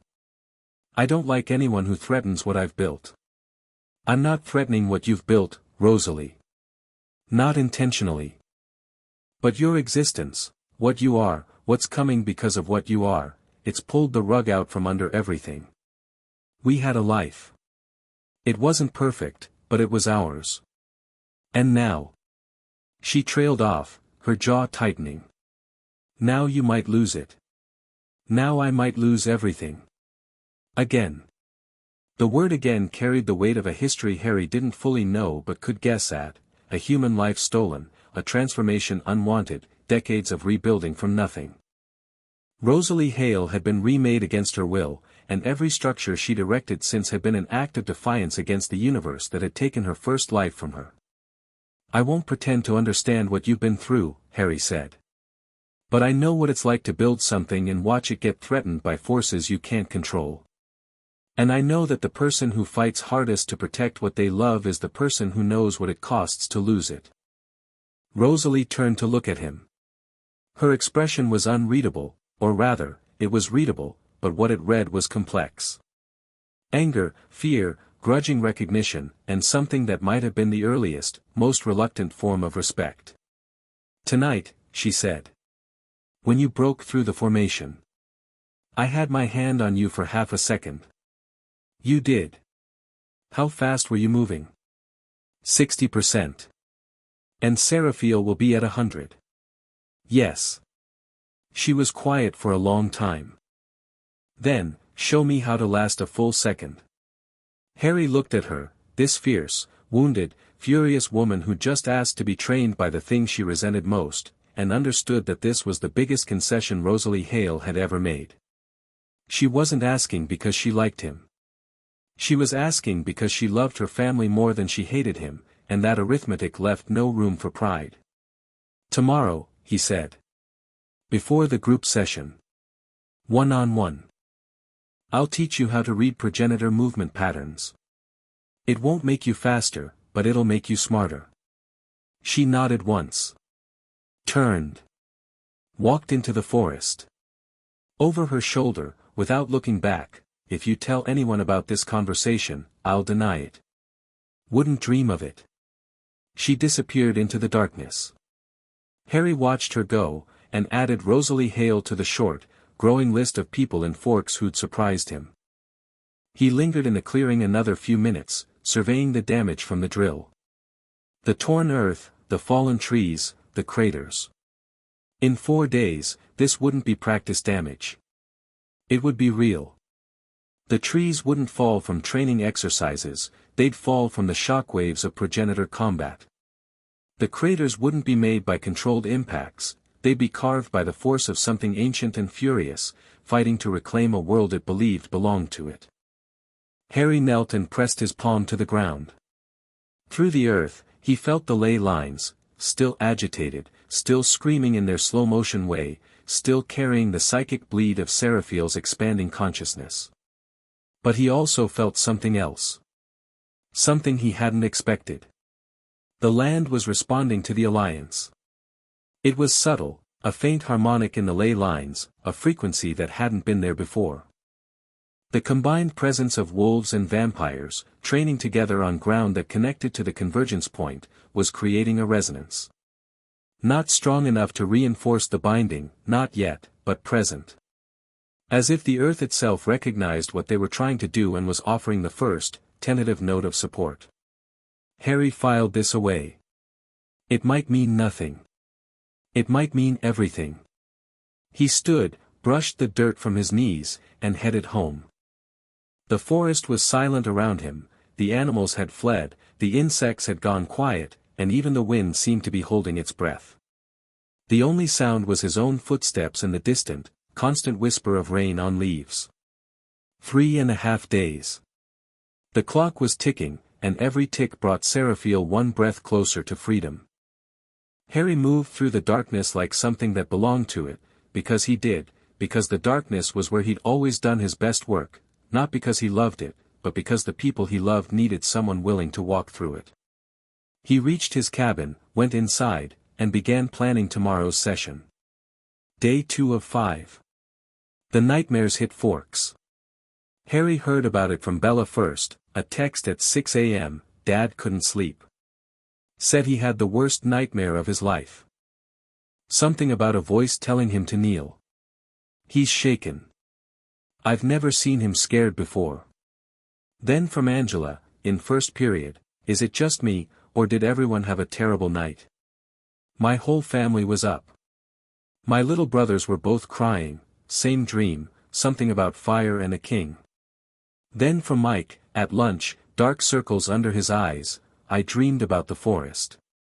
Something in the forest. I couldn't see it but it was big, and it was looking at me, and I couldn't move. I woke up screaming.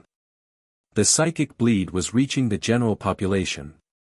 Seraphiel's consciousness, leaking through the fractured binding, was washing over Forks like a tide of ancient dread. Not targeted, not intentional, at least not yet. Just the ambient radiation of a progenitor-class mind stirring toward wakefulness, its dreams and memories and desires spilling outward through the cracks. Harry excused himself from lunch and spent 20 minutes in the empty courtyard, reinforcing his occlumency shields and extending them outward in a localized ward that covered the school campus. It wouldn't stop the nightmares, that would require warding every building in Forks individually, but it would reduce the ambient psychic pressure enough to ease the day's anxiety for the students and staff.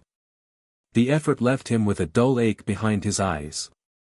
Normally, progenitor physiology didn't allow for something as mundane as a headache, but the combination of maintaining the binding patches, reinforcing wards, and projecting a campus-wide psychic shield was pushing even his reserves. He needed blood. More than the deer and elk he'd been draining nightly, he needed volume, and he needed it soon, or the slow drain on his power was going to leave him short when the moment came. He filed the concern and returned to the cafeteria. When he returned to the cafeteria, the mood had already shifted. The tight, agitated energy that had been building all morning had softened. People were talking more easily, laughing more naturally. Mike's dark circles were still there, but his shoulders had dropped from their hunched position. Angela was smiling again. The Cullens noticed.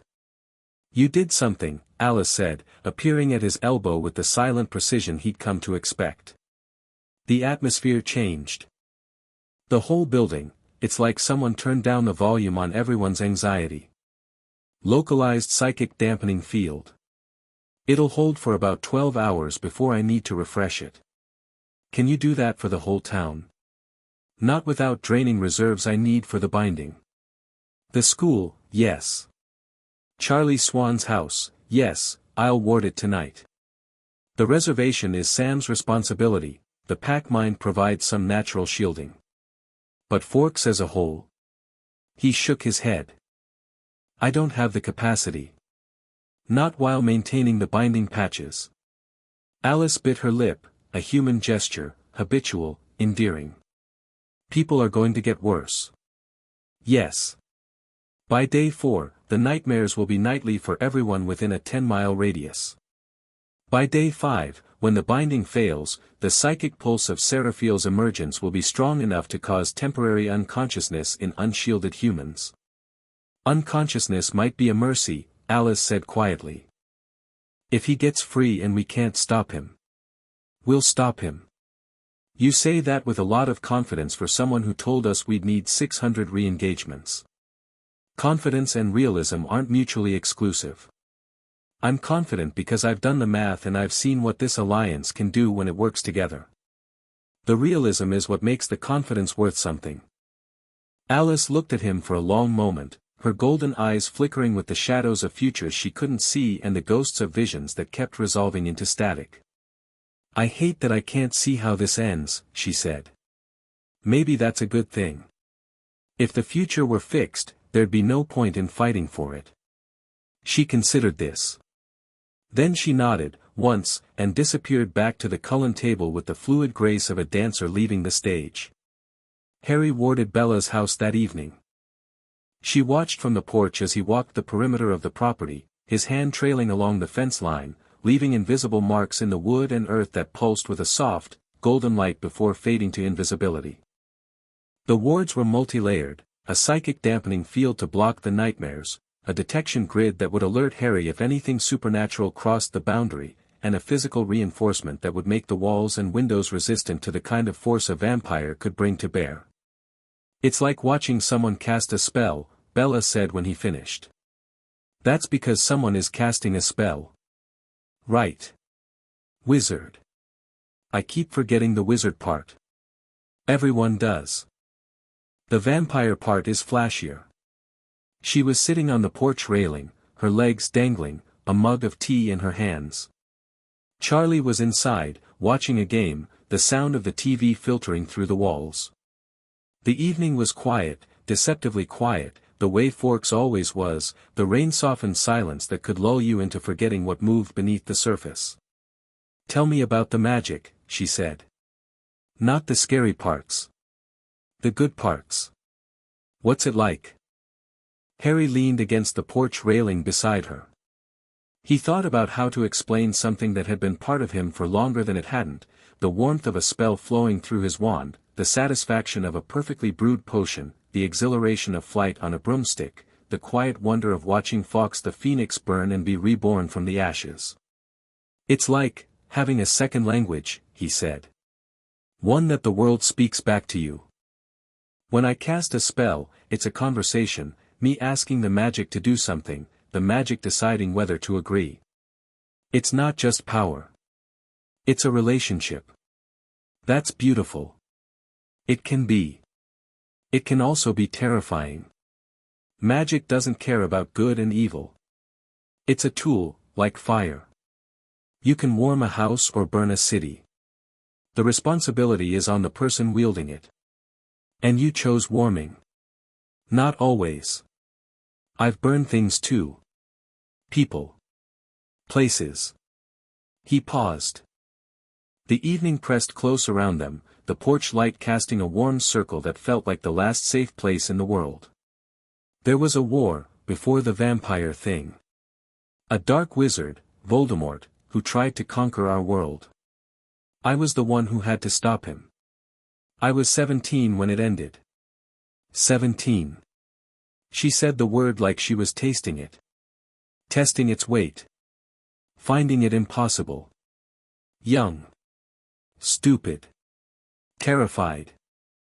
But I had friends who were braver than I deserved, and a stubbornness that bordered on pathological. My best friend Hermione, she's a researcher, the smartest person I've ever met, she's been helping me with the Seraphiel situation from England. And Ron, Her husband, he's already packed and ready to fly out if I need him. They've been with me since we were 11 years old, through things that make this look like a holiday. They sound incredible. They are. They're the reason I'm still standing. Every time I've been knocked down, and there have been a lot of times, they've been there to pull me back up. The vampire thing complicated our relationship, obviously. Hard to have a normal friendship when you're immortal and they're not. But they adapted. They always adapt. Bella was quiet for a moment, absorbing the picture he was painting, a life of war and loss and transformation, held together by bonds that transcended species and mortality. You miss them. Every day. But they're a phone call away, and Hermione's research is the reason I have any chance of beating Seraphil. Distance doesn't change what matters. Bella set down her tea and turned to face him fully. You keep doing that. Making yourself smaller. I was stupid, I was scared, my friends were braver. You fought a war at 17 and won. You're allowed to own that. Harry looked at her. Nobody had said that to him before, not in those words, not with that direct, no-nonsense clarity. Hermione praised his courage but always qualified it with tactical analysis. Ron admired his nerve but deflected with humor. Dumbledore had loaded every acknowledgement with additional expectation. Bella just looked at him and said, "You're allowed to own it." "Thank you," he said.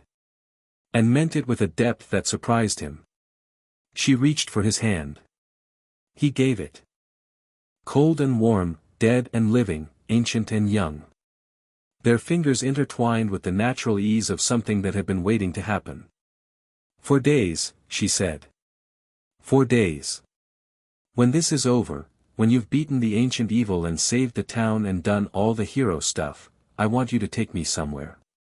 Somewhere with no vampires, no wolves, no ley lines. Just us." "Where?" "Surprise me. You're from England. You must know a good pub." He laughed. She leaned into him, her warm shoulder against his cold one, and they sat on the porch together while the night deepened and the wards hummed their quiet protection and, far below, the burning one dreamed of fire. Day 3. Jacob Black phased. Harry heard about it from Sam at 4 a.m., a terse phone call, the Alpha's voice clipped with the particular stress of someone managing a crisis within a crisis. He was at Emily's for dinner. We were talking about the training sessions, carefully, nothing specific, just enough that he knew something was happening. He started shaking. I saw the signs and got him outside, but he went before I could talk him down. Full phase, right there in the yard. Nearly took out Emily's garden fence. Is he hurt? No. Confused, scared, furious. The usual cocktail. He's running it off in the forest with Jared right now. The pack mind hit him like a truck, all our memories, our fears about Seraphil, the whole picture. He went from zero to existential threat in about 3 seconds. Harry closed his eyes. Jacob, the bright, warm kid who talked about rebuilding Volkswagens and made Bella laugh on the beach. Now a 6-foot wolf carrying the inherited terror of an entire pack's knowledge about what was coming. Bring him into the training rotation, Harry said. He'll need purpose. Something to do with the energy and the fear. He's not ready. None of us are ready, Sam. We're 4 days from the end of the world. Ready isn't on the menu. Functional is. Get him functional. A long pause. He's going to want to see Bella. Why? Because he imprinted. Sam's voice was flat. Resigned. Not on Bella, on his responsibility to protect her. The wolf chose what matters most to the human, and for Jacob, that's the people he cares about.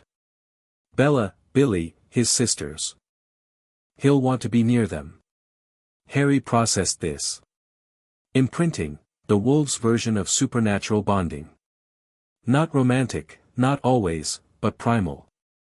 A compass point that oriented the wolf's protective instincts. Jacob's wolf had locked onto Bella as someone to defend. "I'll talk to him," Harry said. "After he's calmed down. He may not want to talk to you. He knows what you are now. The pack mind showed him everything. Then he knows I'm on his side. He knows you're a vampire who's dating the girl he grew up loving. The on his side part may take longer to process. Right. Human complications, layered on top of supernatural ones." Harry had almost forgotten that beneath the progenitor politics and ancient threats, there were actual teenage emotions in play. "I'll handle it," Harry said. "Focus on getting him stable. We need every wolf we can get." He hung up and sat in the darkness of his cabin. 6 wolves now, plus a pack of vampires, plus a wizard vampire with dwindling reserves. Against a being that had taken 12 progenitors to contain. The math still didn't work. But the binding song, the frequency Bella had recorded from Billy, changed the equation. If Harry could reconstruct the full harmonic pattern and integrate it into the new binding, the power requirement dropped dramatically. The 12 original progenitors had used brute force supplemented by resonance. Harry could flip the ratio, resonance as the primary containment, with his own power as the supplement. He needed the full song. He needed every verse, every note, every interval. And he needed it in the next 48 hours. He texted Bella, "How soon can you get the complete binding song from Billy?" Her response came at 4:17 a.m., which meant she was awake too, which meant the nightmares were reaching through his wards. "I'll go to the reservation tomorrow. Today, technically." Billy said old Quill knows the whole thing. "I'll need to bring something." Billy said tobacco and salmon, traditional gifts for an elder sharing sacred knowledge. "I'll get them." "Thank you, Bella." "Stop thanking me and start sleeping." "Do vampires sleep?" "You should sleep." "I'll rest when the world isn't ending." "You say that like it's a one-time thing and not your entire biography." He smiled in the dark and didn't respond, because she was right and there was nothing to say to the truth except to sit with it. The fractures were spreading. Harry felt it during second period, a sharp, sudden crack in the binding, like a bone breaking. Ward stone number 7, on the northeast arc of the circle, had split clean through. The magical containment sagged, bulged, and held, barely, as the remaining 11 stones redistributed the load. He was out of his seat before the echo of the crack had faded. Bella saw his face and knew. She grabbed his bag, shoved it at him, and said, "Go." He went. At the convergence point, the damage was visible. Stone 7 was in 2 pieces, the halves leaning apart like the pages of an open book, the runes on its surface dark and dead. The binding field, normally invisible, was shimmering in the gap, a translucent membrane of magical force stretched to its breaking point, bulging outward as the pressure from below pushed against the weakened containment. Through the membrane, Harry could see, or sense, or feel, Seraphiel's consciousness pressing upward. Not words this time. An image. A face. The face of something beautiful and terrible. High cheekbones. Dark eyes. A mouth curved in a smile that held no warmth. Hair like spun shadow. A face from the Bronze Age, preserved in the amber of immortality, looking up through 3,000 years of imprisonment with an expression of infinite patience. "Soon," the face said. Harry slammed his magic into the gap. The membrane solidified, the bulge receded, and he poured power into the broken stone, not repairing it, that was beyond anyone now, but building a bypass. A magical bridge that routed the containment field around the dead stone, maintaining the circuit through raw power instead of physical infrastructure. It held. But the cost was enormous. Harry felt his reserves drop by a significant fraction, energy he would need for the rebuilding ritual, spent now on emergency repairs. The math was getting worse. Every patch, every bypass, every emergency repair drained the pool he'd need to draw from when the moment came. He was running out of power and running out of time simultaneously. His phone buzzed. Hermione. I've found something. The original binding, the one the 12 progenitors created, used a resonance technique. They didn't just contain Seraphiel with force. They harmonized the ley lines into a frequency that counteracted his consciousness. Like noise cancelling, but for vampiric psychic energy. If you can replicate the frequency, the binding will be exponentially more efficient. Less power required. How do I find the frequency? It should be encoded in the ward stones. The original runes aren't just containment spells, they're musical notation. Magical musical notation. Each stone carries a note, and together, the 12 form a chord that negates Seraphiel's mental frequency. Harry stared at the broken stone. Musical notation. A magical chord. 12 notes in harmony, creating a sound that could cage a god. And one of the 12 notes was dead. One stone is destroyed. I can't read its frequency. A long pause. Then, the Quileute. Their legends. Their oral traditions. Harry, if they've been on that land for thousands of years, they may have preserved the original chant. The Song of the Binding. It's a long shot, but it's the only shot I can see. Harry closed his eyes. Bella was already talking to Billy Black. Already digging into the old legends. She might already have access to exactly what he needed. You're brilliant, Hermione. I know. Now go find that frequency before the world ends.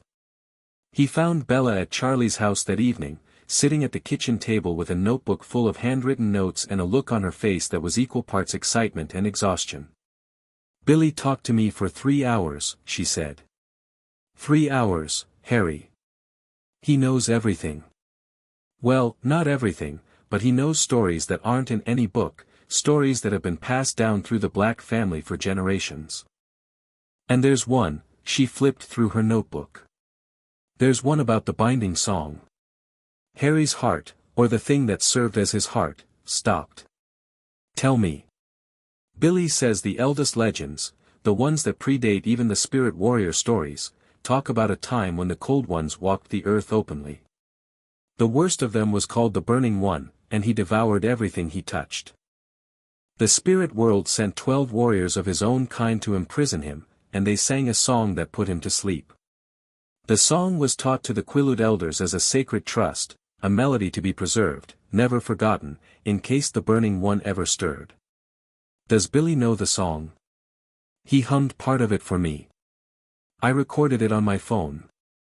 She held up the device. He said the full version is longer, a chant that takes several minutes to perform, and that only certain elders know all the verses. He's going to ask Old Quill to teach him the complete version. Harry took the phone and pressed play. Billy Black's voice filled the kitchen, low, resonant, carrying a melody that Harry's progenitor blood recognized before his mind could process it. The notes were strange, atonal by Western standards, following intervals that didn't correspond to any human musical tradition. Because they weren't human. They were progenitor. A frequency designed to interact with the fundamental vibration of progenitor consciousness, creating destructive interference that collapsed psychic coherence. The binding frequency. Encoded in a Quileute oral tradition. Preserved for 3,000 years by the people who'd lived above the prison without knowing exactly what they were guarding. Harry looked at Bella. She was watching him with an expression of anxious hope, the face of someone who suspected she'd found something important but couldn't be sure. Bella, he said. This is it. This is the key to the whole thing. The humming? From Billy? It's the resonance frequency. The sound the original binding used to contain Seraphiel. If I can reconstruct the full chord and integrate it into the new binding, the power requirement drops by an order of magnitude. I might actually be able to pull this off. Bella's face broke into a smile, brilliant, relieved, human. I told you I could carry something. He pulled her into a hug. Cold arms around warm body, dead heart against living one, and for just a moment, the weight of the world lifted. You did more than carry something, he said into her hair. You might have just saved everyone. She hugged him back, fierce and tight, and they stood in Charlie Swan's kitchen while the recorded voice of a Quileute elder sang a song older than civilization, and outside, in the darkening forest, the burning one stirred in his crumbling prison and felt, for the first time in 3,000 years, a flicker of uncertainty. 2,000 miles away, in a different kind of darkness, Arrow held Jane's hand and read every memory of the encounter on Highway 101. The throne room in Vulturi was a cathedral of stone and shadow, unchanged in 1,000 years. Arrow sat in his central throne, flanked by the empty seats of Caius and Marcus, the former hunting in the countryside, the latter drifting through the castle's lower halls in his usual state of detached melancholy. The guard lined the walls, Alec, Chelsea, Renata, Santiago, and a dozen others, silent and still as statues. Jane stood before the throne. She hadn't spoken since returning to Vulturi. She didn't need to. Arrow's gift, total memory absorption through touch, was more thorough than any verbal report. He saw everything. The highway. The stranger. The wall of mental shielding that had stopped Demetri's tracking like a locked door. Felix, thrown through trees with a casualness that bordered on contempt. And Jane's gift, turned back on itself, a mirror that had shown her the monster she'd been wielding blindly for centuries. Arrow released Jane's hand. His expression was placid, benevolent, the gentle smile of a Renaissance patron considering a piece of art. Underneath the expression, in the place where Arrow kept his real thoughts, something was screaming.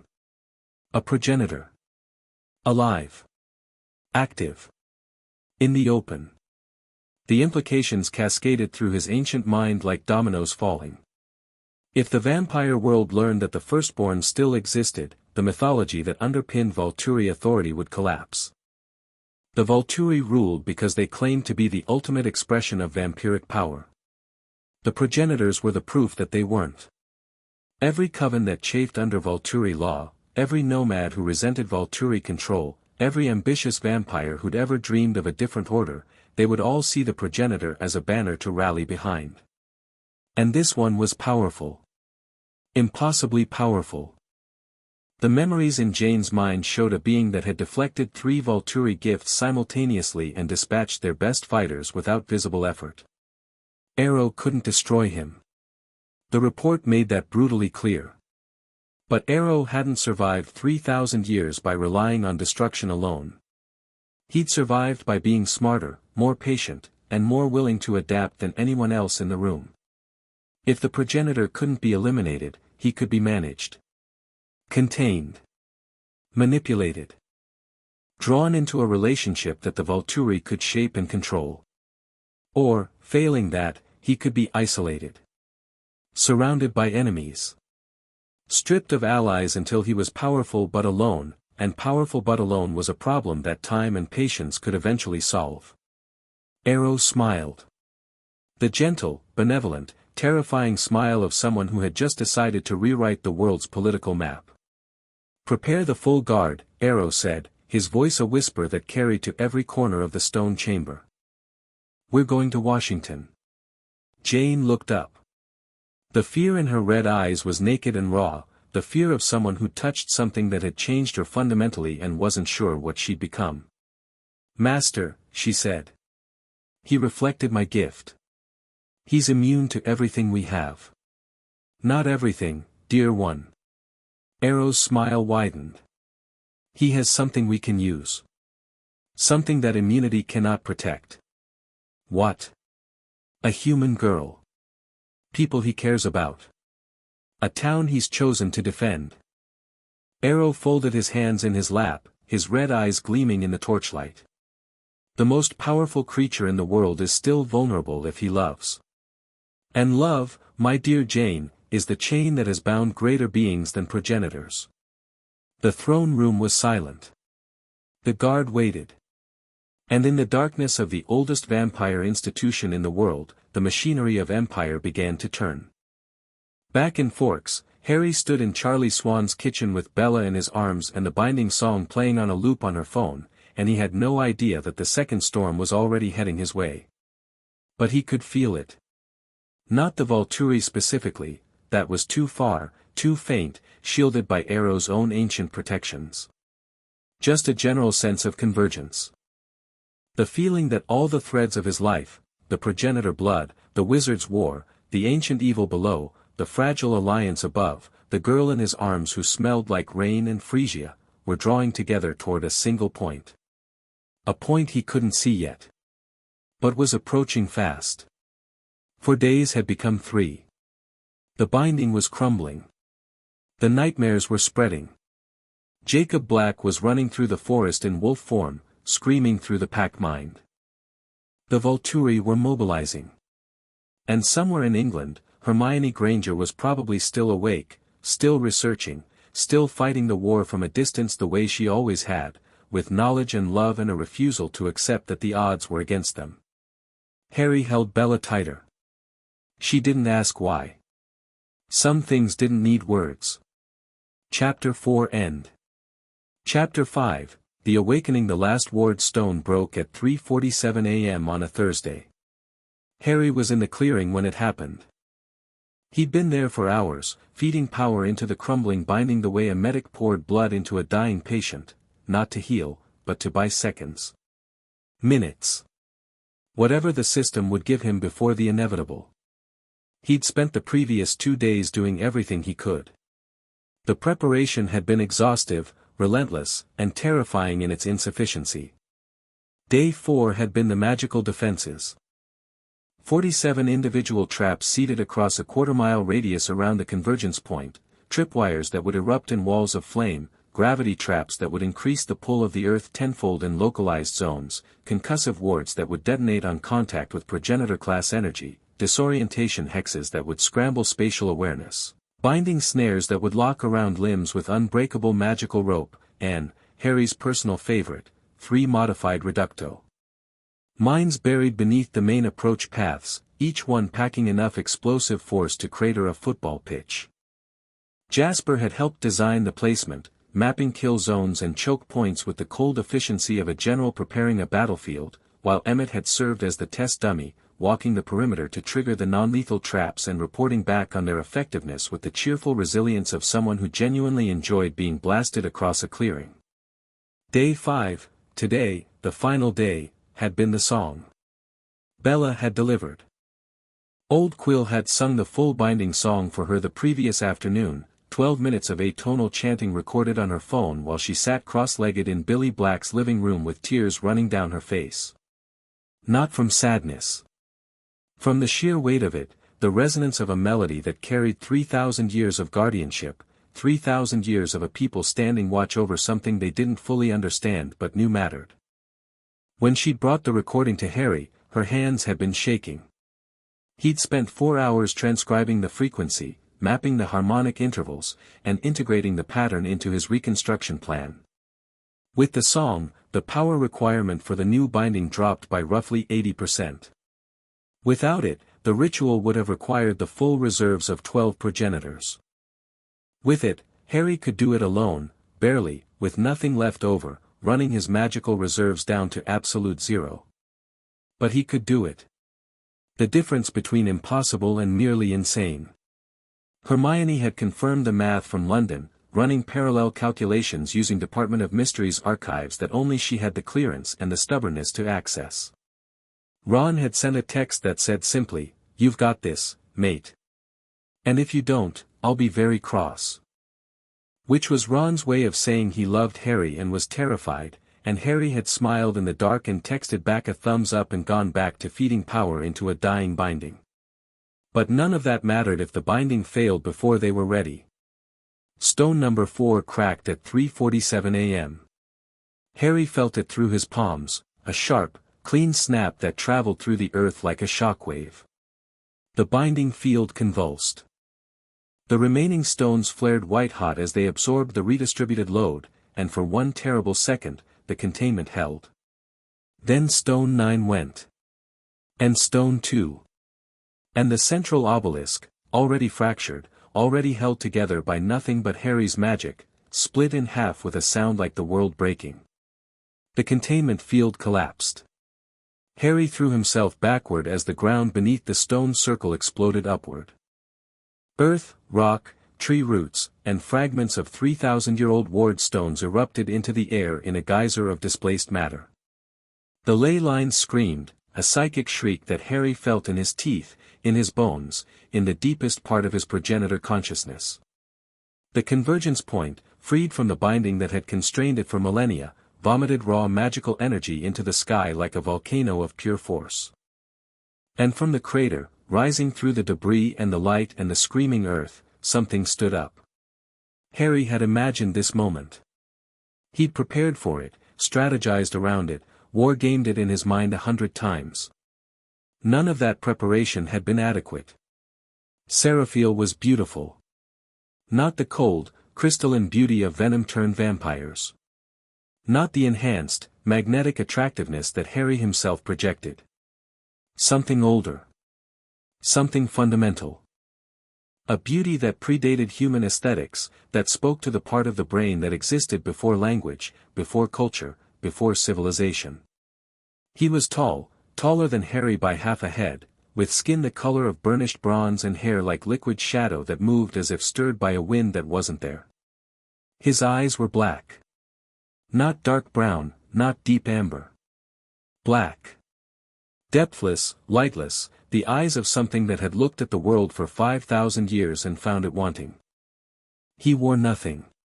He needed nothing. His body was a weapon, his presence was armor, and his consciousness, now fully unbound, expanding outward like a shockwave of ancient will, was the most terrifying thing Harry had ever encountered. And Harry had faced Voldemort in the Forbidden Forest. He'd looked into the red eyes of a dark wizard who'd split his soul 7 ways and had mastered death itself. That had been terrifying. This was different. This was fundamental.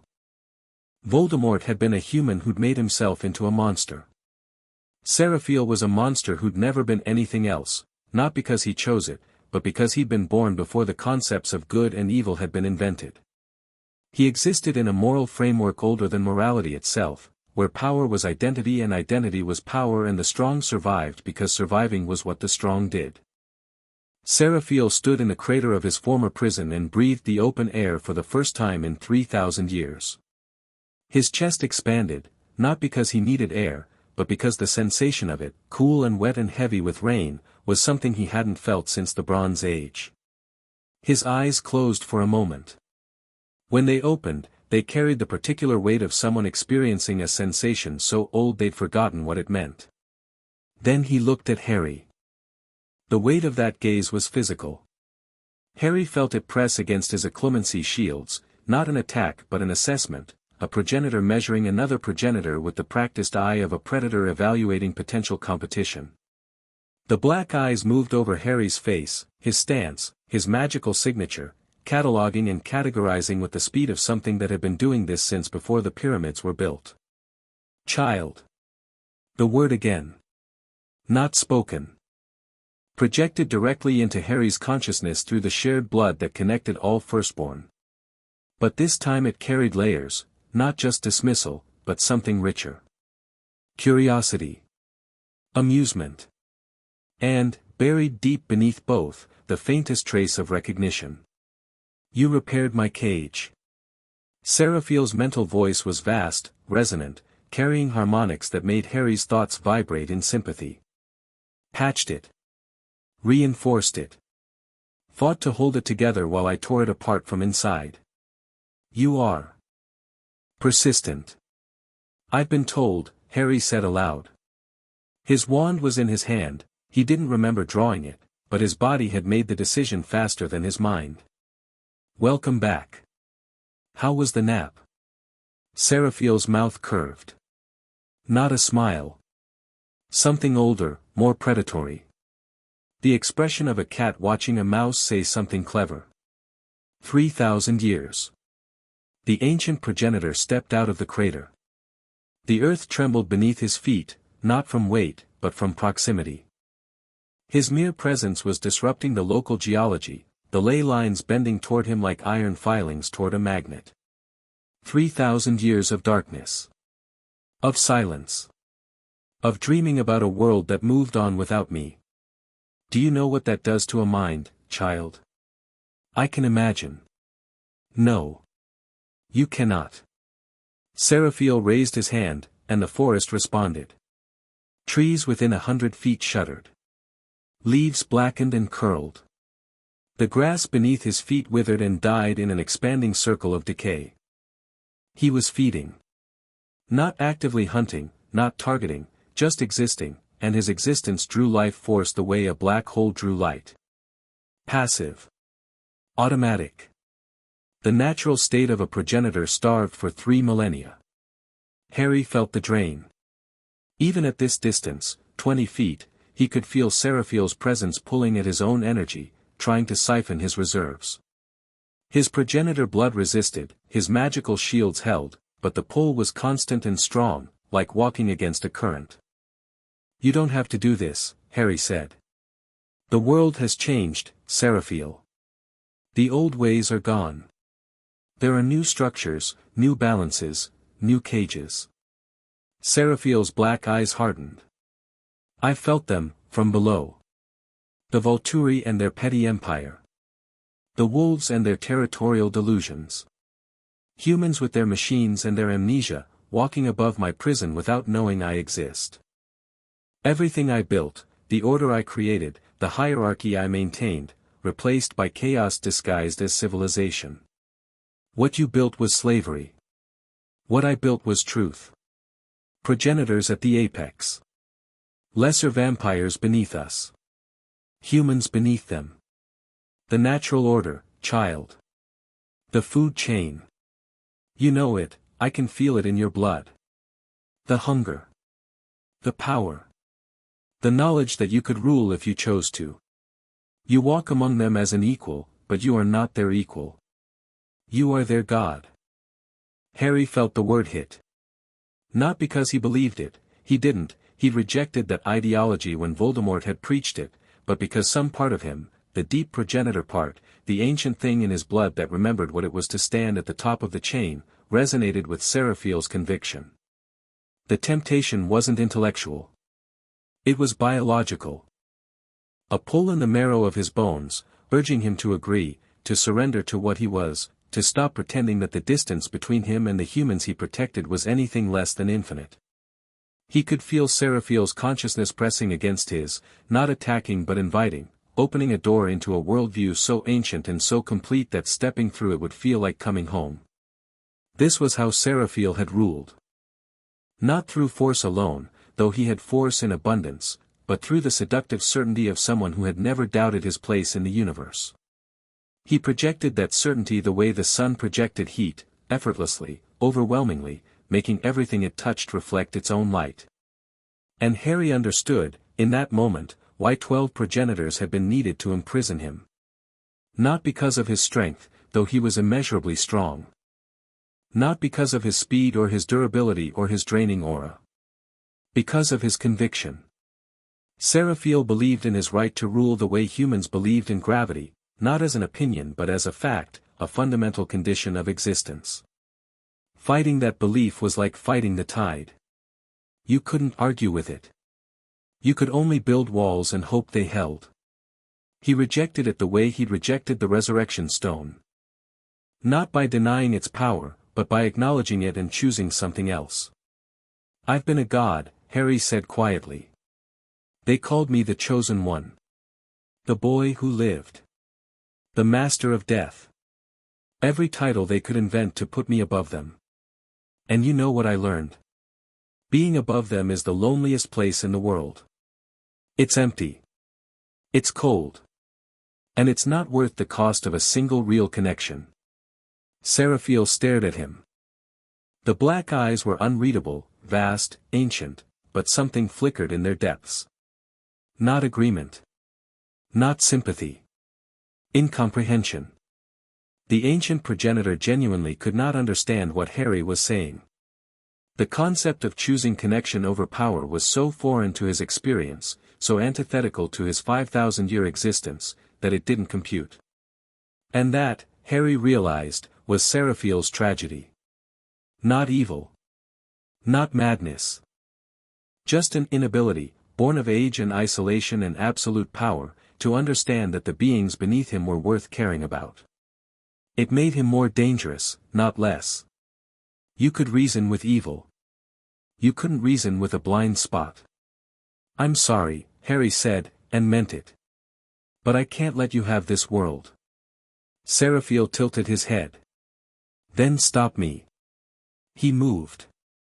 Harry had prepared for speed. He'd trained against venom-turned vampires, calculated progenitor velocity from ancient records, extrapolated combat parameters from inherited blood memories. He'd thought he was ready.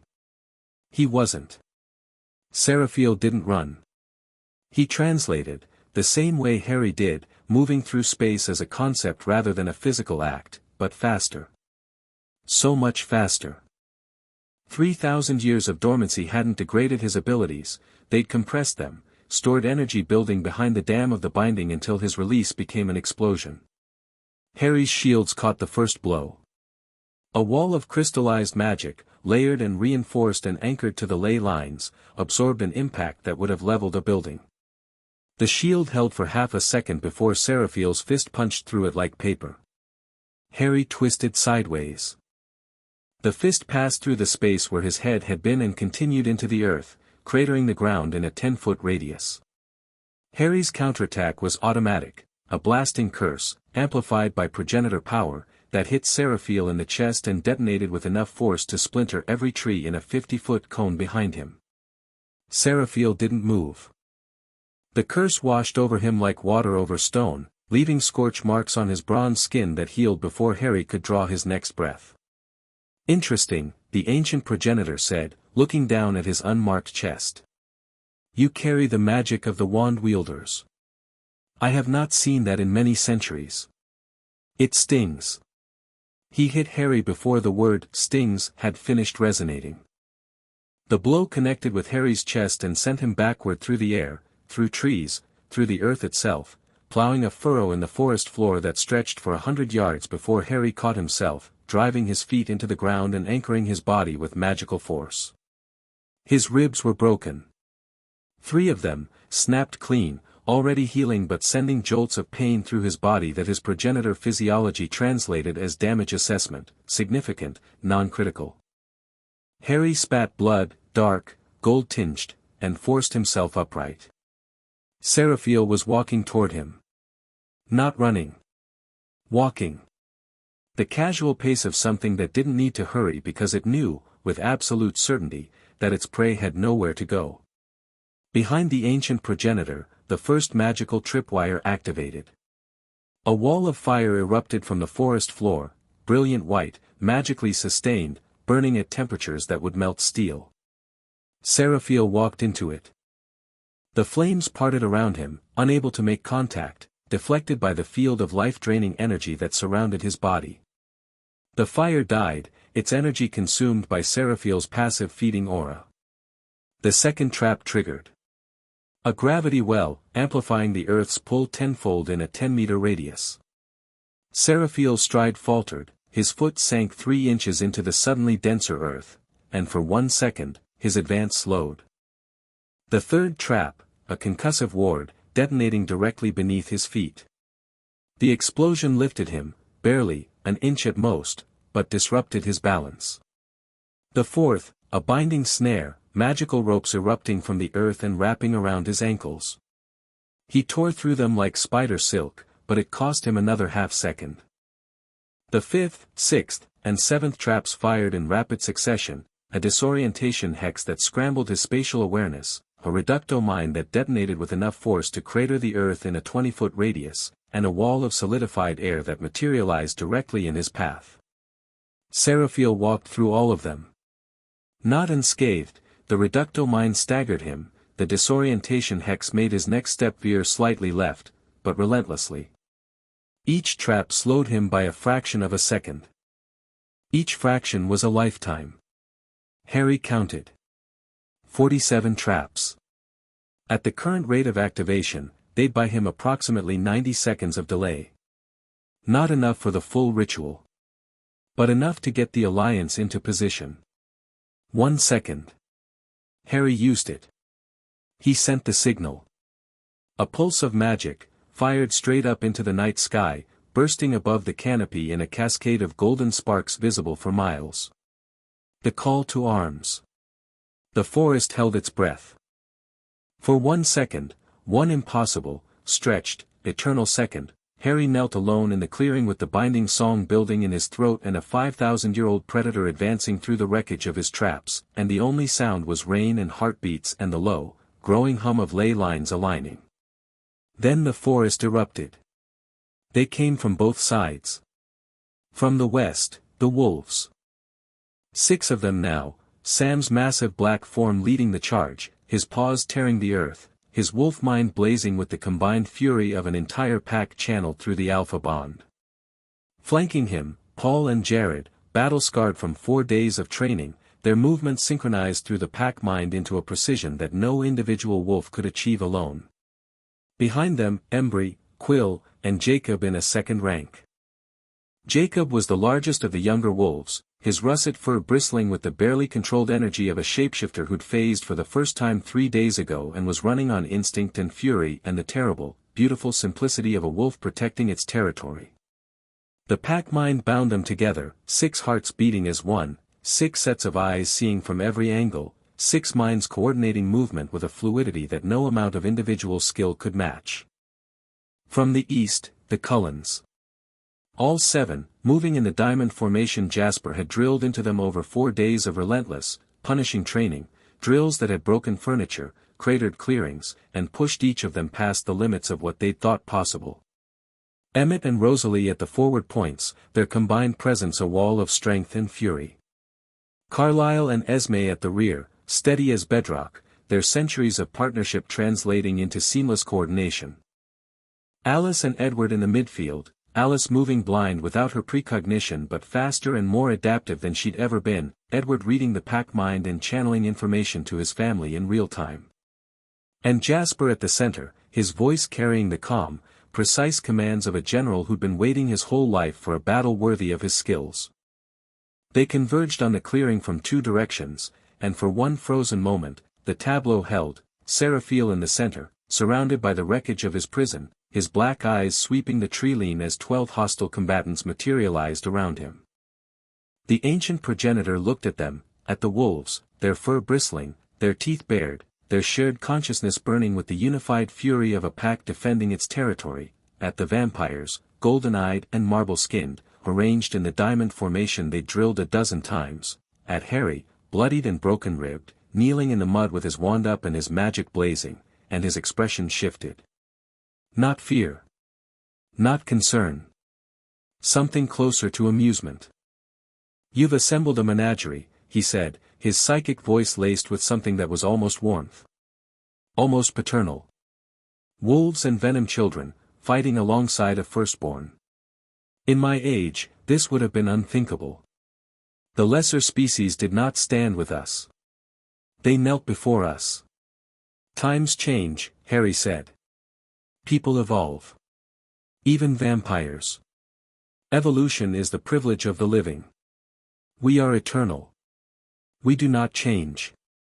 We endure. Then you've already lost. Because the people standing around you right now, they changed. They grew. They learned to fight alongside the things they were afraid of. And that makes them stronger than anything you've ever faced. Seraphiel's black eyes swept the circle of enemies one more time. The amusement didn't fade. But something else entered his expression, a flicker, brief and quickly suppressed, that might have been curiosity. Then the moment broke.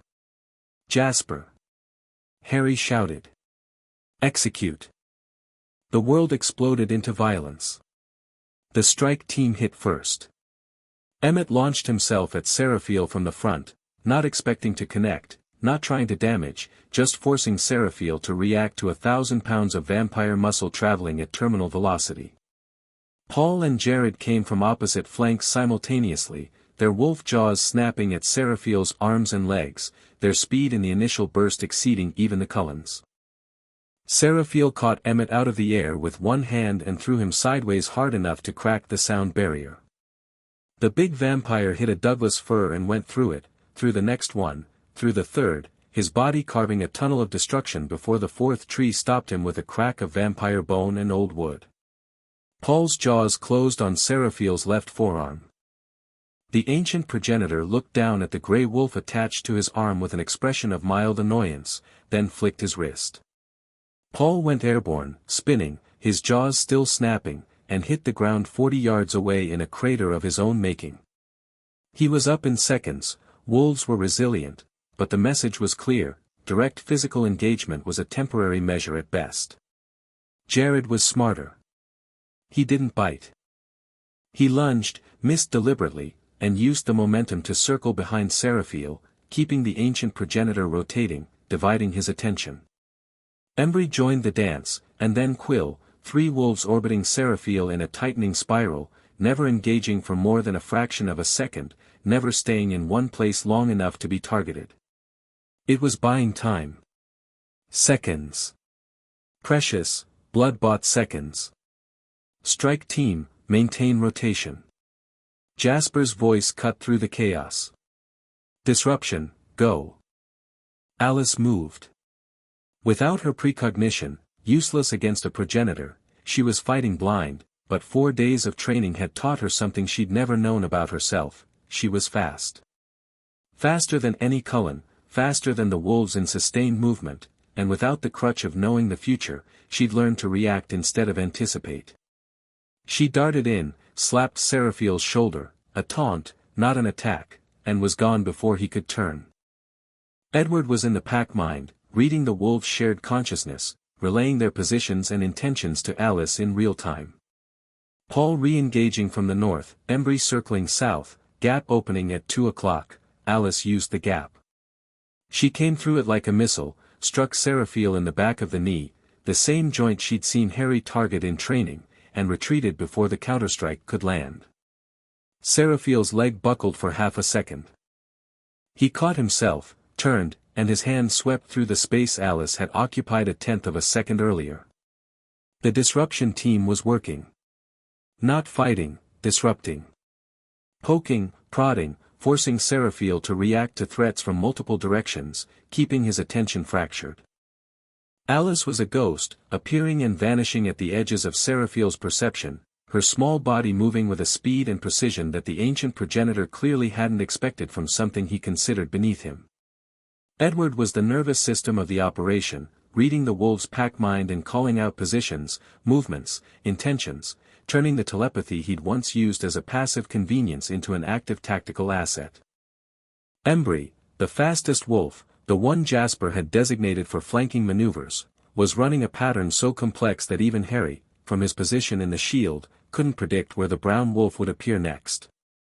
Embry came from the left, snapped at Seraphiel's heel, vanished before the counterstrike, reappeared on the right, lunged, retreated, circled, lunged again. It was beautiful, in its way. The pack mind had given Embry access to the others' perspectives, and he was using their eyes to navigate the blind spots in Seraphiel's awareness, striking from the one direction the ancient progenitor wasn't looking in any given microsecond. It was buying time. Seconds. Precious, blood-bought seconds. And Seraphiel was taking damage. Nothing critical, nothing that would slow a progenitor for more than a heartbeat, but damage nonetheless. The wolf's teeth, empowered by shapeshifter magic that was older than vampiric power, could actually score his skin. Shallow cuts that healed in seconds, but cuts. Proof that the being the Quileute had been created to fight could, in fact, be fought. But Seraphiel was adapting. Fast. By the second minute, he'd mapped the wolves' rotation pattern and was predicting their approaches. Quill misjudged a withdrawal by a fraction of a second, and Seraphiel's hand caught the wolf's hindquarter. Quill yelped, a sharp, pained sound that echoed through the pack mind, as Seraphiel's draining aura made contact and pulled. For one horrible second, the wolf's fur grayed, his muscles sagged, his eyes dimmed. Then Sam hit Seraphiel from behind with the full force of an alpha wolf's charge, breaking the contact and sending all three, Sam, Seraphiel, and the staggering Quill, sprawling. "Get him out!" Jasper shouted. Embry grabbed Quill by the scruff and dragged him toward the tree line. The young wolf was alive but depleted, moving sluggishly, his shapeshifter energy drained by even that momentary contact with Seraphiel's aura. Harry watched from the edge of the formation, inside the shield perimeter, fighting every instinct that screamed at him to join the battle. He couldn't. Not yet. He needed to be at the convergence point, the crater where the stone circle had stood, to begin the ritual. And the crater was currently occupied by an ancient progenitor who was systematically dismantling his allies. Jasper. I need a path to the center. Working on it. Strike team, push south. Create an opening on the north approach. Emmett was back, battered, his right arm hanging at an angle that suggested a dislocated shoulder, but functional and furious. He hit Seraphiel low while Paul hit high, and the combined impact staggered the ancient progenitor backward 2 steps. Not much. But enough to shift him south of the crater. The north approach was clear. Harry ran. He crossed the distance between the shield perimeter and the crater in less than a second, sliding into the center of the destroyed stone circle on his knees, his palms hitting the bare earth of the convergence point. The ley lines surged beneath him, raw, unbound, thrashing with the chaos of their sudden release. He could feel the 3 channels, each one a river of magical force, converging directly beneath his hands. He began the ritual. The binding song rose from his throat. Not spoken. Not sung in the human sense. Channeled, each note a precise magical frequency, shaped by his wizard's training and amplified by his progenitor blood, pushed into the ley lines beneath him with the force of a spell being carved into the bones of the earth. The first note was a low, resonant hum that made the ground vibrate. The second note layered on top of it, creating a harmonic that Harry could feel spreading outward through the ley lines, reaching for the edges of the convergence. The third note completed the bass chord, and the earth itself seemed to exhale. The ward stones, or what remained of them, began to glow. The broken fragments, the shattered halves, the pieces of 3,000-year-old enchantments scattered across the clearing, responded to the frequency Harry was generating. Not reassembling. Resonating. The binding psalm was the key that fit the lock they'd been forged from, and even in pieces, the stones remembered their purpose. Seraphiel felt it immediately. The ancient progenitor froze mid-combat, one hand around Jacob's wolf throat, the other raised to deflect Paul's lunge, and turned toward the crater. Toward Harry. His black eyes widened. No. The word was a psychic concussion. Harry felt it slam against his concentration like a physical blow, trying to disrupt the song, trying to shatter the fragile harmonic he was building. His voice wavered. The third note cracked. The resonance in the ward stone fragments flickered. Harry gritted his teeth and sang louder. No. Seraphiel dropped Jacob, the young wolf hit the ground gasping, his fur singed where the draining aura had made contact, and turned toward Harry with the full force of his attention. Every ounce of ancient will, every scrap of 3,000-year fury, focused on the young progenitor kneeling in the ruins of his prison, singing the song that could cage him again. He charged. Shield. Jasper's voice cracked with the strain of command. All units to the center. Protect the binding. The shield closed ranks. Carlisle and Esme, Rosalie and Sam, forming a semicircle between Seraphiel and Harry. Behind them, every remaining combatant, Paul, Jared, Embry, Alice, Edward, even the staggering Quill, collapsed inward, creating a wall of bodies between the ancient progenitor and his target. Seraphiel hit the wall. The sound was indescribable. Not an impact, an event. A convergence of force and will and ancient power that cracked the earth in a circle radiating outward from the point of contact. Sam, at the center of the shield, took the brunt. The alpha wolf, the largest and strongest of his pack, met Seraphiel's charge with everything he had and was driven backward 10 feet, his paws carving furrows in the earth, his wolf body shaking with the effort of holding ground against something that could have moved mountains. Rosalie hit Seraphiel from the right. She did exactly what Harry had taught her, read the progenitor's movement pattern, anticipated the follow-through, and struck the precise point where his momentum left him fractionally unbalanced. Her fist connected with his jaw, and for one glorious moment, Seraphiel's head snapped sideways. Then his hand closed around her arm. Rosalie screamed. The draining aura flooded through the contact point, pulling at her vampiric essence with the relentless hunger of something that had been starved for 3 millennia. Her skin grayed. Her golden eyes dimmed. Her beautiful, fierce, terrifying face went slack as the energy that animated her was siphoned away. Rosalie! Emmett's roar shook the trees. The big vampire hit Seraphiel like a freight train, breaking his grip on Rosalie by sheer physical force, his dislocated shoulder forgotten, his pain forgotten, everything forgotten except the sight of the woman he loved going grey in a monster's grip. Rosalie collapsed. Alice caught her before she hit the ground and dragged her backward, out of the aura's range. She was alive, undead, technically, but functional, but diminished. Her movements were slow, her eyes glazed. It would take hours of rest and feeding to recover what Seraphiel had drained in seconds. Emmett was still on Seraphiel. Grappling, punching, holding on with the desperate strength of a man fighting for love rather than strategy. He couldn't win.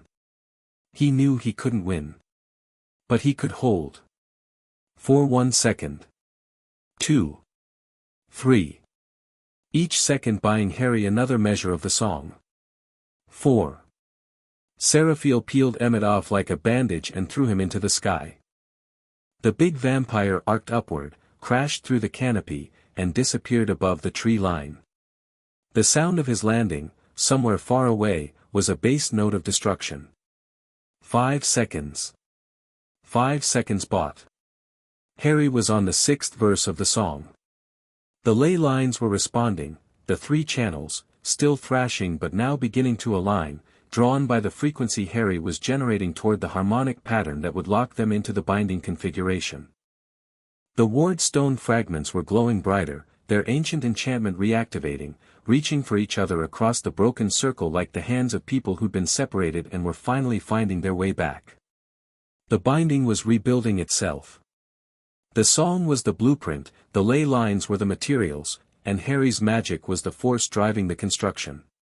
But it was slow. Too slow. He needed 10 minutes, and he'd had 3. Seraphiel fought through the shield. Not around it, through it.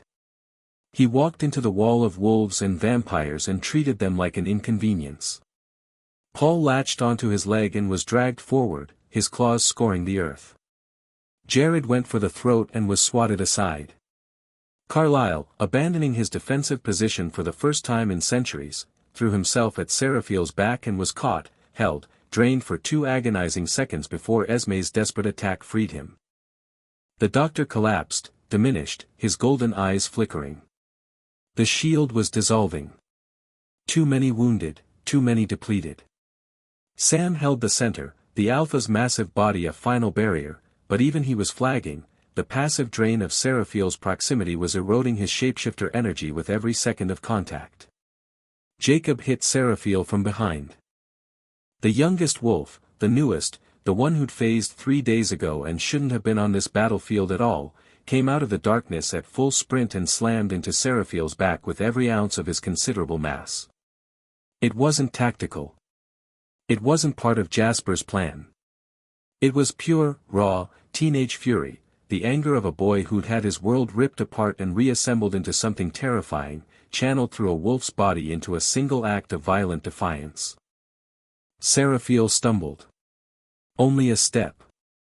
Only for a moment. But Jacob's wolf jaws closed on the ancient progenitor's shoulder and held, the shapeshifter magic in his teeth burning against progenitor skin, and for 2 blazing seconds, Seraphiel was occupied, trying to shake free the young wolf who'd latched on with the stubborn, fearless tenacity of someone too new to know he should be afraid. Sam used those 2 seconds. The Alpha lunged forward, driving his massive body into Seraphiel's legs, and the ancient progenitor went down. Not for long, barely a heartbeat, but down. On the ground. Beneath a pile of wolf. Harry sang the 8th verse. Seraphiel detonated. A pulse of draining energy, released in all directions simultaneously, not his passive aura but an active burst, a weapon rather than a condition. Every wolf in contact with him was blasted backward, their shapeshifter energy ripped away in a single violent pull. Jacob hit the ground and phased involuntarily, wolf to boy in a sickening instant, his naked body shaking on the cold earth, his eyes wide and white with shock. Sam managed to hold his wolf form but staggered, his black fur graying at the tips, his movements sluggish. Seraphiel rose. Unhurried. Undamaged. His black eyes swept the battlefield and found what they were looking for. Harry, kneeling in the crater, singing. 7 minutes remained. Seraphiel advanced on Harry. He was close now. 20 feet. 15. The draining aura reached Harry and pulled, and even through progenitor-class shielding, Harry felt it, a cold suction, drawing at his magical reserves, trying to siphon the very energy he was channeling into the song. His voice faltered. The harmonic wavered. The ward stone fragments dimmed. 10 feet. Give up, child. Seraphiel's mental voice was calm, certain, the voice of an inevitable conclusion. You are talented. You are brave.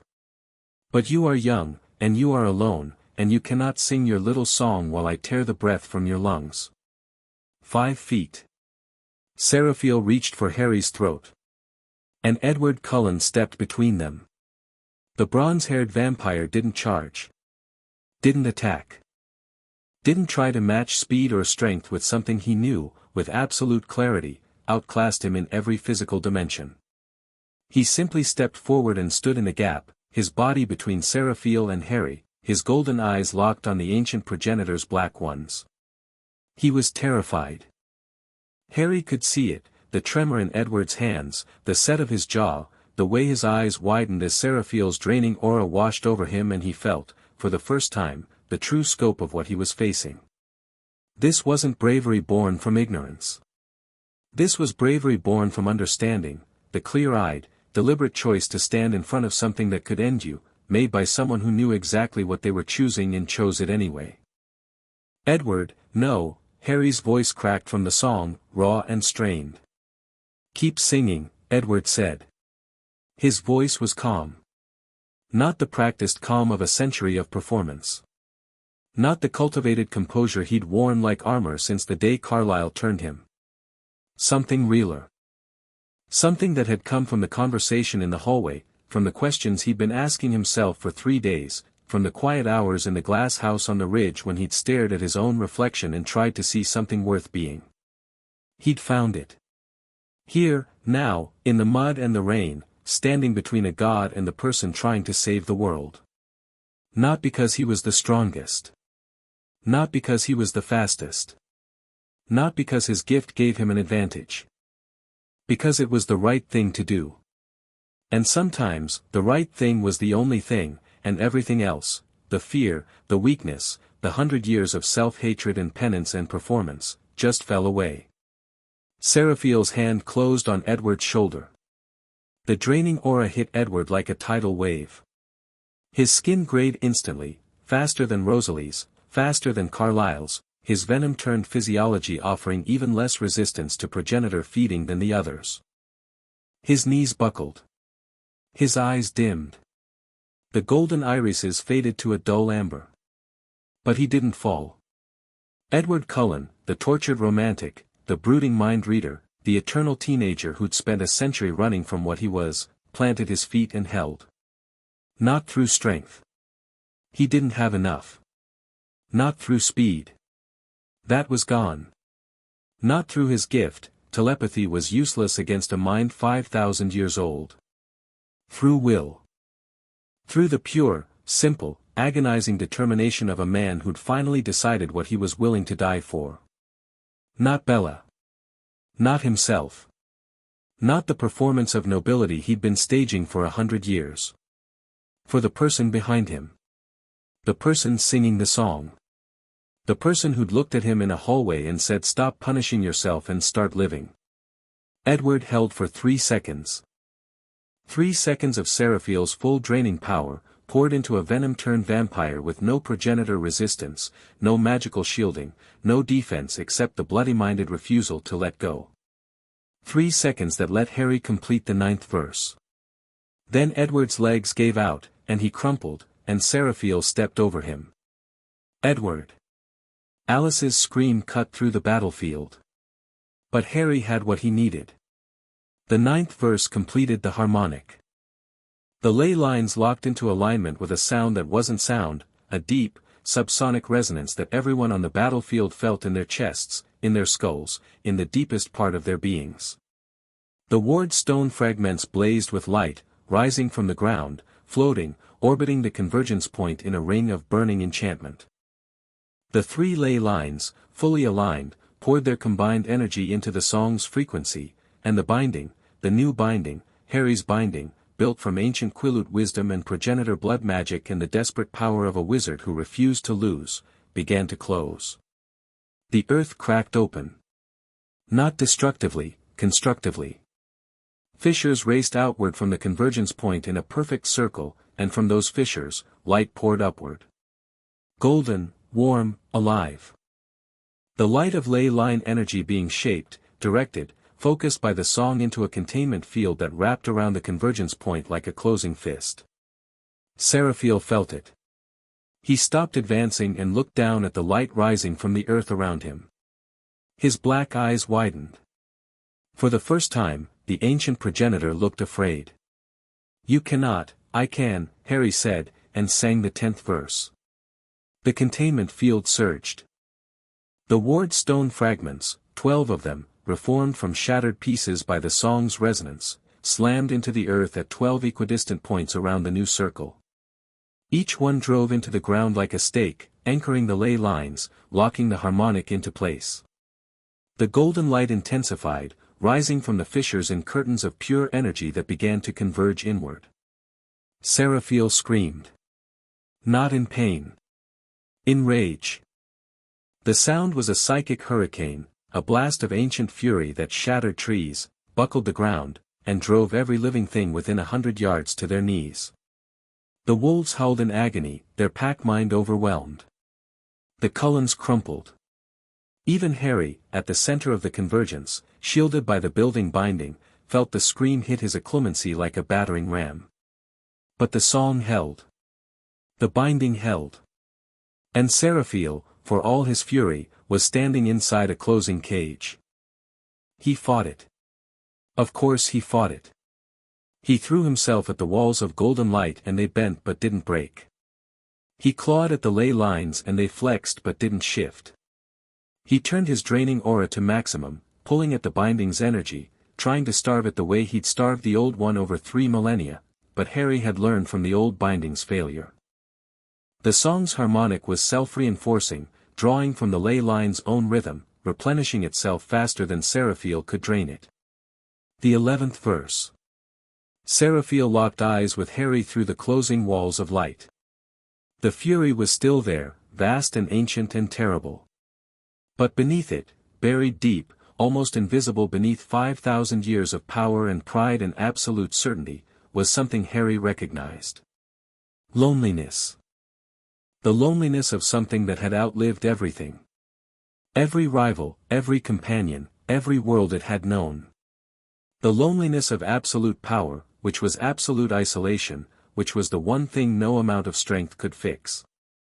"You condemn me to another 3,000 years of darkness," Seraphiel said, and for the first time, his mental voice carried something other than contempt. Something quiet. Something old. Something that almost, not quite, but almost, resembled grief. Harry looked at the ancient progenitor through the golden light of the closing binding, and he felt the weight of what he was doing. Not justice. Not victory. Imprisonment. Condemning a conscious being to millennia of solitary darkness, for the crime of being what he was in a world that had moved beyond him. It wasn't right. None of it was right. But the alternative was worse. "I'm sorry," Harry said. And meant it, with the full depth of his hybrid heart. The 12th verse. The binding closed. The walls of golden light converged on Seraphiel from every direction. He raised his hands, not in defense, not in attack. Just raised them. The gesture of someone accepting what they couldn't change, with the dignity of something that had been a king. The light engulfed him. His black eyes were the last thing to disappear, fixed on Harry, carrying a message that would haunt Harry's dreams for years. Not a threat. Not a curse. A promise. When I wake again, and I will wake again, child, I will remember you. The light sealed. The earth closed. The ward stones pulsed once, twice, 3 times, then settled into the steady, rhythmic glow of an active binding, stronger than the original, reinforced by the song's self-sustaining harmonic, drawing from the ley line's own energy in a closed loop that would maintain itself for as long as the earth lasted.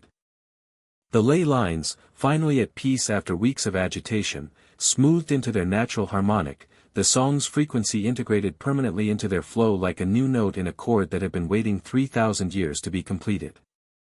The forest exhaled. Harry felt it, a collective release of tension from the land itself, the trees and the earth and the deep places below all settling, relaxing, breathing for the first time in months. Birds that had fled the convergence point weeks ago would return within days. Animals would reclaim the forest. The nightmares would stop. The wrongness that had permeated the peninsula like a low-grade fever would lift, and Forks would go back to being what it had always been, a quiet, rainy town where nothing ever happened. Except that everything had just happened. And the people who'd made it happen were scattered across a battlefield, bleeding and broken and alive. Silence. The absolute, ringing silence of a battlefield after the last shot has been fired. Harry collapsed. His hands hit the ground. His arms gave out. His face pressed into the wet earth of the convergence point, and he lay there, emptied, drained, with nothing left, no magic, no strength, no reserves.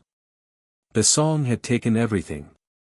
Every scrap of power he had, every drop of progenitor blood energy, every ounce of wizardly magic. He was a vessel that had been filled to bursting and then poured out completely, and what remained was a body and a consciousness and a bone-deep exhaustion that made the post-Voldemort collapse feel like an afternoon nap. Rain fell on his face. He didn't have the energy to deflect it. It felt good. He didn't know how long he lay there. Minutes. Maybe longer.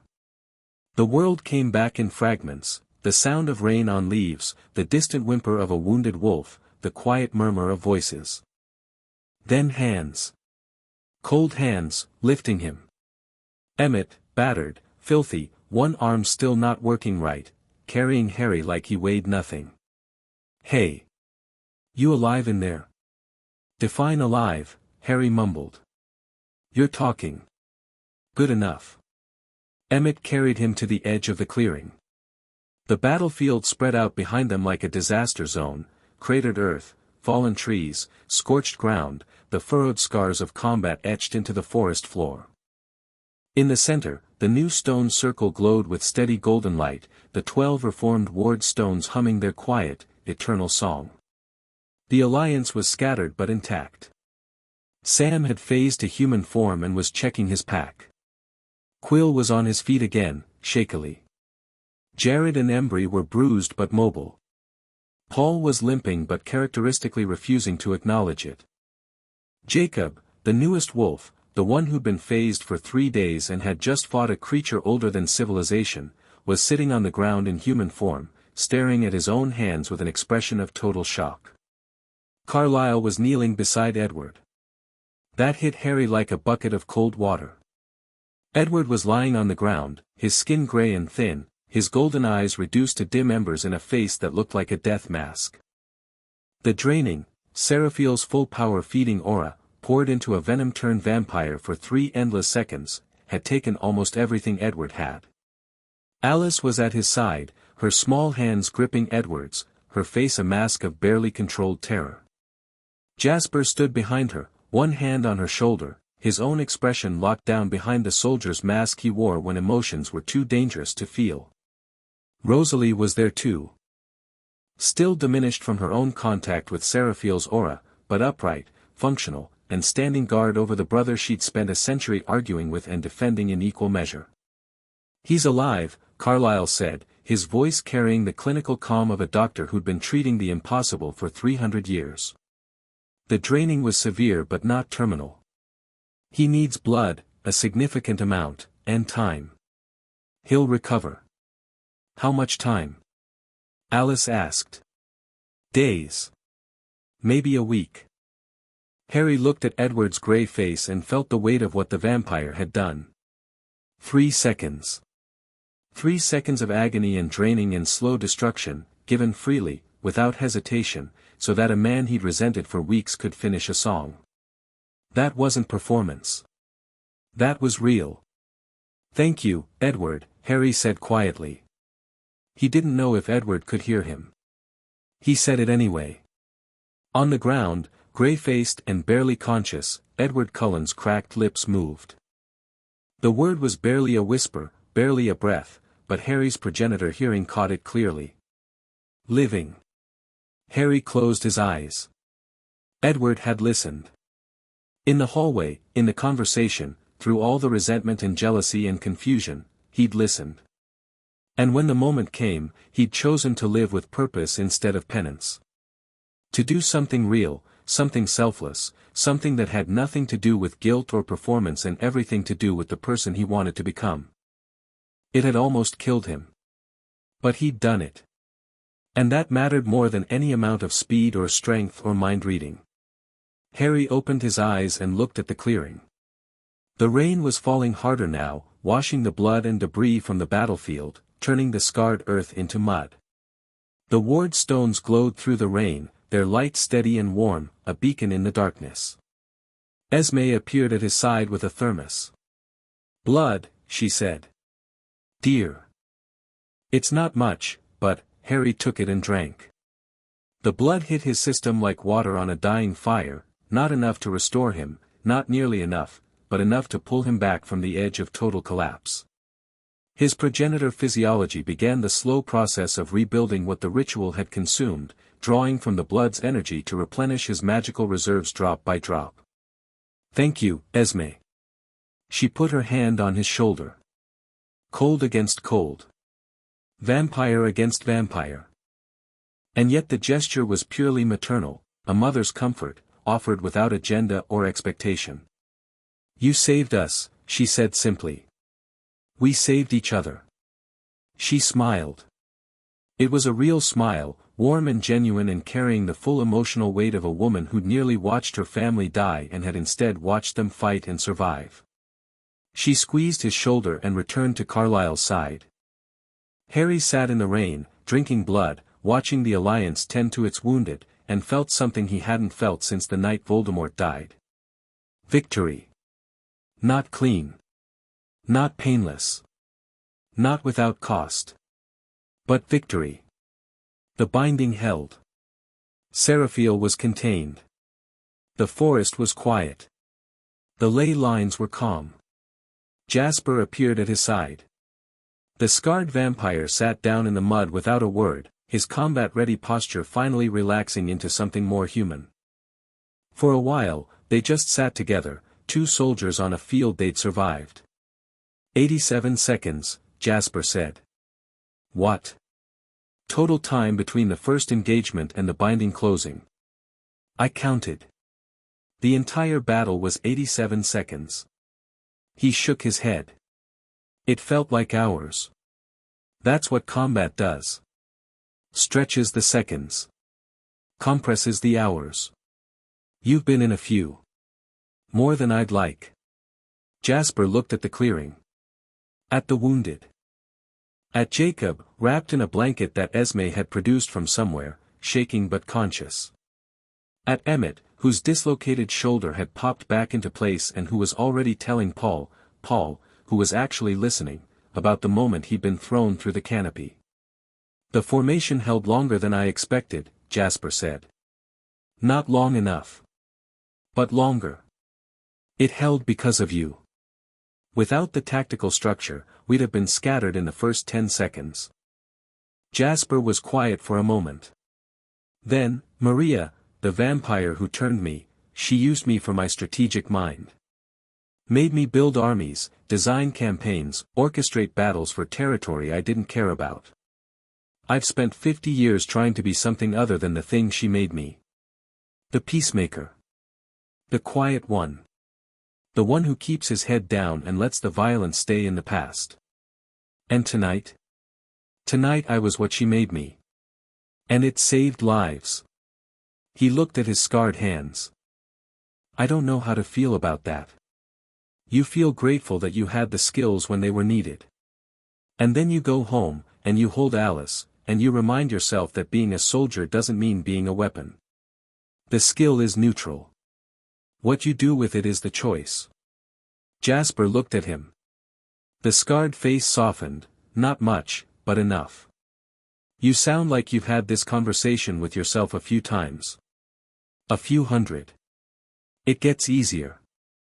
I won't say it gets easy. Jasper nodded. He stood, offered Harry a hand, which Harry took, though he barely had the strength to pull himself upright, and walked back to Alice. Sam appeared next.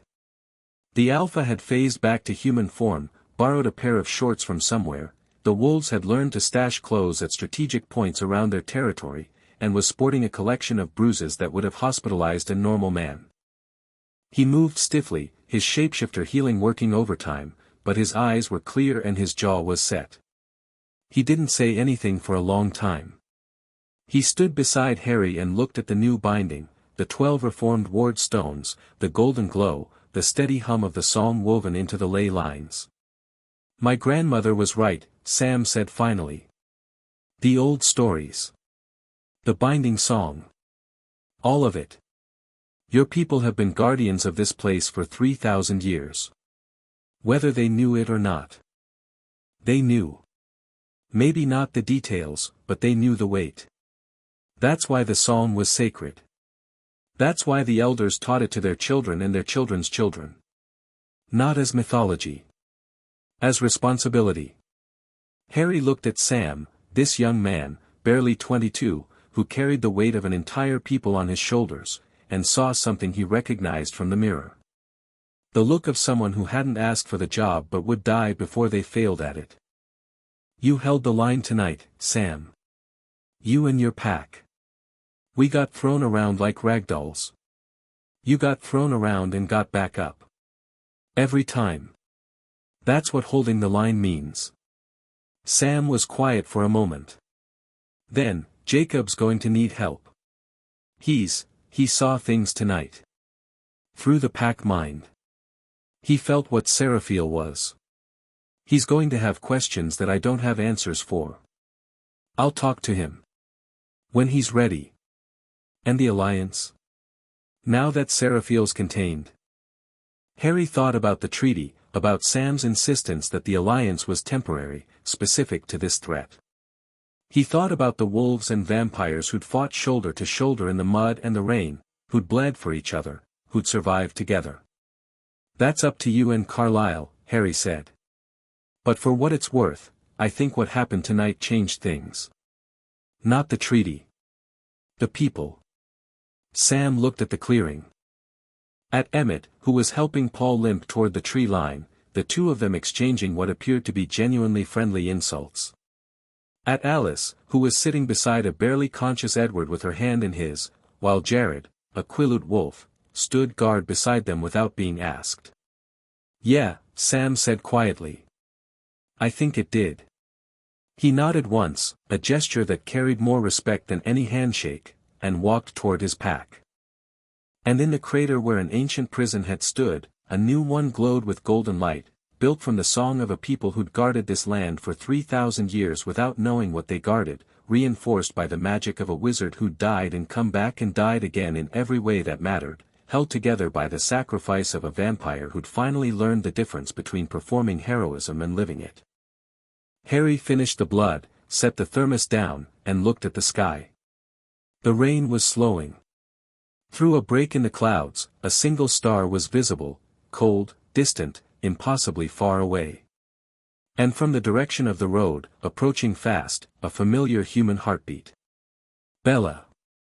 She burst from the tree lean 30 seconds later, out of breath, wild-eyed, flannel shirt soaked through, her hair plastered to her face and her boots caked with mud.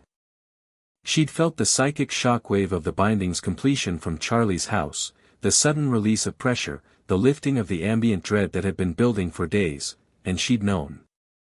She'd thrown on shoes and driven to the forest's edge and run the rest of the way on foot, through 2 miles of dark, wet, old-growth forest, over roots and through undergrowth that would have been treacherous in daylight and was nearly suicidal in the dark. She'd tripped twice, cut her palm on a branch, and twisted her ankle on a hidden stone. She'd gotten up both times and kept running. Because the person she cared about was out here and she needed to know he was alive. She saw Harry. She saw the devastation, the craters and the fallen trees and the furrowed earth, the aftermath of something that looked less like a battle and more like a natural disaster. She saw the wolves, some in animal form, some human, tending to their wounded with the quiet efficiency of soldiers who'd done this before. She saw the Cullens, battered and diminished, clustered around Edward's grey, motionless form. She saw the golden glow of the new binding, pulsing steadily in the center of the clearing like a heart made of light. Then she crossed the distance between them and dropped to her knees in the mud beside Harry and put her arms around him and held on with a strength that had nothing to do with muscle and everything to do with will. Warm. Alive. Human. "You're okay," she said into his shoulder. Not a question. A statement of the reality she was choosing to live in. "I'm okay." Liar. "You look like death." Technically accurate. She laughed. It was wet, shaky, half a sob, but it was a laugh, and it was the most beautiful sound Harry had heard since the binding song.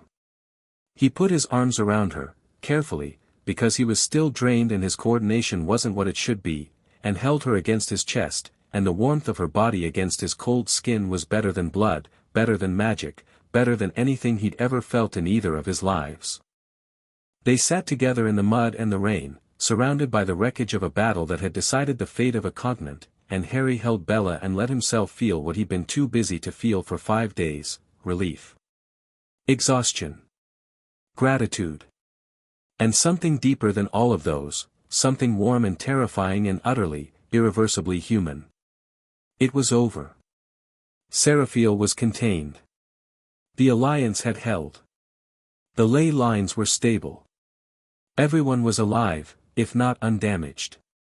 The forest was quiet. The rain was soft. And the girl in his arms was warm and real and had run through the dark to find him. Then his phone buzzed. He'd forgotten it was in his pocket. He pulled it out with shaking hands and read the message. From Hermione, Harry. Emergency. Vulturi mobilization detected. Full guard. Arrow, Caius, Marcus. They're already over the Atlantic. ETA, 36 hours. Ron and I are coming. Don't argue. Harry read the message twice. Looked at the golden binding. Looked at the wounded alliance. Looked at Bella, muddy and beautiful and holding him like she'd never let go. Seraphiel's last words echoed in his mind, not a promise from the ancient progenitor, but his own warning at the river summit: the Vulturi are a political problem. Seraphiel is an existential one. Seraphiel was handled.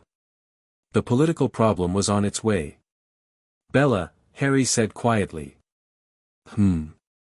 Remember when I said I'd take you somewhere with no vampires and no wolves? That trip might need to wait a bit longer. She pulled back and looked at his face. Read whatever she saw there. And said, with the exhausted, stubborn, magnificent courage of a girl who'd run through a dark forest in the middle of the night for a dead man she loved, then I'll wait. I'm not going anywhere. Harry kissed her forehead. Cold lips on warm skin. A promise without words. The rain fell. The binding glowed. And somewhere over the Atlantic, the kings of the vampire world flew toward a town that had just proven it could survive the impossible. Chapter 5 End. Chapter 6, New blood. Hermione Granger and Ron Weasley arrived in Forks 31 hours after the binding closed, stepping out of a rental car in the parking lot of Harry's cabin with the particular energy of two people who'd crossed an ocean on no sleep and were running on caffeine and stubbornness. Hermione reached Harry first. She took one look at him, still drained, still moving like a man carrying twice his weight, the shadows under his eyes darker than any vampire's complexion should allow, and hugged him so hard that a human's ribs would have cracked. "You look terrible," she said into his shoulder. "Missed you too." Ron was next.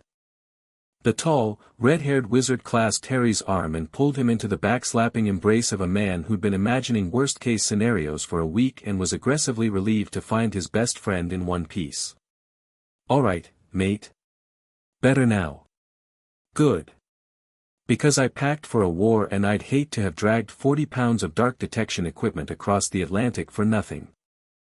Harry looked at them, these two people, these pillars of his life, standing in the rain in Washington state with their magical bags and their determined faces and their unwavering, impossible loyalty, and felt something loosen in his chest that had been tight for weeks. "Come inside," he said. "We need to talk." He briefed them at the kitchen table over tea that Hermione brewed with a flick of her wand, actual tea, proper British tea, the first cup that had tasted right since Harry had left England. Ron sat with his long legs stretched out, his freckled face shifting between fascination and alarm as Harry walked them through the past 3 weeks, the ley lines, the Cullens, the wolves, the binding, Seraphiel, the battle, and the incoming Vulturi. "So to summarize," Ron said when Harry finished. "You moved to a rainy town in America, found a coven of sparkly vampires, made friends with a pack of giant wolves, discovered an ancient megavampire buried under the local high school, fought said megavampire with the help of the sparkly vampires and the giant wolves using a song you got from a girl you fancy who got it from the local tribal elders. And now the vampire equivalent of the Ministry of Magic is flying over the Atlantic with an army to have a chat." "That's actually very accurate. Brilliant. Classic Harry. Can't even do a gap year without starting an international incident." Hermione, who'd been silent through the briefing, set down her tea with the precise click that meant she'd finished processing and was about to take charge. "The Vulturi. What do we know about their composition?" "Arrow, Caius, Marcus. The full guard, Jane, Alec, Felix, Dimitri, Renata, Chelsea, and at least a dozen lower-ranking members. Estimated arrival, 5 hours, based on the last intercept from the Wolves' contacts." "Chelsea." Hermione's eyes sharpened. "The relationship manipulator. She's the one we need to watch. Arrow won't come in swinging, that's not his style. He'll try to negotiate, to charm, to maneuver. And if that fails, Chelsea tries to break the alliances you've built. She severs the emotional bonds between your allies, isolates you, and Arrow makes his move against a divided opposition. Which is why we need everyone together before they arrive," Harry said. "Wolves, Cullens, the 3 of us. United front. Chelsea can't break what she can't separate." "She can try," Ron said darkly. "I've read the files on Chelsea. She's not subtle, she's a psychic wrecking ball aimed at loyalty. If she targets the Wolves' pack bond or the Cullens' family ties, she won't get the chance." Harry leaned forward. "I've been thinking about this since Hermione's message. Arrow's coming here expecting to find a progenitor surrounded by lesser vampires and shapeshifters, a powerful individual with fragile alliances. What he's not expecting is a progenitor who's also a wizard, backed by 2 more wizards, allied with the most cohesive wolf pack in North America and a vampire coven that just survived a battle against something older than the Vulturi. You want to surprise him," Hermione said. "I want to change the game. Arrow thinks in terms of vampiric power, speed, strength, gifts. He doesn't know about wizardry. He's never faced it. Ron, Hermione, you two are my edge. He can't predict what he's never seen." Ron's expression shifted from alarm to the focused, calculating look he wore when a chess game got interesting. "What do you need?" Anti-Chelsea wards. Something that blocks psychic manipulation of bonds and loyalty. Can you design one? Hermione was already pulling a notebook from her bag. I can have a prototype in 2 hours. It won't be perfect, but it'll be dense enough to resist a single vampire's manipulation ability. Especially if I anchor it to Harry's progenitor energy. Chelsea's gift is vampiric, which means it operates on a frequency I can identify and counter. That's my girl, Ron said, and Hermione didn't even look up from her notes. Harry watched them work, Hermione sketching ward diagrams with the furious precision of someone racing a clock, Ron organizing the dark detection equipment he'd brought, pulling crystalline instruments and copper wound devices from his expanded bag with the practiced ease of someone who'd done this before. They'd been doing this for years, running into Harry's crises, bringing tools and expertise and the unshakable conviction that the three of them together could face anything. Some things didn't change, even when you changed species. What's our offensive capability? Ron asked, setting a sneakoscope on the kitchen counter. If it comes to a fight. Defensive only, Harry said. We don't want to give Arrow a reason to justify military action. If we're the ones who start the violence, every coven in the world that's been sitting on the fence about the Vulturi sides with them. So we stand there and look impressive. We stand there and look like more trouble than we're worth. There's a difference. Is there? The difference is that, impressive, is about display. More trouble than we're worth is about math. Arrow does the math. He counts our forces, estimates our capabilities, calculates the cost of conflict versus the benefit of withdrawal. If the cost outweighs the benefit, he leaves. Ron nodded slowly. The chess player in him understood the logic. Not every game was won by taking the king. Some were won by making the king's position untenable. By controlling the board so completely that the opponent's only rational move was resignation. And if the math doesn't work? Ron asked. Then Hermione's anti-Chelsea wards keep the alliance intact, your dark detection equipment gives us advance warning of any Vulturi gift usage, and I do something dramatic enough to remind Arrow why progenitors were written out of his history books. Something dramatic. Right.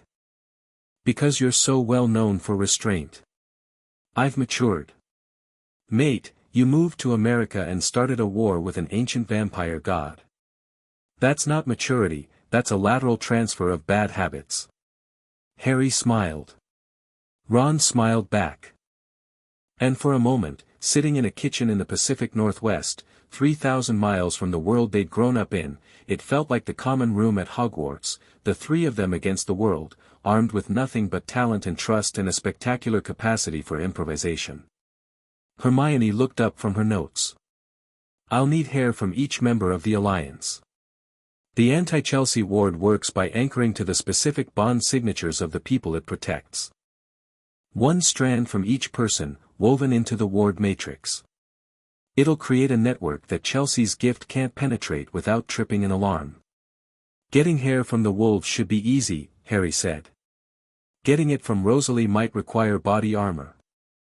I'll handle Rosalie, Hermione said, with the particular confidence of someone who'd once faced down Death Eaters at 14 and considered vampire interpersonal politics a manageable challenge. The Alliance convened at the Cullen house. It was the first time all parties had gathered under one roof, and the dynamics were fascinating. The glass walls of the Cullen home, usually so elegant and isolating, were now pressed full with bodies, wolves in human form clustered near the kitchen, Sam, Paul, Jared, Embry, Quill, and Jacob, all wearing borrowed clothes and expressions ranging from wary, Sam, to hostile, Paul, to open-mouthed awe, Jacob, who was staring at the house's architecture like he'd walked into a spaceship. The Cullens occupied the living room, arranged in their usual configuration but looser, less rigid. The battle had softened the family's internal geometry, breaking down some of the careful distances they maintained even among themselves. Edward was there. Barely. He'd recovered enough to stand and speak, but the draining had left visible marks. His skin was still grayer than normal, his movements slower, his golden eyes dulled to a flat amber. He looked less like a vampire and more like a human recovering from a serious illness, fragile, diminished, fundamentally altered by the experience. Alice stayed close to him, her small body a constant anchor, and when he swayed slightly, she was there with a hand on his arm, steady and silent. But there was something different about Edward beyond the physical damage. Something in the way he held himself. The rigid posture was gone, the ramrod spine, the squared shoulders, the chin-raised composure of someone performing strength. In its place was something looser, more honest. Edward Cullen, stripped of his defenses by 3 seconds of agony, looked more present than Harry had ever seen him. He caught Harry's eye across the room and gave a small nod. Not gratitude, they were past that. Acknowledgement. One survivor to another. Hermione and Ron drew immediate attention. The wolves stared at the wands with undisguised fascination. Jacob, who'd apparently decided that his new reality was going to be a constant source of wonder, actually asked Hermione if she could turn him into a frog, which she answered with a withering look that made Ron snort with laughter. The Cullens were more reserved. Carlisle studied Hermione's wand with the academic hunger of someone who just discovered a new branch of the supernatural. Alice peppered Ron with questions about the wizarding world that he answered with the easy charm of someone who'd grown up in it and found the outsider perspective entertaining. Emmett asked if wizards had a sport equivalent to football, and when Harry said, Quidditch, and began to explain, Emmett's face lit up with a joy so pure it was almost childlike. Rosalie said nothing. But she watched Hermione work, watched the witch's confident, precise movements as she sketched ward diagrams on the Cullens' dining table, and something in her expression softened. Not warmth. Recognition. One fierce, brilliant woman acknowledging another. Bella arrived last. She stepped through the Cullens' front door with the particular courage of a human walking into a room full of vampires, wolves, and wizards, and immediately gravitated to Harry's side. He put his arm around her, a casual gesture, natural as breathing, and felt the room recalibrate around them. The wolves relaxed fractionally, reassured by Bella's presence because she grounded Harry in a way they could understand. The Cullens settled, because Bella in their house normalized the strangeness of the gathering. Even Hermione and Ron, who'd never met her but had heard about her in every conversation they'd had with Harry over the past 3 weeks, looked at her with the warm recognition of people meeting someone who'd been described with obvious affection. Everyone, Harry said. Thank you for coming. I know the timing is terrible, most of you are still recovering from the battle, and the last thing anyone needs is another crisis. But the Vulturi don't operate on our schedule. He laid out the situation. Arrow, Caius, Marcus. Full guard. 5 hours. The political implications of a progenitor operating openly. The threat to the alliance, the territory, and everyone in this room. Arrow wants 3 things, Harry said, pacing in front of the glass wall that overlooked the rain-dark forest. First, he wants to assess the progenitor threat. He needs to know what I am, what I can do, and whether I can be controlled. Second, he wants to dismantle the alliance. A progenitor alone is dangerous but manageable. A progenitor backed by a coven and a wolf pack is an existential challenge to Vulturi supremacy. Third, and this is the one he'll never admit, he wants to recruit me. Arrow collects power. He's been doing it for 3,000 years. A progenitor in his guard would make him genuinely untouchable. He can't have you, Bella said flatly. Harry looked at her and smiled. No. He can't. But refusing him has consequences. Arrow doesn't accept rejection gracefully. If he can't recruit me, he'll try to contain me. If he can't contain me, he'll try to destroy me.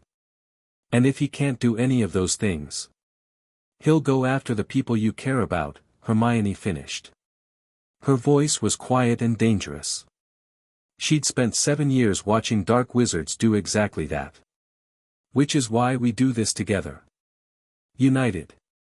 Every person in this room, standing as one. Chelsea can't break what she doesn't understand, and what we've built here. He looked around the room, at the wolves, the vampires, the wizards, the human girl who'd run through a dark forest to find him. She's never seen anything like it. What's the play? Jasper asked. The soldier was back, his scarred face calm, his posture combat-ready despite the exhaustion that still clung to him. We meet them at the clearing. The convergence point. The new binding is there, and its energy will amplify my authority as a progenitor. We arrange ourselves in a unified formation, not defensive, not aggressive. Diplomatic. We present the alliance as an established fact, not a negotiable position. And if Arrow decides to fight anyway? Sam asked. Then we fight. But I don't think he will. Arrow is a pragmatist above all else. He survived 3,000 years by knowing when to push and when to yield. If we present a strong enough front, he'll yield. You're betting our lives on a vampire politician's pragmatism, Paul said. I'm betting our lives on the fact that Arrow didn't survive 3,000 years by being stupid. He'll count the forces arrayed against him, calculate the odds, and make the rational choice. And the irrational ones? Rosalie asked. Caius isn't Arrow. He's a zealot. Caius is a zealot on a leash. Arrow holds it. Marcus is checked out, he hasn't cared about Vulturi politics in centuries. The decision is Arrow's, and Arrow will make the smart call. You seem very confident about that, Carlisle said quietly. I am. Because I'm going to give him something he wants more than me. Everyone looked at him. Harry smiled. It was the smile of someone who'd been planning this move since Hermione's text, who'd been running the chess game in his head while the rest of the world dealt with the aftermath of the battle. The smile of someone who'd learned strategy from Dumbledore and chess from Ron and politics from the wizarding world's most labyrinthine institutions. I'm going to give him a way out that lets him keep his dignity. They arrived at dusk. The Vulturi came from the east, emerging from the forest in a formation that was half military column and half funeral procession. 24 vampires, cloaked in black, moving with the synchronized precision of a force that had been drilling for centuries. They flowed between the trees like dark water, their red eyes gleaming in the failing light, their combined presence a cold weight that pressed against the air itself. Arrow led. Of course he did, Arrow always led, because the entrance was as important as the negotiation, and Arrow understood theater the way Mozart understood music. He was slight, dark-haired, with the paper-thin skin and almost translucent quality of a vampire so ancient that his physical body had become nearly incidental to his consciousness. His red eyes were bright with intelligence, curiosity, and the particular kind of danger that looked like benevolence. Caius flanked him on the right. White-haired, hard-faced, radiating the cold and absolute hostility of a man who viewed the world as a series of threats to be systematically eliminated. His red eyes swept the clearing with the practiced assessment of a predator scanning for weakness. Marcus flanked on the left. And Marcus was the surprise. The third king, usually described as vacant, disconnected, lost in the perpetual grief of his mate's death, was present. His red eyes were focused. Alert. For the first time in centuries, Marcus was paying attention, and the reason was standing in the center of the clearing. Harry. The alliance had arranged itself around the convergence point, just as Harry had instructed. The new binding glowed at their backs, golden, steady, a physical testament to what they'd achieved. The Cullens formed the center, Carlisle and Esme at the front, projecting calm authority, with their children arrayed behind them. The wolves held the flanks in human form, Sam on the left, Jacob on the right, the others filling the spaces between with the quiet solidity of people standing on their own ground. Ron and Hermione stood behind Harry. Wands drawn. Not threatening, present. Two wizards, representing a world the Vulturi had never encountered, armed with abilities that vampire intelligence networks had never catalogued. And Bella stood at Harry's side. Not behind him. Not protected. Beside him. Because that's where she'd chosen to be, and Harry had learned, was still learning, that Bella Swan's choices were not his to override. The Vulturi stopped at the edge of the clearing. 20 feet of open ground between them and the alliance. The guard fanned out behind the three kings, a wall of black cloaks and red eyes and barely restrained violence. The two groups faced each other across the clearing, and the air between them crackled with the particular tension of two forces that had never been in the same space and were still deciding whether the encounter would end in diplomacy or destruction. Arrow broke the silence. Harry Potter. His voice was silk over steel, warm and rich and carrying the practiced charisma of someone who'd been persuading people, and disposing of those he couldn't persuade, for 3 millennia. He stepped forward, arms open, his expression radiating the delighted benevolence of an old friend greeting a long-lost companion. What an extraordinary pleasure. I've heard so much about you, the young progenitor who's been making such waves on the peninsula. I must confess, I didn't quite believe the reports. A firstborn, alive and active, after all these centuries. It seemed too wonderful to be true. And yet here I am, Harry said. His voice carried the full resonance of progenitor authority, not aggressive, not threatening, but unmistakably present. A voice that filled the clearing and made every vampire in the Vulturi guard stiffen with the instinctive recognition of something higher on the chain than themselves. Welcome to Forks, Arrow. I wish the circumstances were more pleasant. Arrow's smile didn't waver.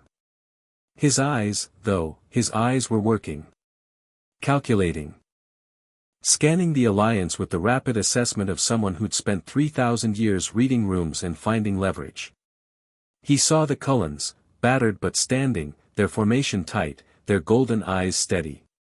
He saw the wolves, large, dangerous, radiating the hostile territorial energy of a pack defending its home.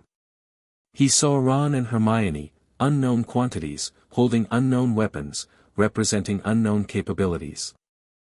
He saw Bella, human, fragile, and positioned at the progenitor's side like a statement of intent.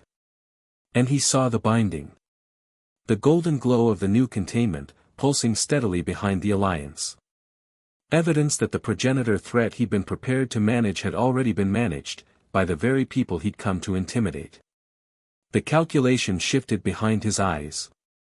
Harry watched it happen, the slight narrowing, the fractional tilt of the head, the near imperceptible tightening of the smile that meant Arrow's initial plan had just been invalidated by reality. I see you've been busy, Arrow said lightly. The reports mentioned a disturbance. I confess I'd expected to find something more dramatic. You expected to find Seraphiel free and the peninsula in chaos, Harry said. And you expected to sweep in after the damage was done, clean up the pieces, and use the crisis to extend Vulturi authority over the region. A rescue mission that happened to include absorbing a progenitor and his allies into your network. The smile held. The eyes sharpened. You're direct, Arrow observed. I appreciate directness. It saves so much time.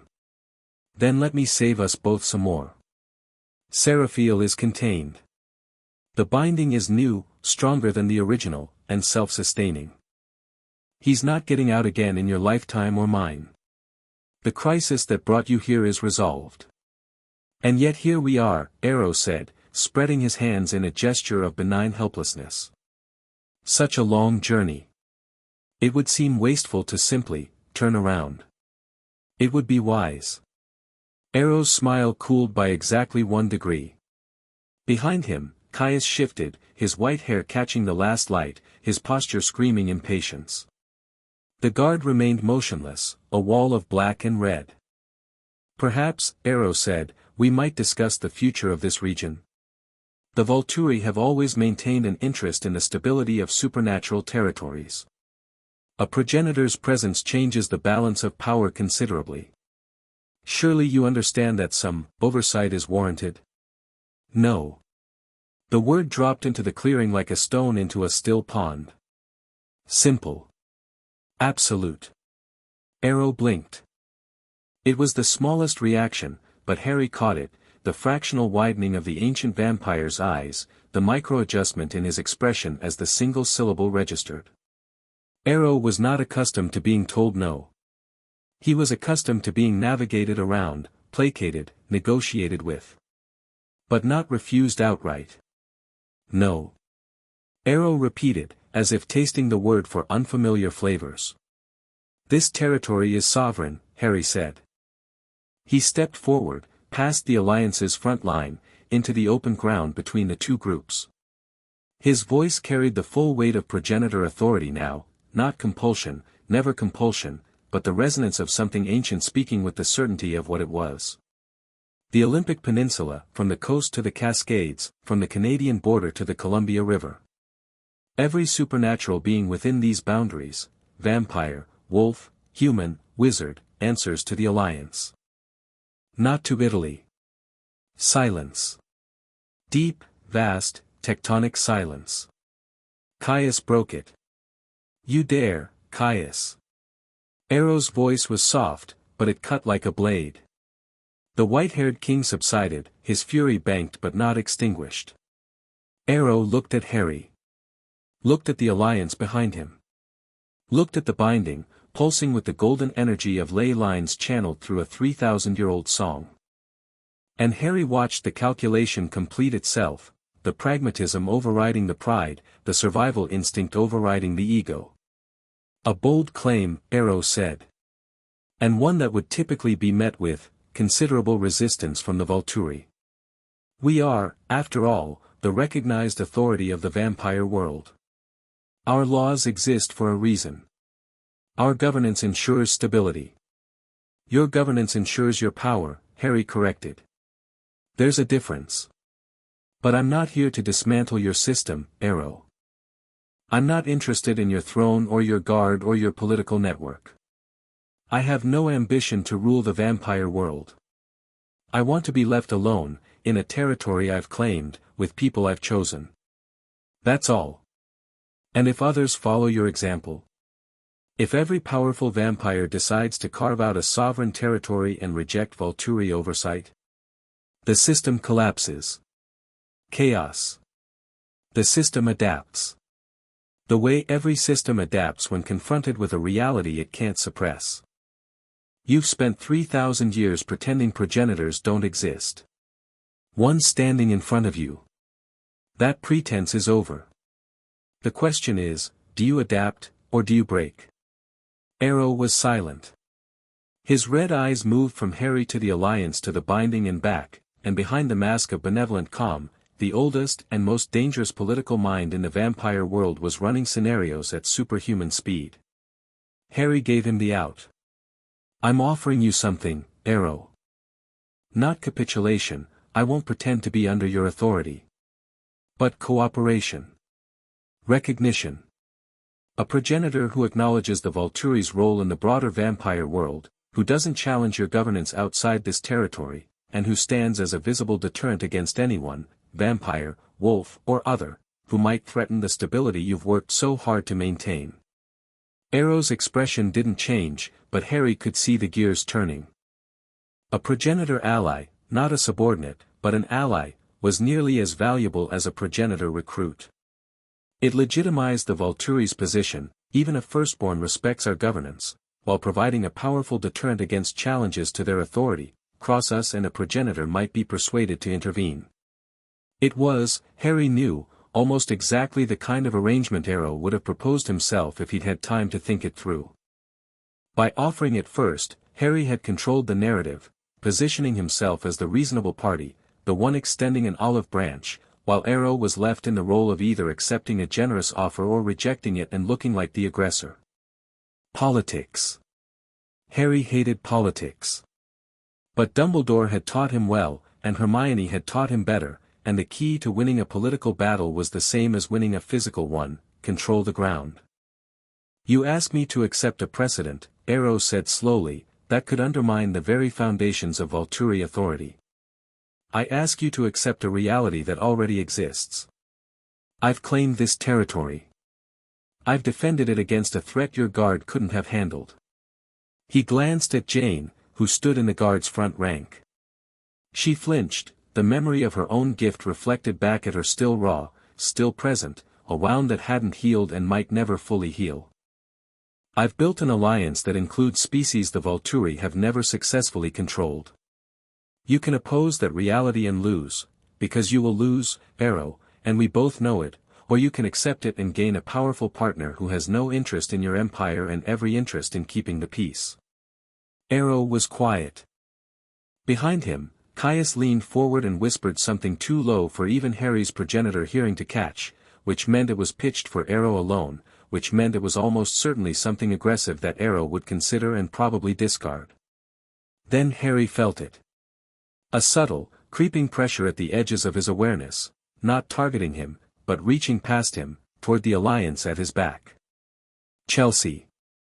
The bond manipulator was activating her gift, sending tendrils of psychic influence toward the connections between the alliance members, trying to find the seams, the weak points, the places where loyalty was thinnest and could be picked apart.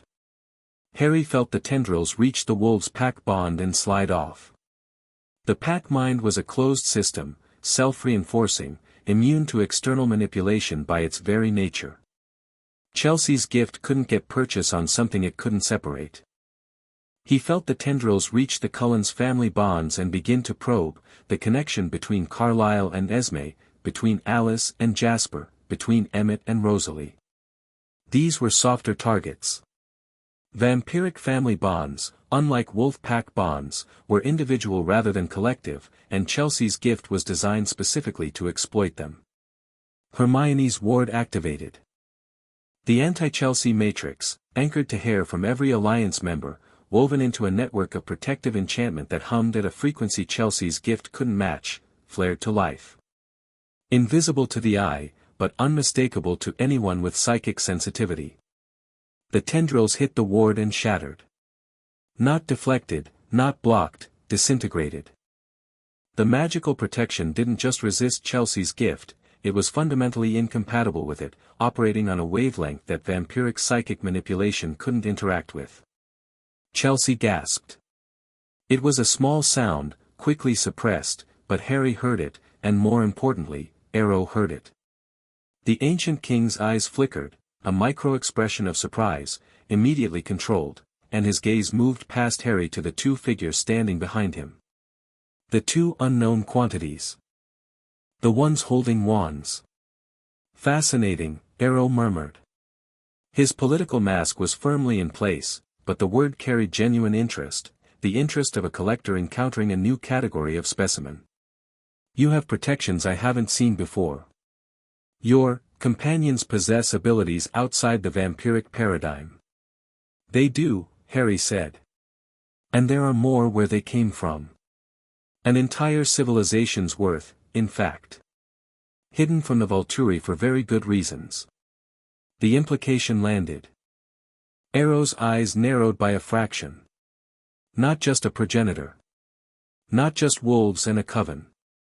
An entire hidden civilization of magic users, potentially hostile to Vulturi interests, potentially allied with the being standing in front of him.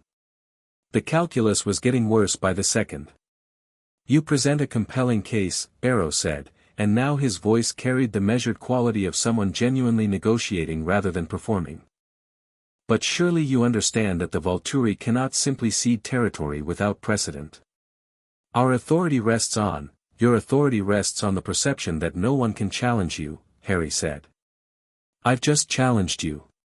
The question isn't whether your authority survives, it will, because I'm not trying to destroy it.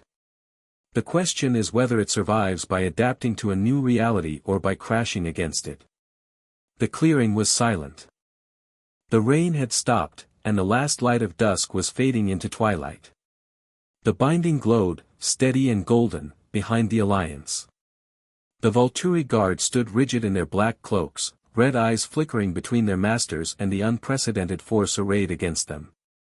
Marcus spoke. The third king, silent for centuries, lost in grief and apathy, opened his mouth and said the first words anyone in the clearing had heard from him in living memory. He's right. Every head turned. Arrow's composure cracked, barely, for just a fraction of a second, but it cracked. Caius looked like he'd been slapped. Marcus stepped forward. His red eyes were clear, clearer than anyone present had ever seen them, and fixed on Harry with an intensity that had nothing to do with threat assessment and everything to do with recognition. I see the bonds, Marcus said. His voice was rough with disuse, like a door opening after being sealed for years. The connections between these people. The wolves and the vampires. The wizards and the human. You, at the center of it.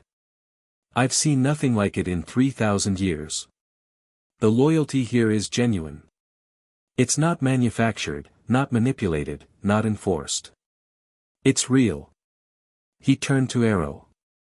And the look on his face, the look of a man waking from a long, terrible dream, made even Arrow take a step back. The world just changed, brother, Marcus said. We can change with it, or we can break against it. I'm tired of breaking things. The silence that followed was the loudest thing Harry had ever heard. Arrow looked at Marcus.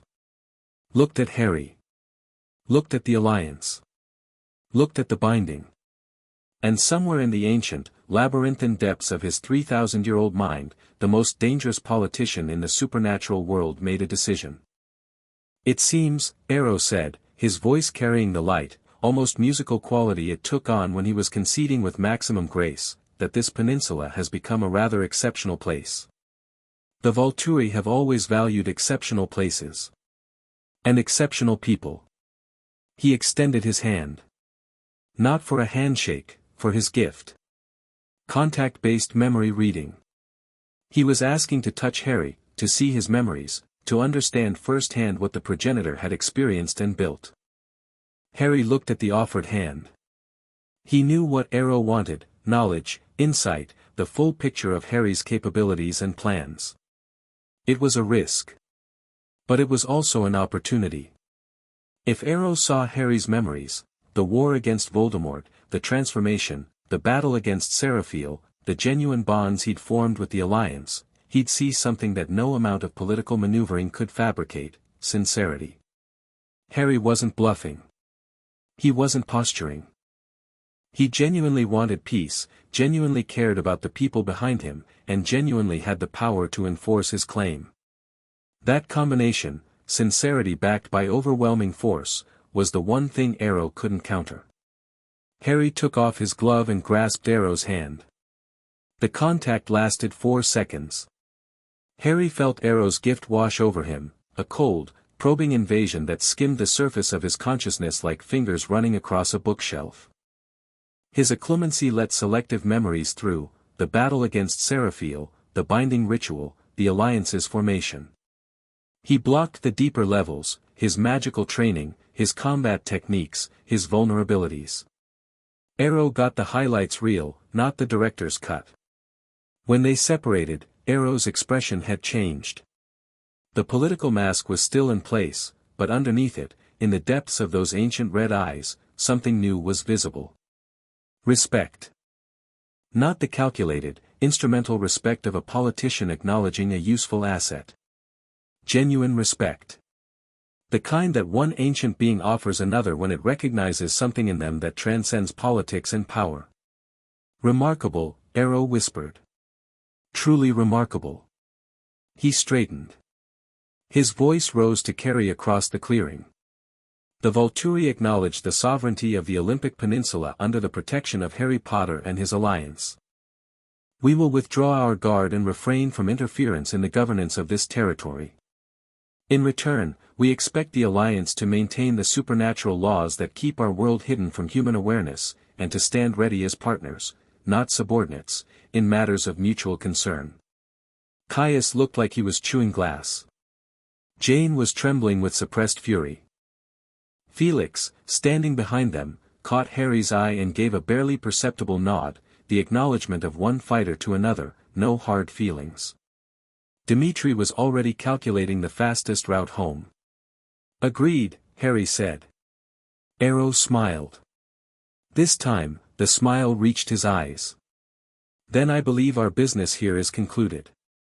He turned to his guard. We leave at once. It's been a long journey, and Volterra awaits. The Vulturi withdrew. Black cloaks flowing, red eyes gleaming, they dissolved into the twilight forest as silently as they'd arrived. Arrow was the last to go. He paused at the tree line, looked back at Harry one final time, and said, I look forward to our partnership, Harry Potter. I suspect it will be educational. Then he was gone. The forest swallowed the Vulturi like the sea swallowing a wave, and the clearing was quiet. Nobody moved for a long moment. Then Emmett said, "Did we just tell the vampire Illuminati to piss off?" And the tension broke. Laughter, actual, genuine, cathartic laughter, rippled through the alliance. Paul barked something in Quileute that made Sam's lips twitch. Embry and Quill bumped shoulders. Alice grabbed Jasper's hand and squeezed. Ron let out a breath he'd apparently been holding since the Vulturi arrived and said, very quietly, "Bloody hell, that was intense." Hermione was trembling. Not from fear, from the aftermath of sustained magical output. The anti-Chelsea ward had been running at full capacity for the duration of the confrontation, and maintaining it while simultaneously holding a defensive posture had pushed her to her limits. Ron noticed immediately, wrapped his arm around her shoulders, and steered her toward a fallen log. "Sit. Breathe. You were brilliant." Chelsea tried 4 times, Hermione said, her voice shaking but her eyes fierce. 4 separate probes, each from a different angle. The ward caught every one. She was strong, Ron. Stronger than anything I've warded against. If I'd made even one calculation error, but you didn't. Because you're you. He kissed her temple. Eat some chocolate. You look gray. Bella appeared at Harry's side. She'd been silent throughout the confrontation, standing beside him, saying nothing, her human presence a deliberate statement in a clearing full of supernatural forces. She'd been afraid. Harry had felt her heartbeat accelerating, had smelled the adrenaline in her blood, had sensed the trembling in her hands that she'd controlled through sheer willpower. But she hadn't moved. Hadn't hidden. Hadn't asked to be taken somewhere safe. She'd stood beside him because that's where she'd chosen to be. "That was the scariest thing I've ever seen," she said conversationally. "Including the ancient vampire god?" "Including the ancient vampire god." At least Seraphil was straightforward. "That arrow guy, he's the kind of scary that smiles at you. That's worse. It really is." She took his hand. He let her. And they stood together in the clearing, surrounded by allies who were becoming friends, watching the last light fade from a sky that felt, for the first time in weeks, genuinely peaceful. The aftermath was messy, complicated, and human. Which, Harry reflected, was exactly how it should be. They gathered at the Cullen house, all of them, for the last time as a crisis-mode alliance. The glass walls let in the evening's last light, and the living room was a strange, wonderful collision of species and personalities that would have been unthinkable 3 weeks ago and now felt, if not quite natural, at least possible. Emmett and Paul had claimed a corner of the living room and were engaged in what Harry could only describe as a competitive friendship, arguing about whose combat performance during the Seraphil battle had been more impressive. Paul insisted that his flanking maneuver in the second minute had created the opening that let Jacob's charge connect. Emmett countered that his frontal assault in the first minute had forced Seraphil to commit to a single vector, which created the flanking opportunity in the first place. Neither was entirely right. Rosalie had been the most effective fighter pound for pound, a fact she accepted from her position on the couch with regal satisfaction and a comment about the importance of precision over brute force that made both men shut up for exactly 4 seconds. "She's terrifying," Paul muttered to Emmett. "You have no idea," Emmett replied, with the particular admiration of a man who found terrifying women attractive. Alice and Embry had found an unexpected common ground. Both of them had fought the Seraphil battle without their primary supernatural advantage, Alice without her precognition, Embry without his dominant pack mate at full strength, and they were trading observations about the experience with the slightly shell-shocked camaraderie of 2 people who'd discovered unknown depths in themselves.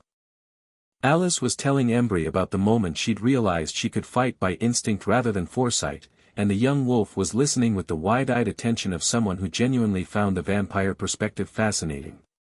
Carlisle and Hermione had commandeered the dining table and were deep in a conversation about the intersection of magical theory and vampiric physiology that had both of them scribbling notes at a speed that made Ron dizzy. Hermione had brought her beaded bag of research materials, and the table was covered in progenitor texts, ward diagrams, and what appeared to be a cross-referenced index of magical frequencies and their effects on venom-based biology.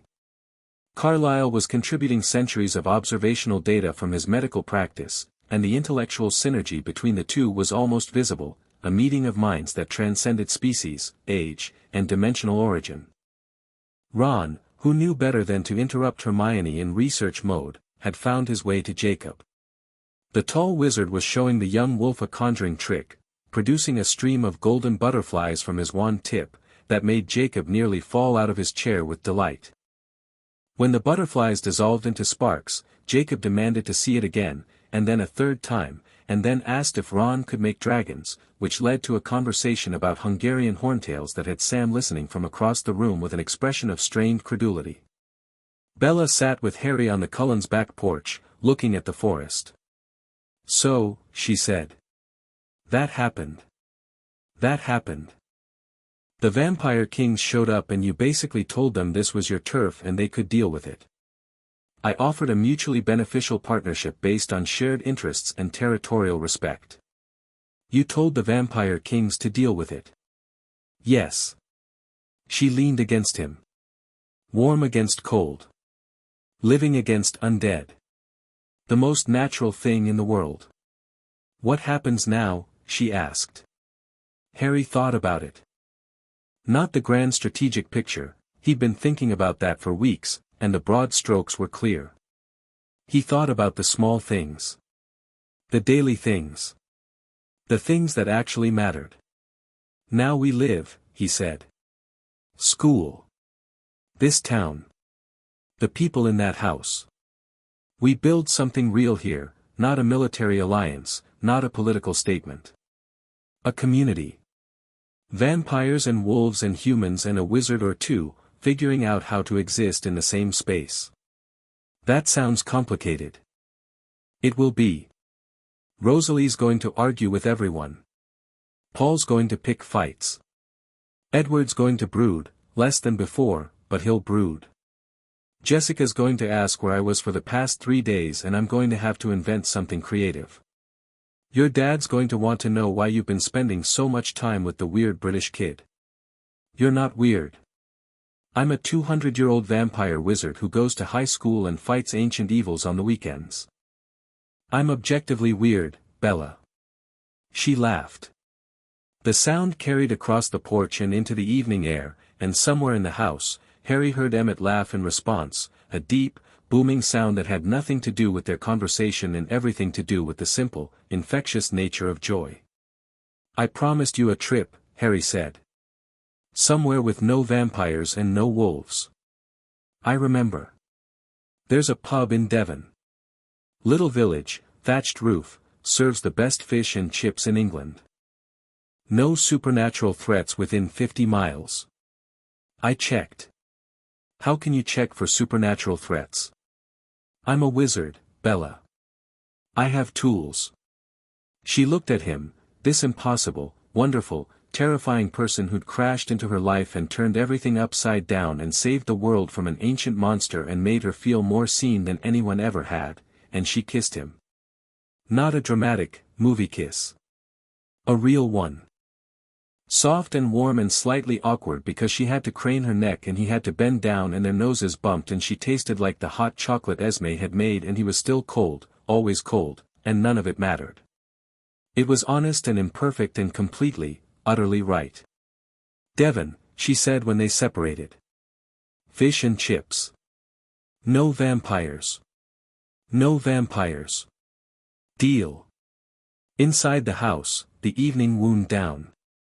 Carlisle and Sam stood together by the window, 2 leaders, 2 species, looking at the same forest from the same vantage point for the first time in the history of the Forks territory. "The treaty," Sam said. "Yes. It needs to change." Carlisle nodded. "I've been thinking the same thing. The old treaty was based on distance and distrust. What we've built here, whatever this is, deserves something better. Not a treaty. A partnership. Yes. We'll disagree. My people and yours. There'll be conflicts, misunderstandings, moments where the old instincts override the new understanding. Undoubtedly. But we'll work through them. We will. They shook hands. It was a small gesture, two palms meeting across the divide that had separated their kinds for centuries, but it carried the weight of everything that had led to it.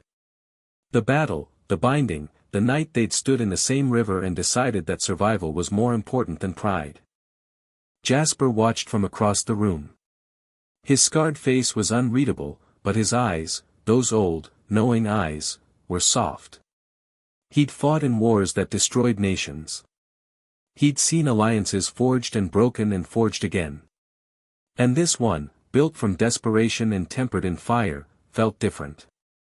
Felt real in a way that military alliances never did, because it wasn't held together by strategy or necessity. It was held together by choice. Edward was sitting on the Cullen staircase, alone but not isolated. He watched the room with his dimmed golden eyes, and for the first time in a century, he wasn't reading minds. Not because he couldn't, his gift was recovering, slowly, along with the rest of his strength. Because he was choosing not to. Choosing to see the people around him as they presented themselves, without the cheat code of telepathy, without the unfair advantage of knowing their thoughts before they spoke them. It was harder. And it was better. Rosalie sat beside him on the stairs. She didn't say anything for a long time. Then, you were brave. Edward looked at her. Rosalie didn't give compliments. Rosalie gave assessments, judgments, and occasionally, grudging acknowledgments. But this was neither. This was sincere. I was terrified, Edward said. That's what brave means, you idiot. He smiled. A small, cracked, genuine smile that looked nothing like the practiced expressions he'd worn for a century. Rosalie saw it and something in her own expression shifted, the ice thawing, just slightly, just enough to reveal the sister underneath. Don't let it go to your head, she said, standing up. You still owe me for the car door you dented last month. It was a scratch. It was a gouge, Edward. There's bodywork involved. She walked away. Edward watched her go, and the smile stayed. Esme found Harry in the kitchen, making tea, real tea, Hermione's British supplies, because some habits transcended vampirism and Esme had developed a fascination with the ritual of it. I want to thank you, she said, placing cups on the counter. Not for saving us, though of course, that too. But for what you've done to my family. What I've done. Edward is talking. Really talking, not performing conversation. Rosalie asked a stranger to teach her something, which hasn't happened in 60 years. Alice is learning to trust her instincts instead of her visions. Emmett found a friend who matches his intensity. Jasper was allowed to be a soldier without being ashamed of it. And Carlisle, she paused, her golden eyes warm. Carlisle remembered why he became a doctor. Not to atone. To help. Harry looked at her, this woman who'd lost a child and jumped off a cliff and woken up immortal and had spent the century since building a family from broken people, holding them together with nothing but love and patience and an unyielding refusal to let any of them drown. You did most of that work yourself, Esme. Long before I got here. I kept them alive. You showed them how to live. There's a difference. She touched his arm, a brief, maternal contact, and went to check on Edward. Jacob found Harry on the back porch 20 minutes later. The young wolf was wearing clothes that were too small for him, he'd grown 3 inches since his first phase, and his wardrobe hadn't caught up, and carrying the particular expression of a teenager who'd recently discovered that the world was approximately 10,000% stranger than he'd believed. Can I talk to you? Jacob asked. Of course. They walked to the edge of the porch. Jacob leaned against the railing, his big hands wrapped around the wood, his dark eyes troubled. I saw it, he said. Through the pack mind. When Seraphiel came up. I saw what he was, what he could do, what he wanted. And I felt. He stopped. Swallowed. Started again. I felt how old he was. How powerful. And I was terrified. Not just scared, terrified. Like a kid looking up at a mountain and realizing it could fall on him. That's a reasonable response to what you experienced. But I still fought.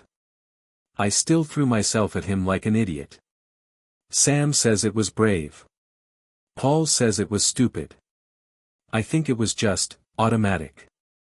The wolf saw a threat and charged. I didn't even think about it. That's not automatic, Jacob. That's instinct informed by character. The wolf charged because the human inside it cares about his people enough to put himself between them and danger. That's not reflexive. That's who you are. Jacob was quiet for a long time. The sounds of the gathering filtered through the walls behind them, laughter, conversation, the clink of cups. Bella told me about you, Jacob said. Before the battle. She told me you were a vampire and a wizard and that you were trying to save the town. She asked me to trust you. Did you? Not at first. You're a vampire. My blood says you're the enemy. But then you stood in that clearing and you fought for my people, for the land, for the reservation, for the elders and the kids and everyone in between. And I thought. He looked at Harry with eyes that were too young for what they'd seen. I thought maybe blood doesn't get to decide everything. Maybe we do. Harry looked at this boy, this 17-year-old wolf, 3 days into a transformation that had shattered his world, standing on the porch of a vampire's house, choosing to trust a creature his ancestors had been created to destroy, and saw the future. Not a specific future. Not a prophecy or a vision. Just the general shape of what was possible when people chose connection over fear, when they let who they were matter more than what they were. The shape of the world the Alliance was building, one conversation at a time. You're going to be okay, Jacob, Harry said. Everyone keeps saying that. Because it's true. You've got a pack that loves you, a community that needs you, and a stubbornness that I recognize because I've been living with the same one for 22 years. Jacob's mouth twitched. Not quite a smile. Almost. Bella says you're the most stubborn person she's ever met. Bella's very observant. She also says you can't eat sandwiches. That's, technically true. Now the smile came, bright, warm, carrying the echo of the cheerful kid who'd talked about rebuilding Volkswagens on the beach. The kid was still in there, underneath the wolf. Changed, but not lost. Thanks, Harry. Anytime, Jacob. The young wolf went inside. Harry stayed on the porch, listening to the sounds of the gathering, and thought about the strange, unlikely family that was assembling itself in the living room of a glass house on the edge of the world. Ron found Harry on the porch. The red-haired wizard dropped onto the bench beside him and stretched out his long legs with the satisfied groan of a man who'd been standing too long. Hell of a day, mate. Hell of a few weeks. Hermione's already planning to write a paper about progenitor-ley-line interaction. I give it 3 days before she's got 100 pages. Sounds right. Ron was quiet for a moment. The comfortable silence of two people who'd known each other since they were 11 and didn't need to fill every gap with words. You're staying, then, Ron said. I'm staying. This is your place. Harry looked at the house behind him, the glass walls glowing with warm light, the figures moving inside, the wolves and the vampires and the wizards and the human girl who'd held his hand in the rain. He looked at the forest stretching away into the darkness, and somewhere beyond it, the clearing where the new binding hummed its eternal song. He looked at the sky, where the clouds had finally broken and the stars were coming out, one by one, cold and distant and beautiful. Yeah, he said. I think it is. Ron clapped him on the shoulder. Good. About time you found one. They sat together for a while longer, two friends from another life, watching the stars appear over a forest that had seen the end of an age and the beginning of something new. Late that night, after the wolves had gone home and the Cullens had retreated to their rooms and Ron and Hermione had settled into the guest room Harry had hastily prepared with expansion charms, Harry walked alone to the convergence point. The new binding was beautiful in the dark. The 12 ward stones glowed with soft golden light, arranged in their perfect circle, humming the song that the Quileute had preserved across 3,000 years of oral tradition. The ley lines beneath flowed smooth and steady, their agitation gone, their harmony restored. The forest around the clearing was beginning to recover, the first tentative sounds of insects, the distant call of an owl, the rustling of small creatures returning to the spaces they'd fled. Harry knelt beside the central stone, the new obelisk, formed from the fragments of the old one, reformed and reinforced by his magic and the song's resonance. He placed his palm against its surface and felt the binding beneath. Strong. Steady. Self-sustaining. And deep below, contained but present, the consciousness of Seraphiel. Not sleeping, not exactly. Contained. Held in a state of suspension by the song's frequency, his awareness dimmed but not extinguished. He was there. He would always be there. And he would, as he'd promised, remember.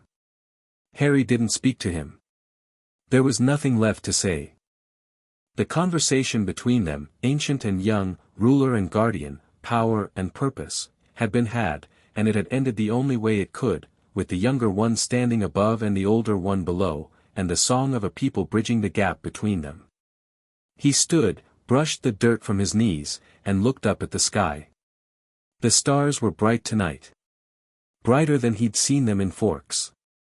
The clouds had cleared entirely, and the Milky Way arced across the sky in a river of ancient light, each point a sun, each sun a world, the whole vast universe stretching out above him like a reminder of scale. He thought about Dumbledore, who told him that love was the most powerful magic. He thought about Voldemort, who denied it. He thought about Seraphiel, who'd never understood it. And he thought about the people in the house behind him, the ones who'd fought and bled and nearly died for each other, not because they were the same species or the same kind, but because they'd chosen to be the same side. That was the magic. Not the wand, not the blood, not the ancient song. The choice. Always the choice. Harry Potter, the boy who lived, the chosen one, the progenitor blood wizard who'd walked into Forks looking for a disturbance and found a home, stood in the clearing where the old world had ended and the new one had begun, and he smiled. Not because everything was perfect. It wasn't. Seraphiel slept below. The Vulturi schemed abroad. Challenges he couldn't imagine yet waited in futures Alice couldn't see. The world was vast and dangerous and full of things that wanted to break what he'd built. But the world was also vast and beautiful and full of people who wanted to protect it. And tonight, under the stars, in the quiet after the storm, that was enough. He turned toward home. The binding hummed behind him. The forest breathed around him. And the stars, ancient and eternal, watched a young man walk through the darkness toward the light of the house where his people waited. He was halfway home when his phone buzzed. Bella. Can't sleep. Too much adrenaline. Also, I think your wizard friends are still awake. I can hear Ron laughing from Charlie's house and that's half a mile away. Harry smiled and typed back, Ron's laugh has been classified as a noise violation in 3 countries. Tell me something good. Something that isn't about vampires or wars or ancient evil. He thought for a moment. Then, when I was 11, I got a letter delivered by an owl telling me I was a wizard. I was living in a cupboard under the stairs, and I thought someone was playing a joke. When the letters kept coming, my uncle nailed the mail slot shut. So they sent more owls. Hundreds of them. They covered the house. They came down the chimney. My uncle drove us to a shack on a rock in the middle of the ocean to get away from them, and a giant man broke down the door at midnight and told me I was famous and gave me a birthday cake. A long pause. Then, that's the most ridiculous thing I've ever heard and I'm dating a vampire wizard who fights ancient gods. It was a very good cake. I love you, Harry. He stopped walking. The forest was silent around him. The stars burned overhead. And the words on his phone screen glowed in the darkness, warm and bright and impossibly, terrifyingly real. He'd been loved before. By his parents, who'd died for him. By his friends, who'd fought for him. By a world that had called him its savior and then questioned his sanity and then called him its savior again. He'd been loved in all the complicated, imperfect, human ways that love could manifest. But these 3 words, sent from a phone in a small town in the rain, by a girl who'd learned what he was and what he carried and what was coming, and who'd stood beside him anyway, not because she had to, not because destiny demanded it, but because she chose to, this was different. This was the love that Dumbledore had called the most powerful magic. Not because it conquered. Because it chose. Every day. Every moment. In the face of everything that made it illogical and unsafe and impossible. He typed back, "I love you too, Bella." Then he pocketed the phone and walked the rest of the way home, through the quiet forest, under the bright stars, feeling the ley lines hum beneath his feet like the heartbeat of a world that was still, despite everything, worth fighting for. The cabin was warm. Ron was asleep on the couch, snoring softly, one long leg dangling off the edge. Hermione had fallen asleep at the kitchen table, her head on her arms, her notebook still open to a page of word equations. Harry draped a blanket over her shoulders, she murmured something about harmonic frequencies and didn't wake, and stood for a moment in the quiet kitchen, looking at his friends. They'd come across an ocean for him. They always came. He walked to the window and looked out at the forest one last time. The trees were dark shapes against the starlit sky, ancient and patient, guarding the land the way they'd been guarding it for millennia. Somewhere beneath them, the binding hummed its song. Somewhere across the ocean, the Vulturi plotted their next move. Somewhere in the future, challenges he couldn't imagine yet waited in shadows he couldn't yet see. But tonight, the world was quiet. His friends were safe. His allies were sleeping. The girl he loved was a phone call away. And the forest, the deep, old, magical forest of the Olympic Peninsula, was at peace. Harry Potter closed his eyes, let the meditative half-sleep take him, and rested. Tomorrow would bring new problems. New challenges. New reasons to fight. But tomorrow was tomorrow. Tonight, there was peace. Let them come, he thought one final time. And meant it less as a challenge than as a welcome. Chapter 6 End.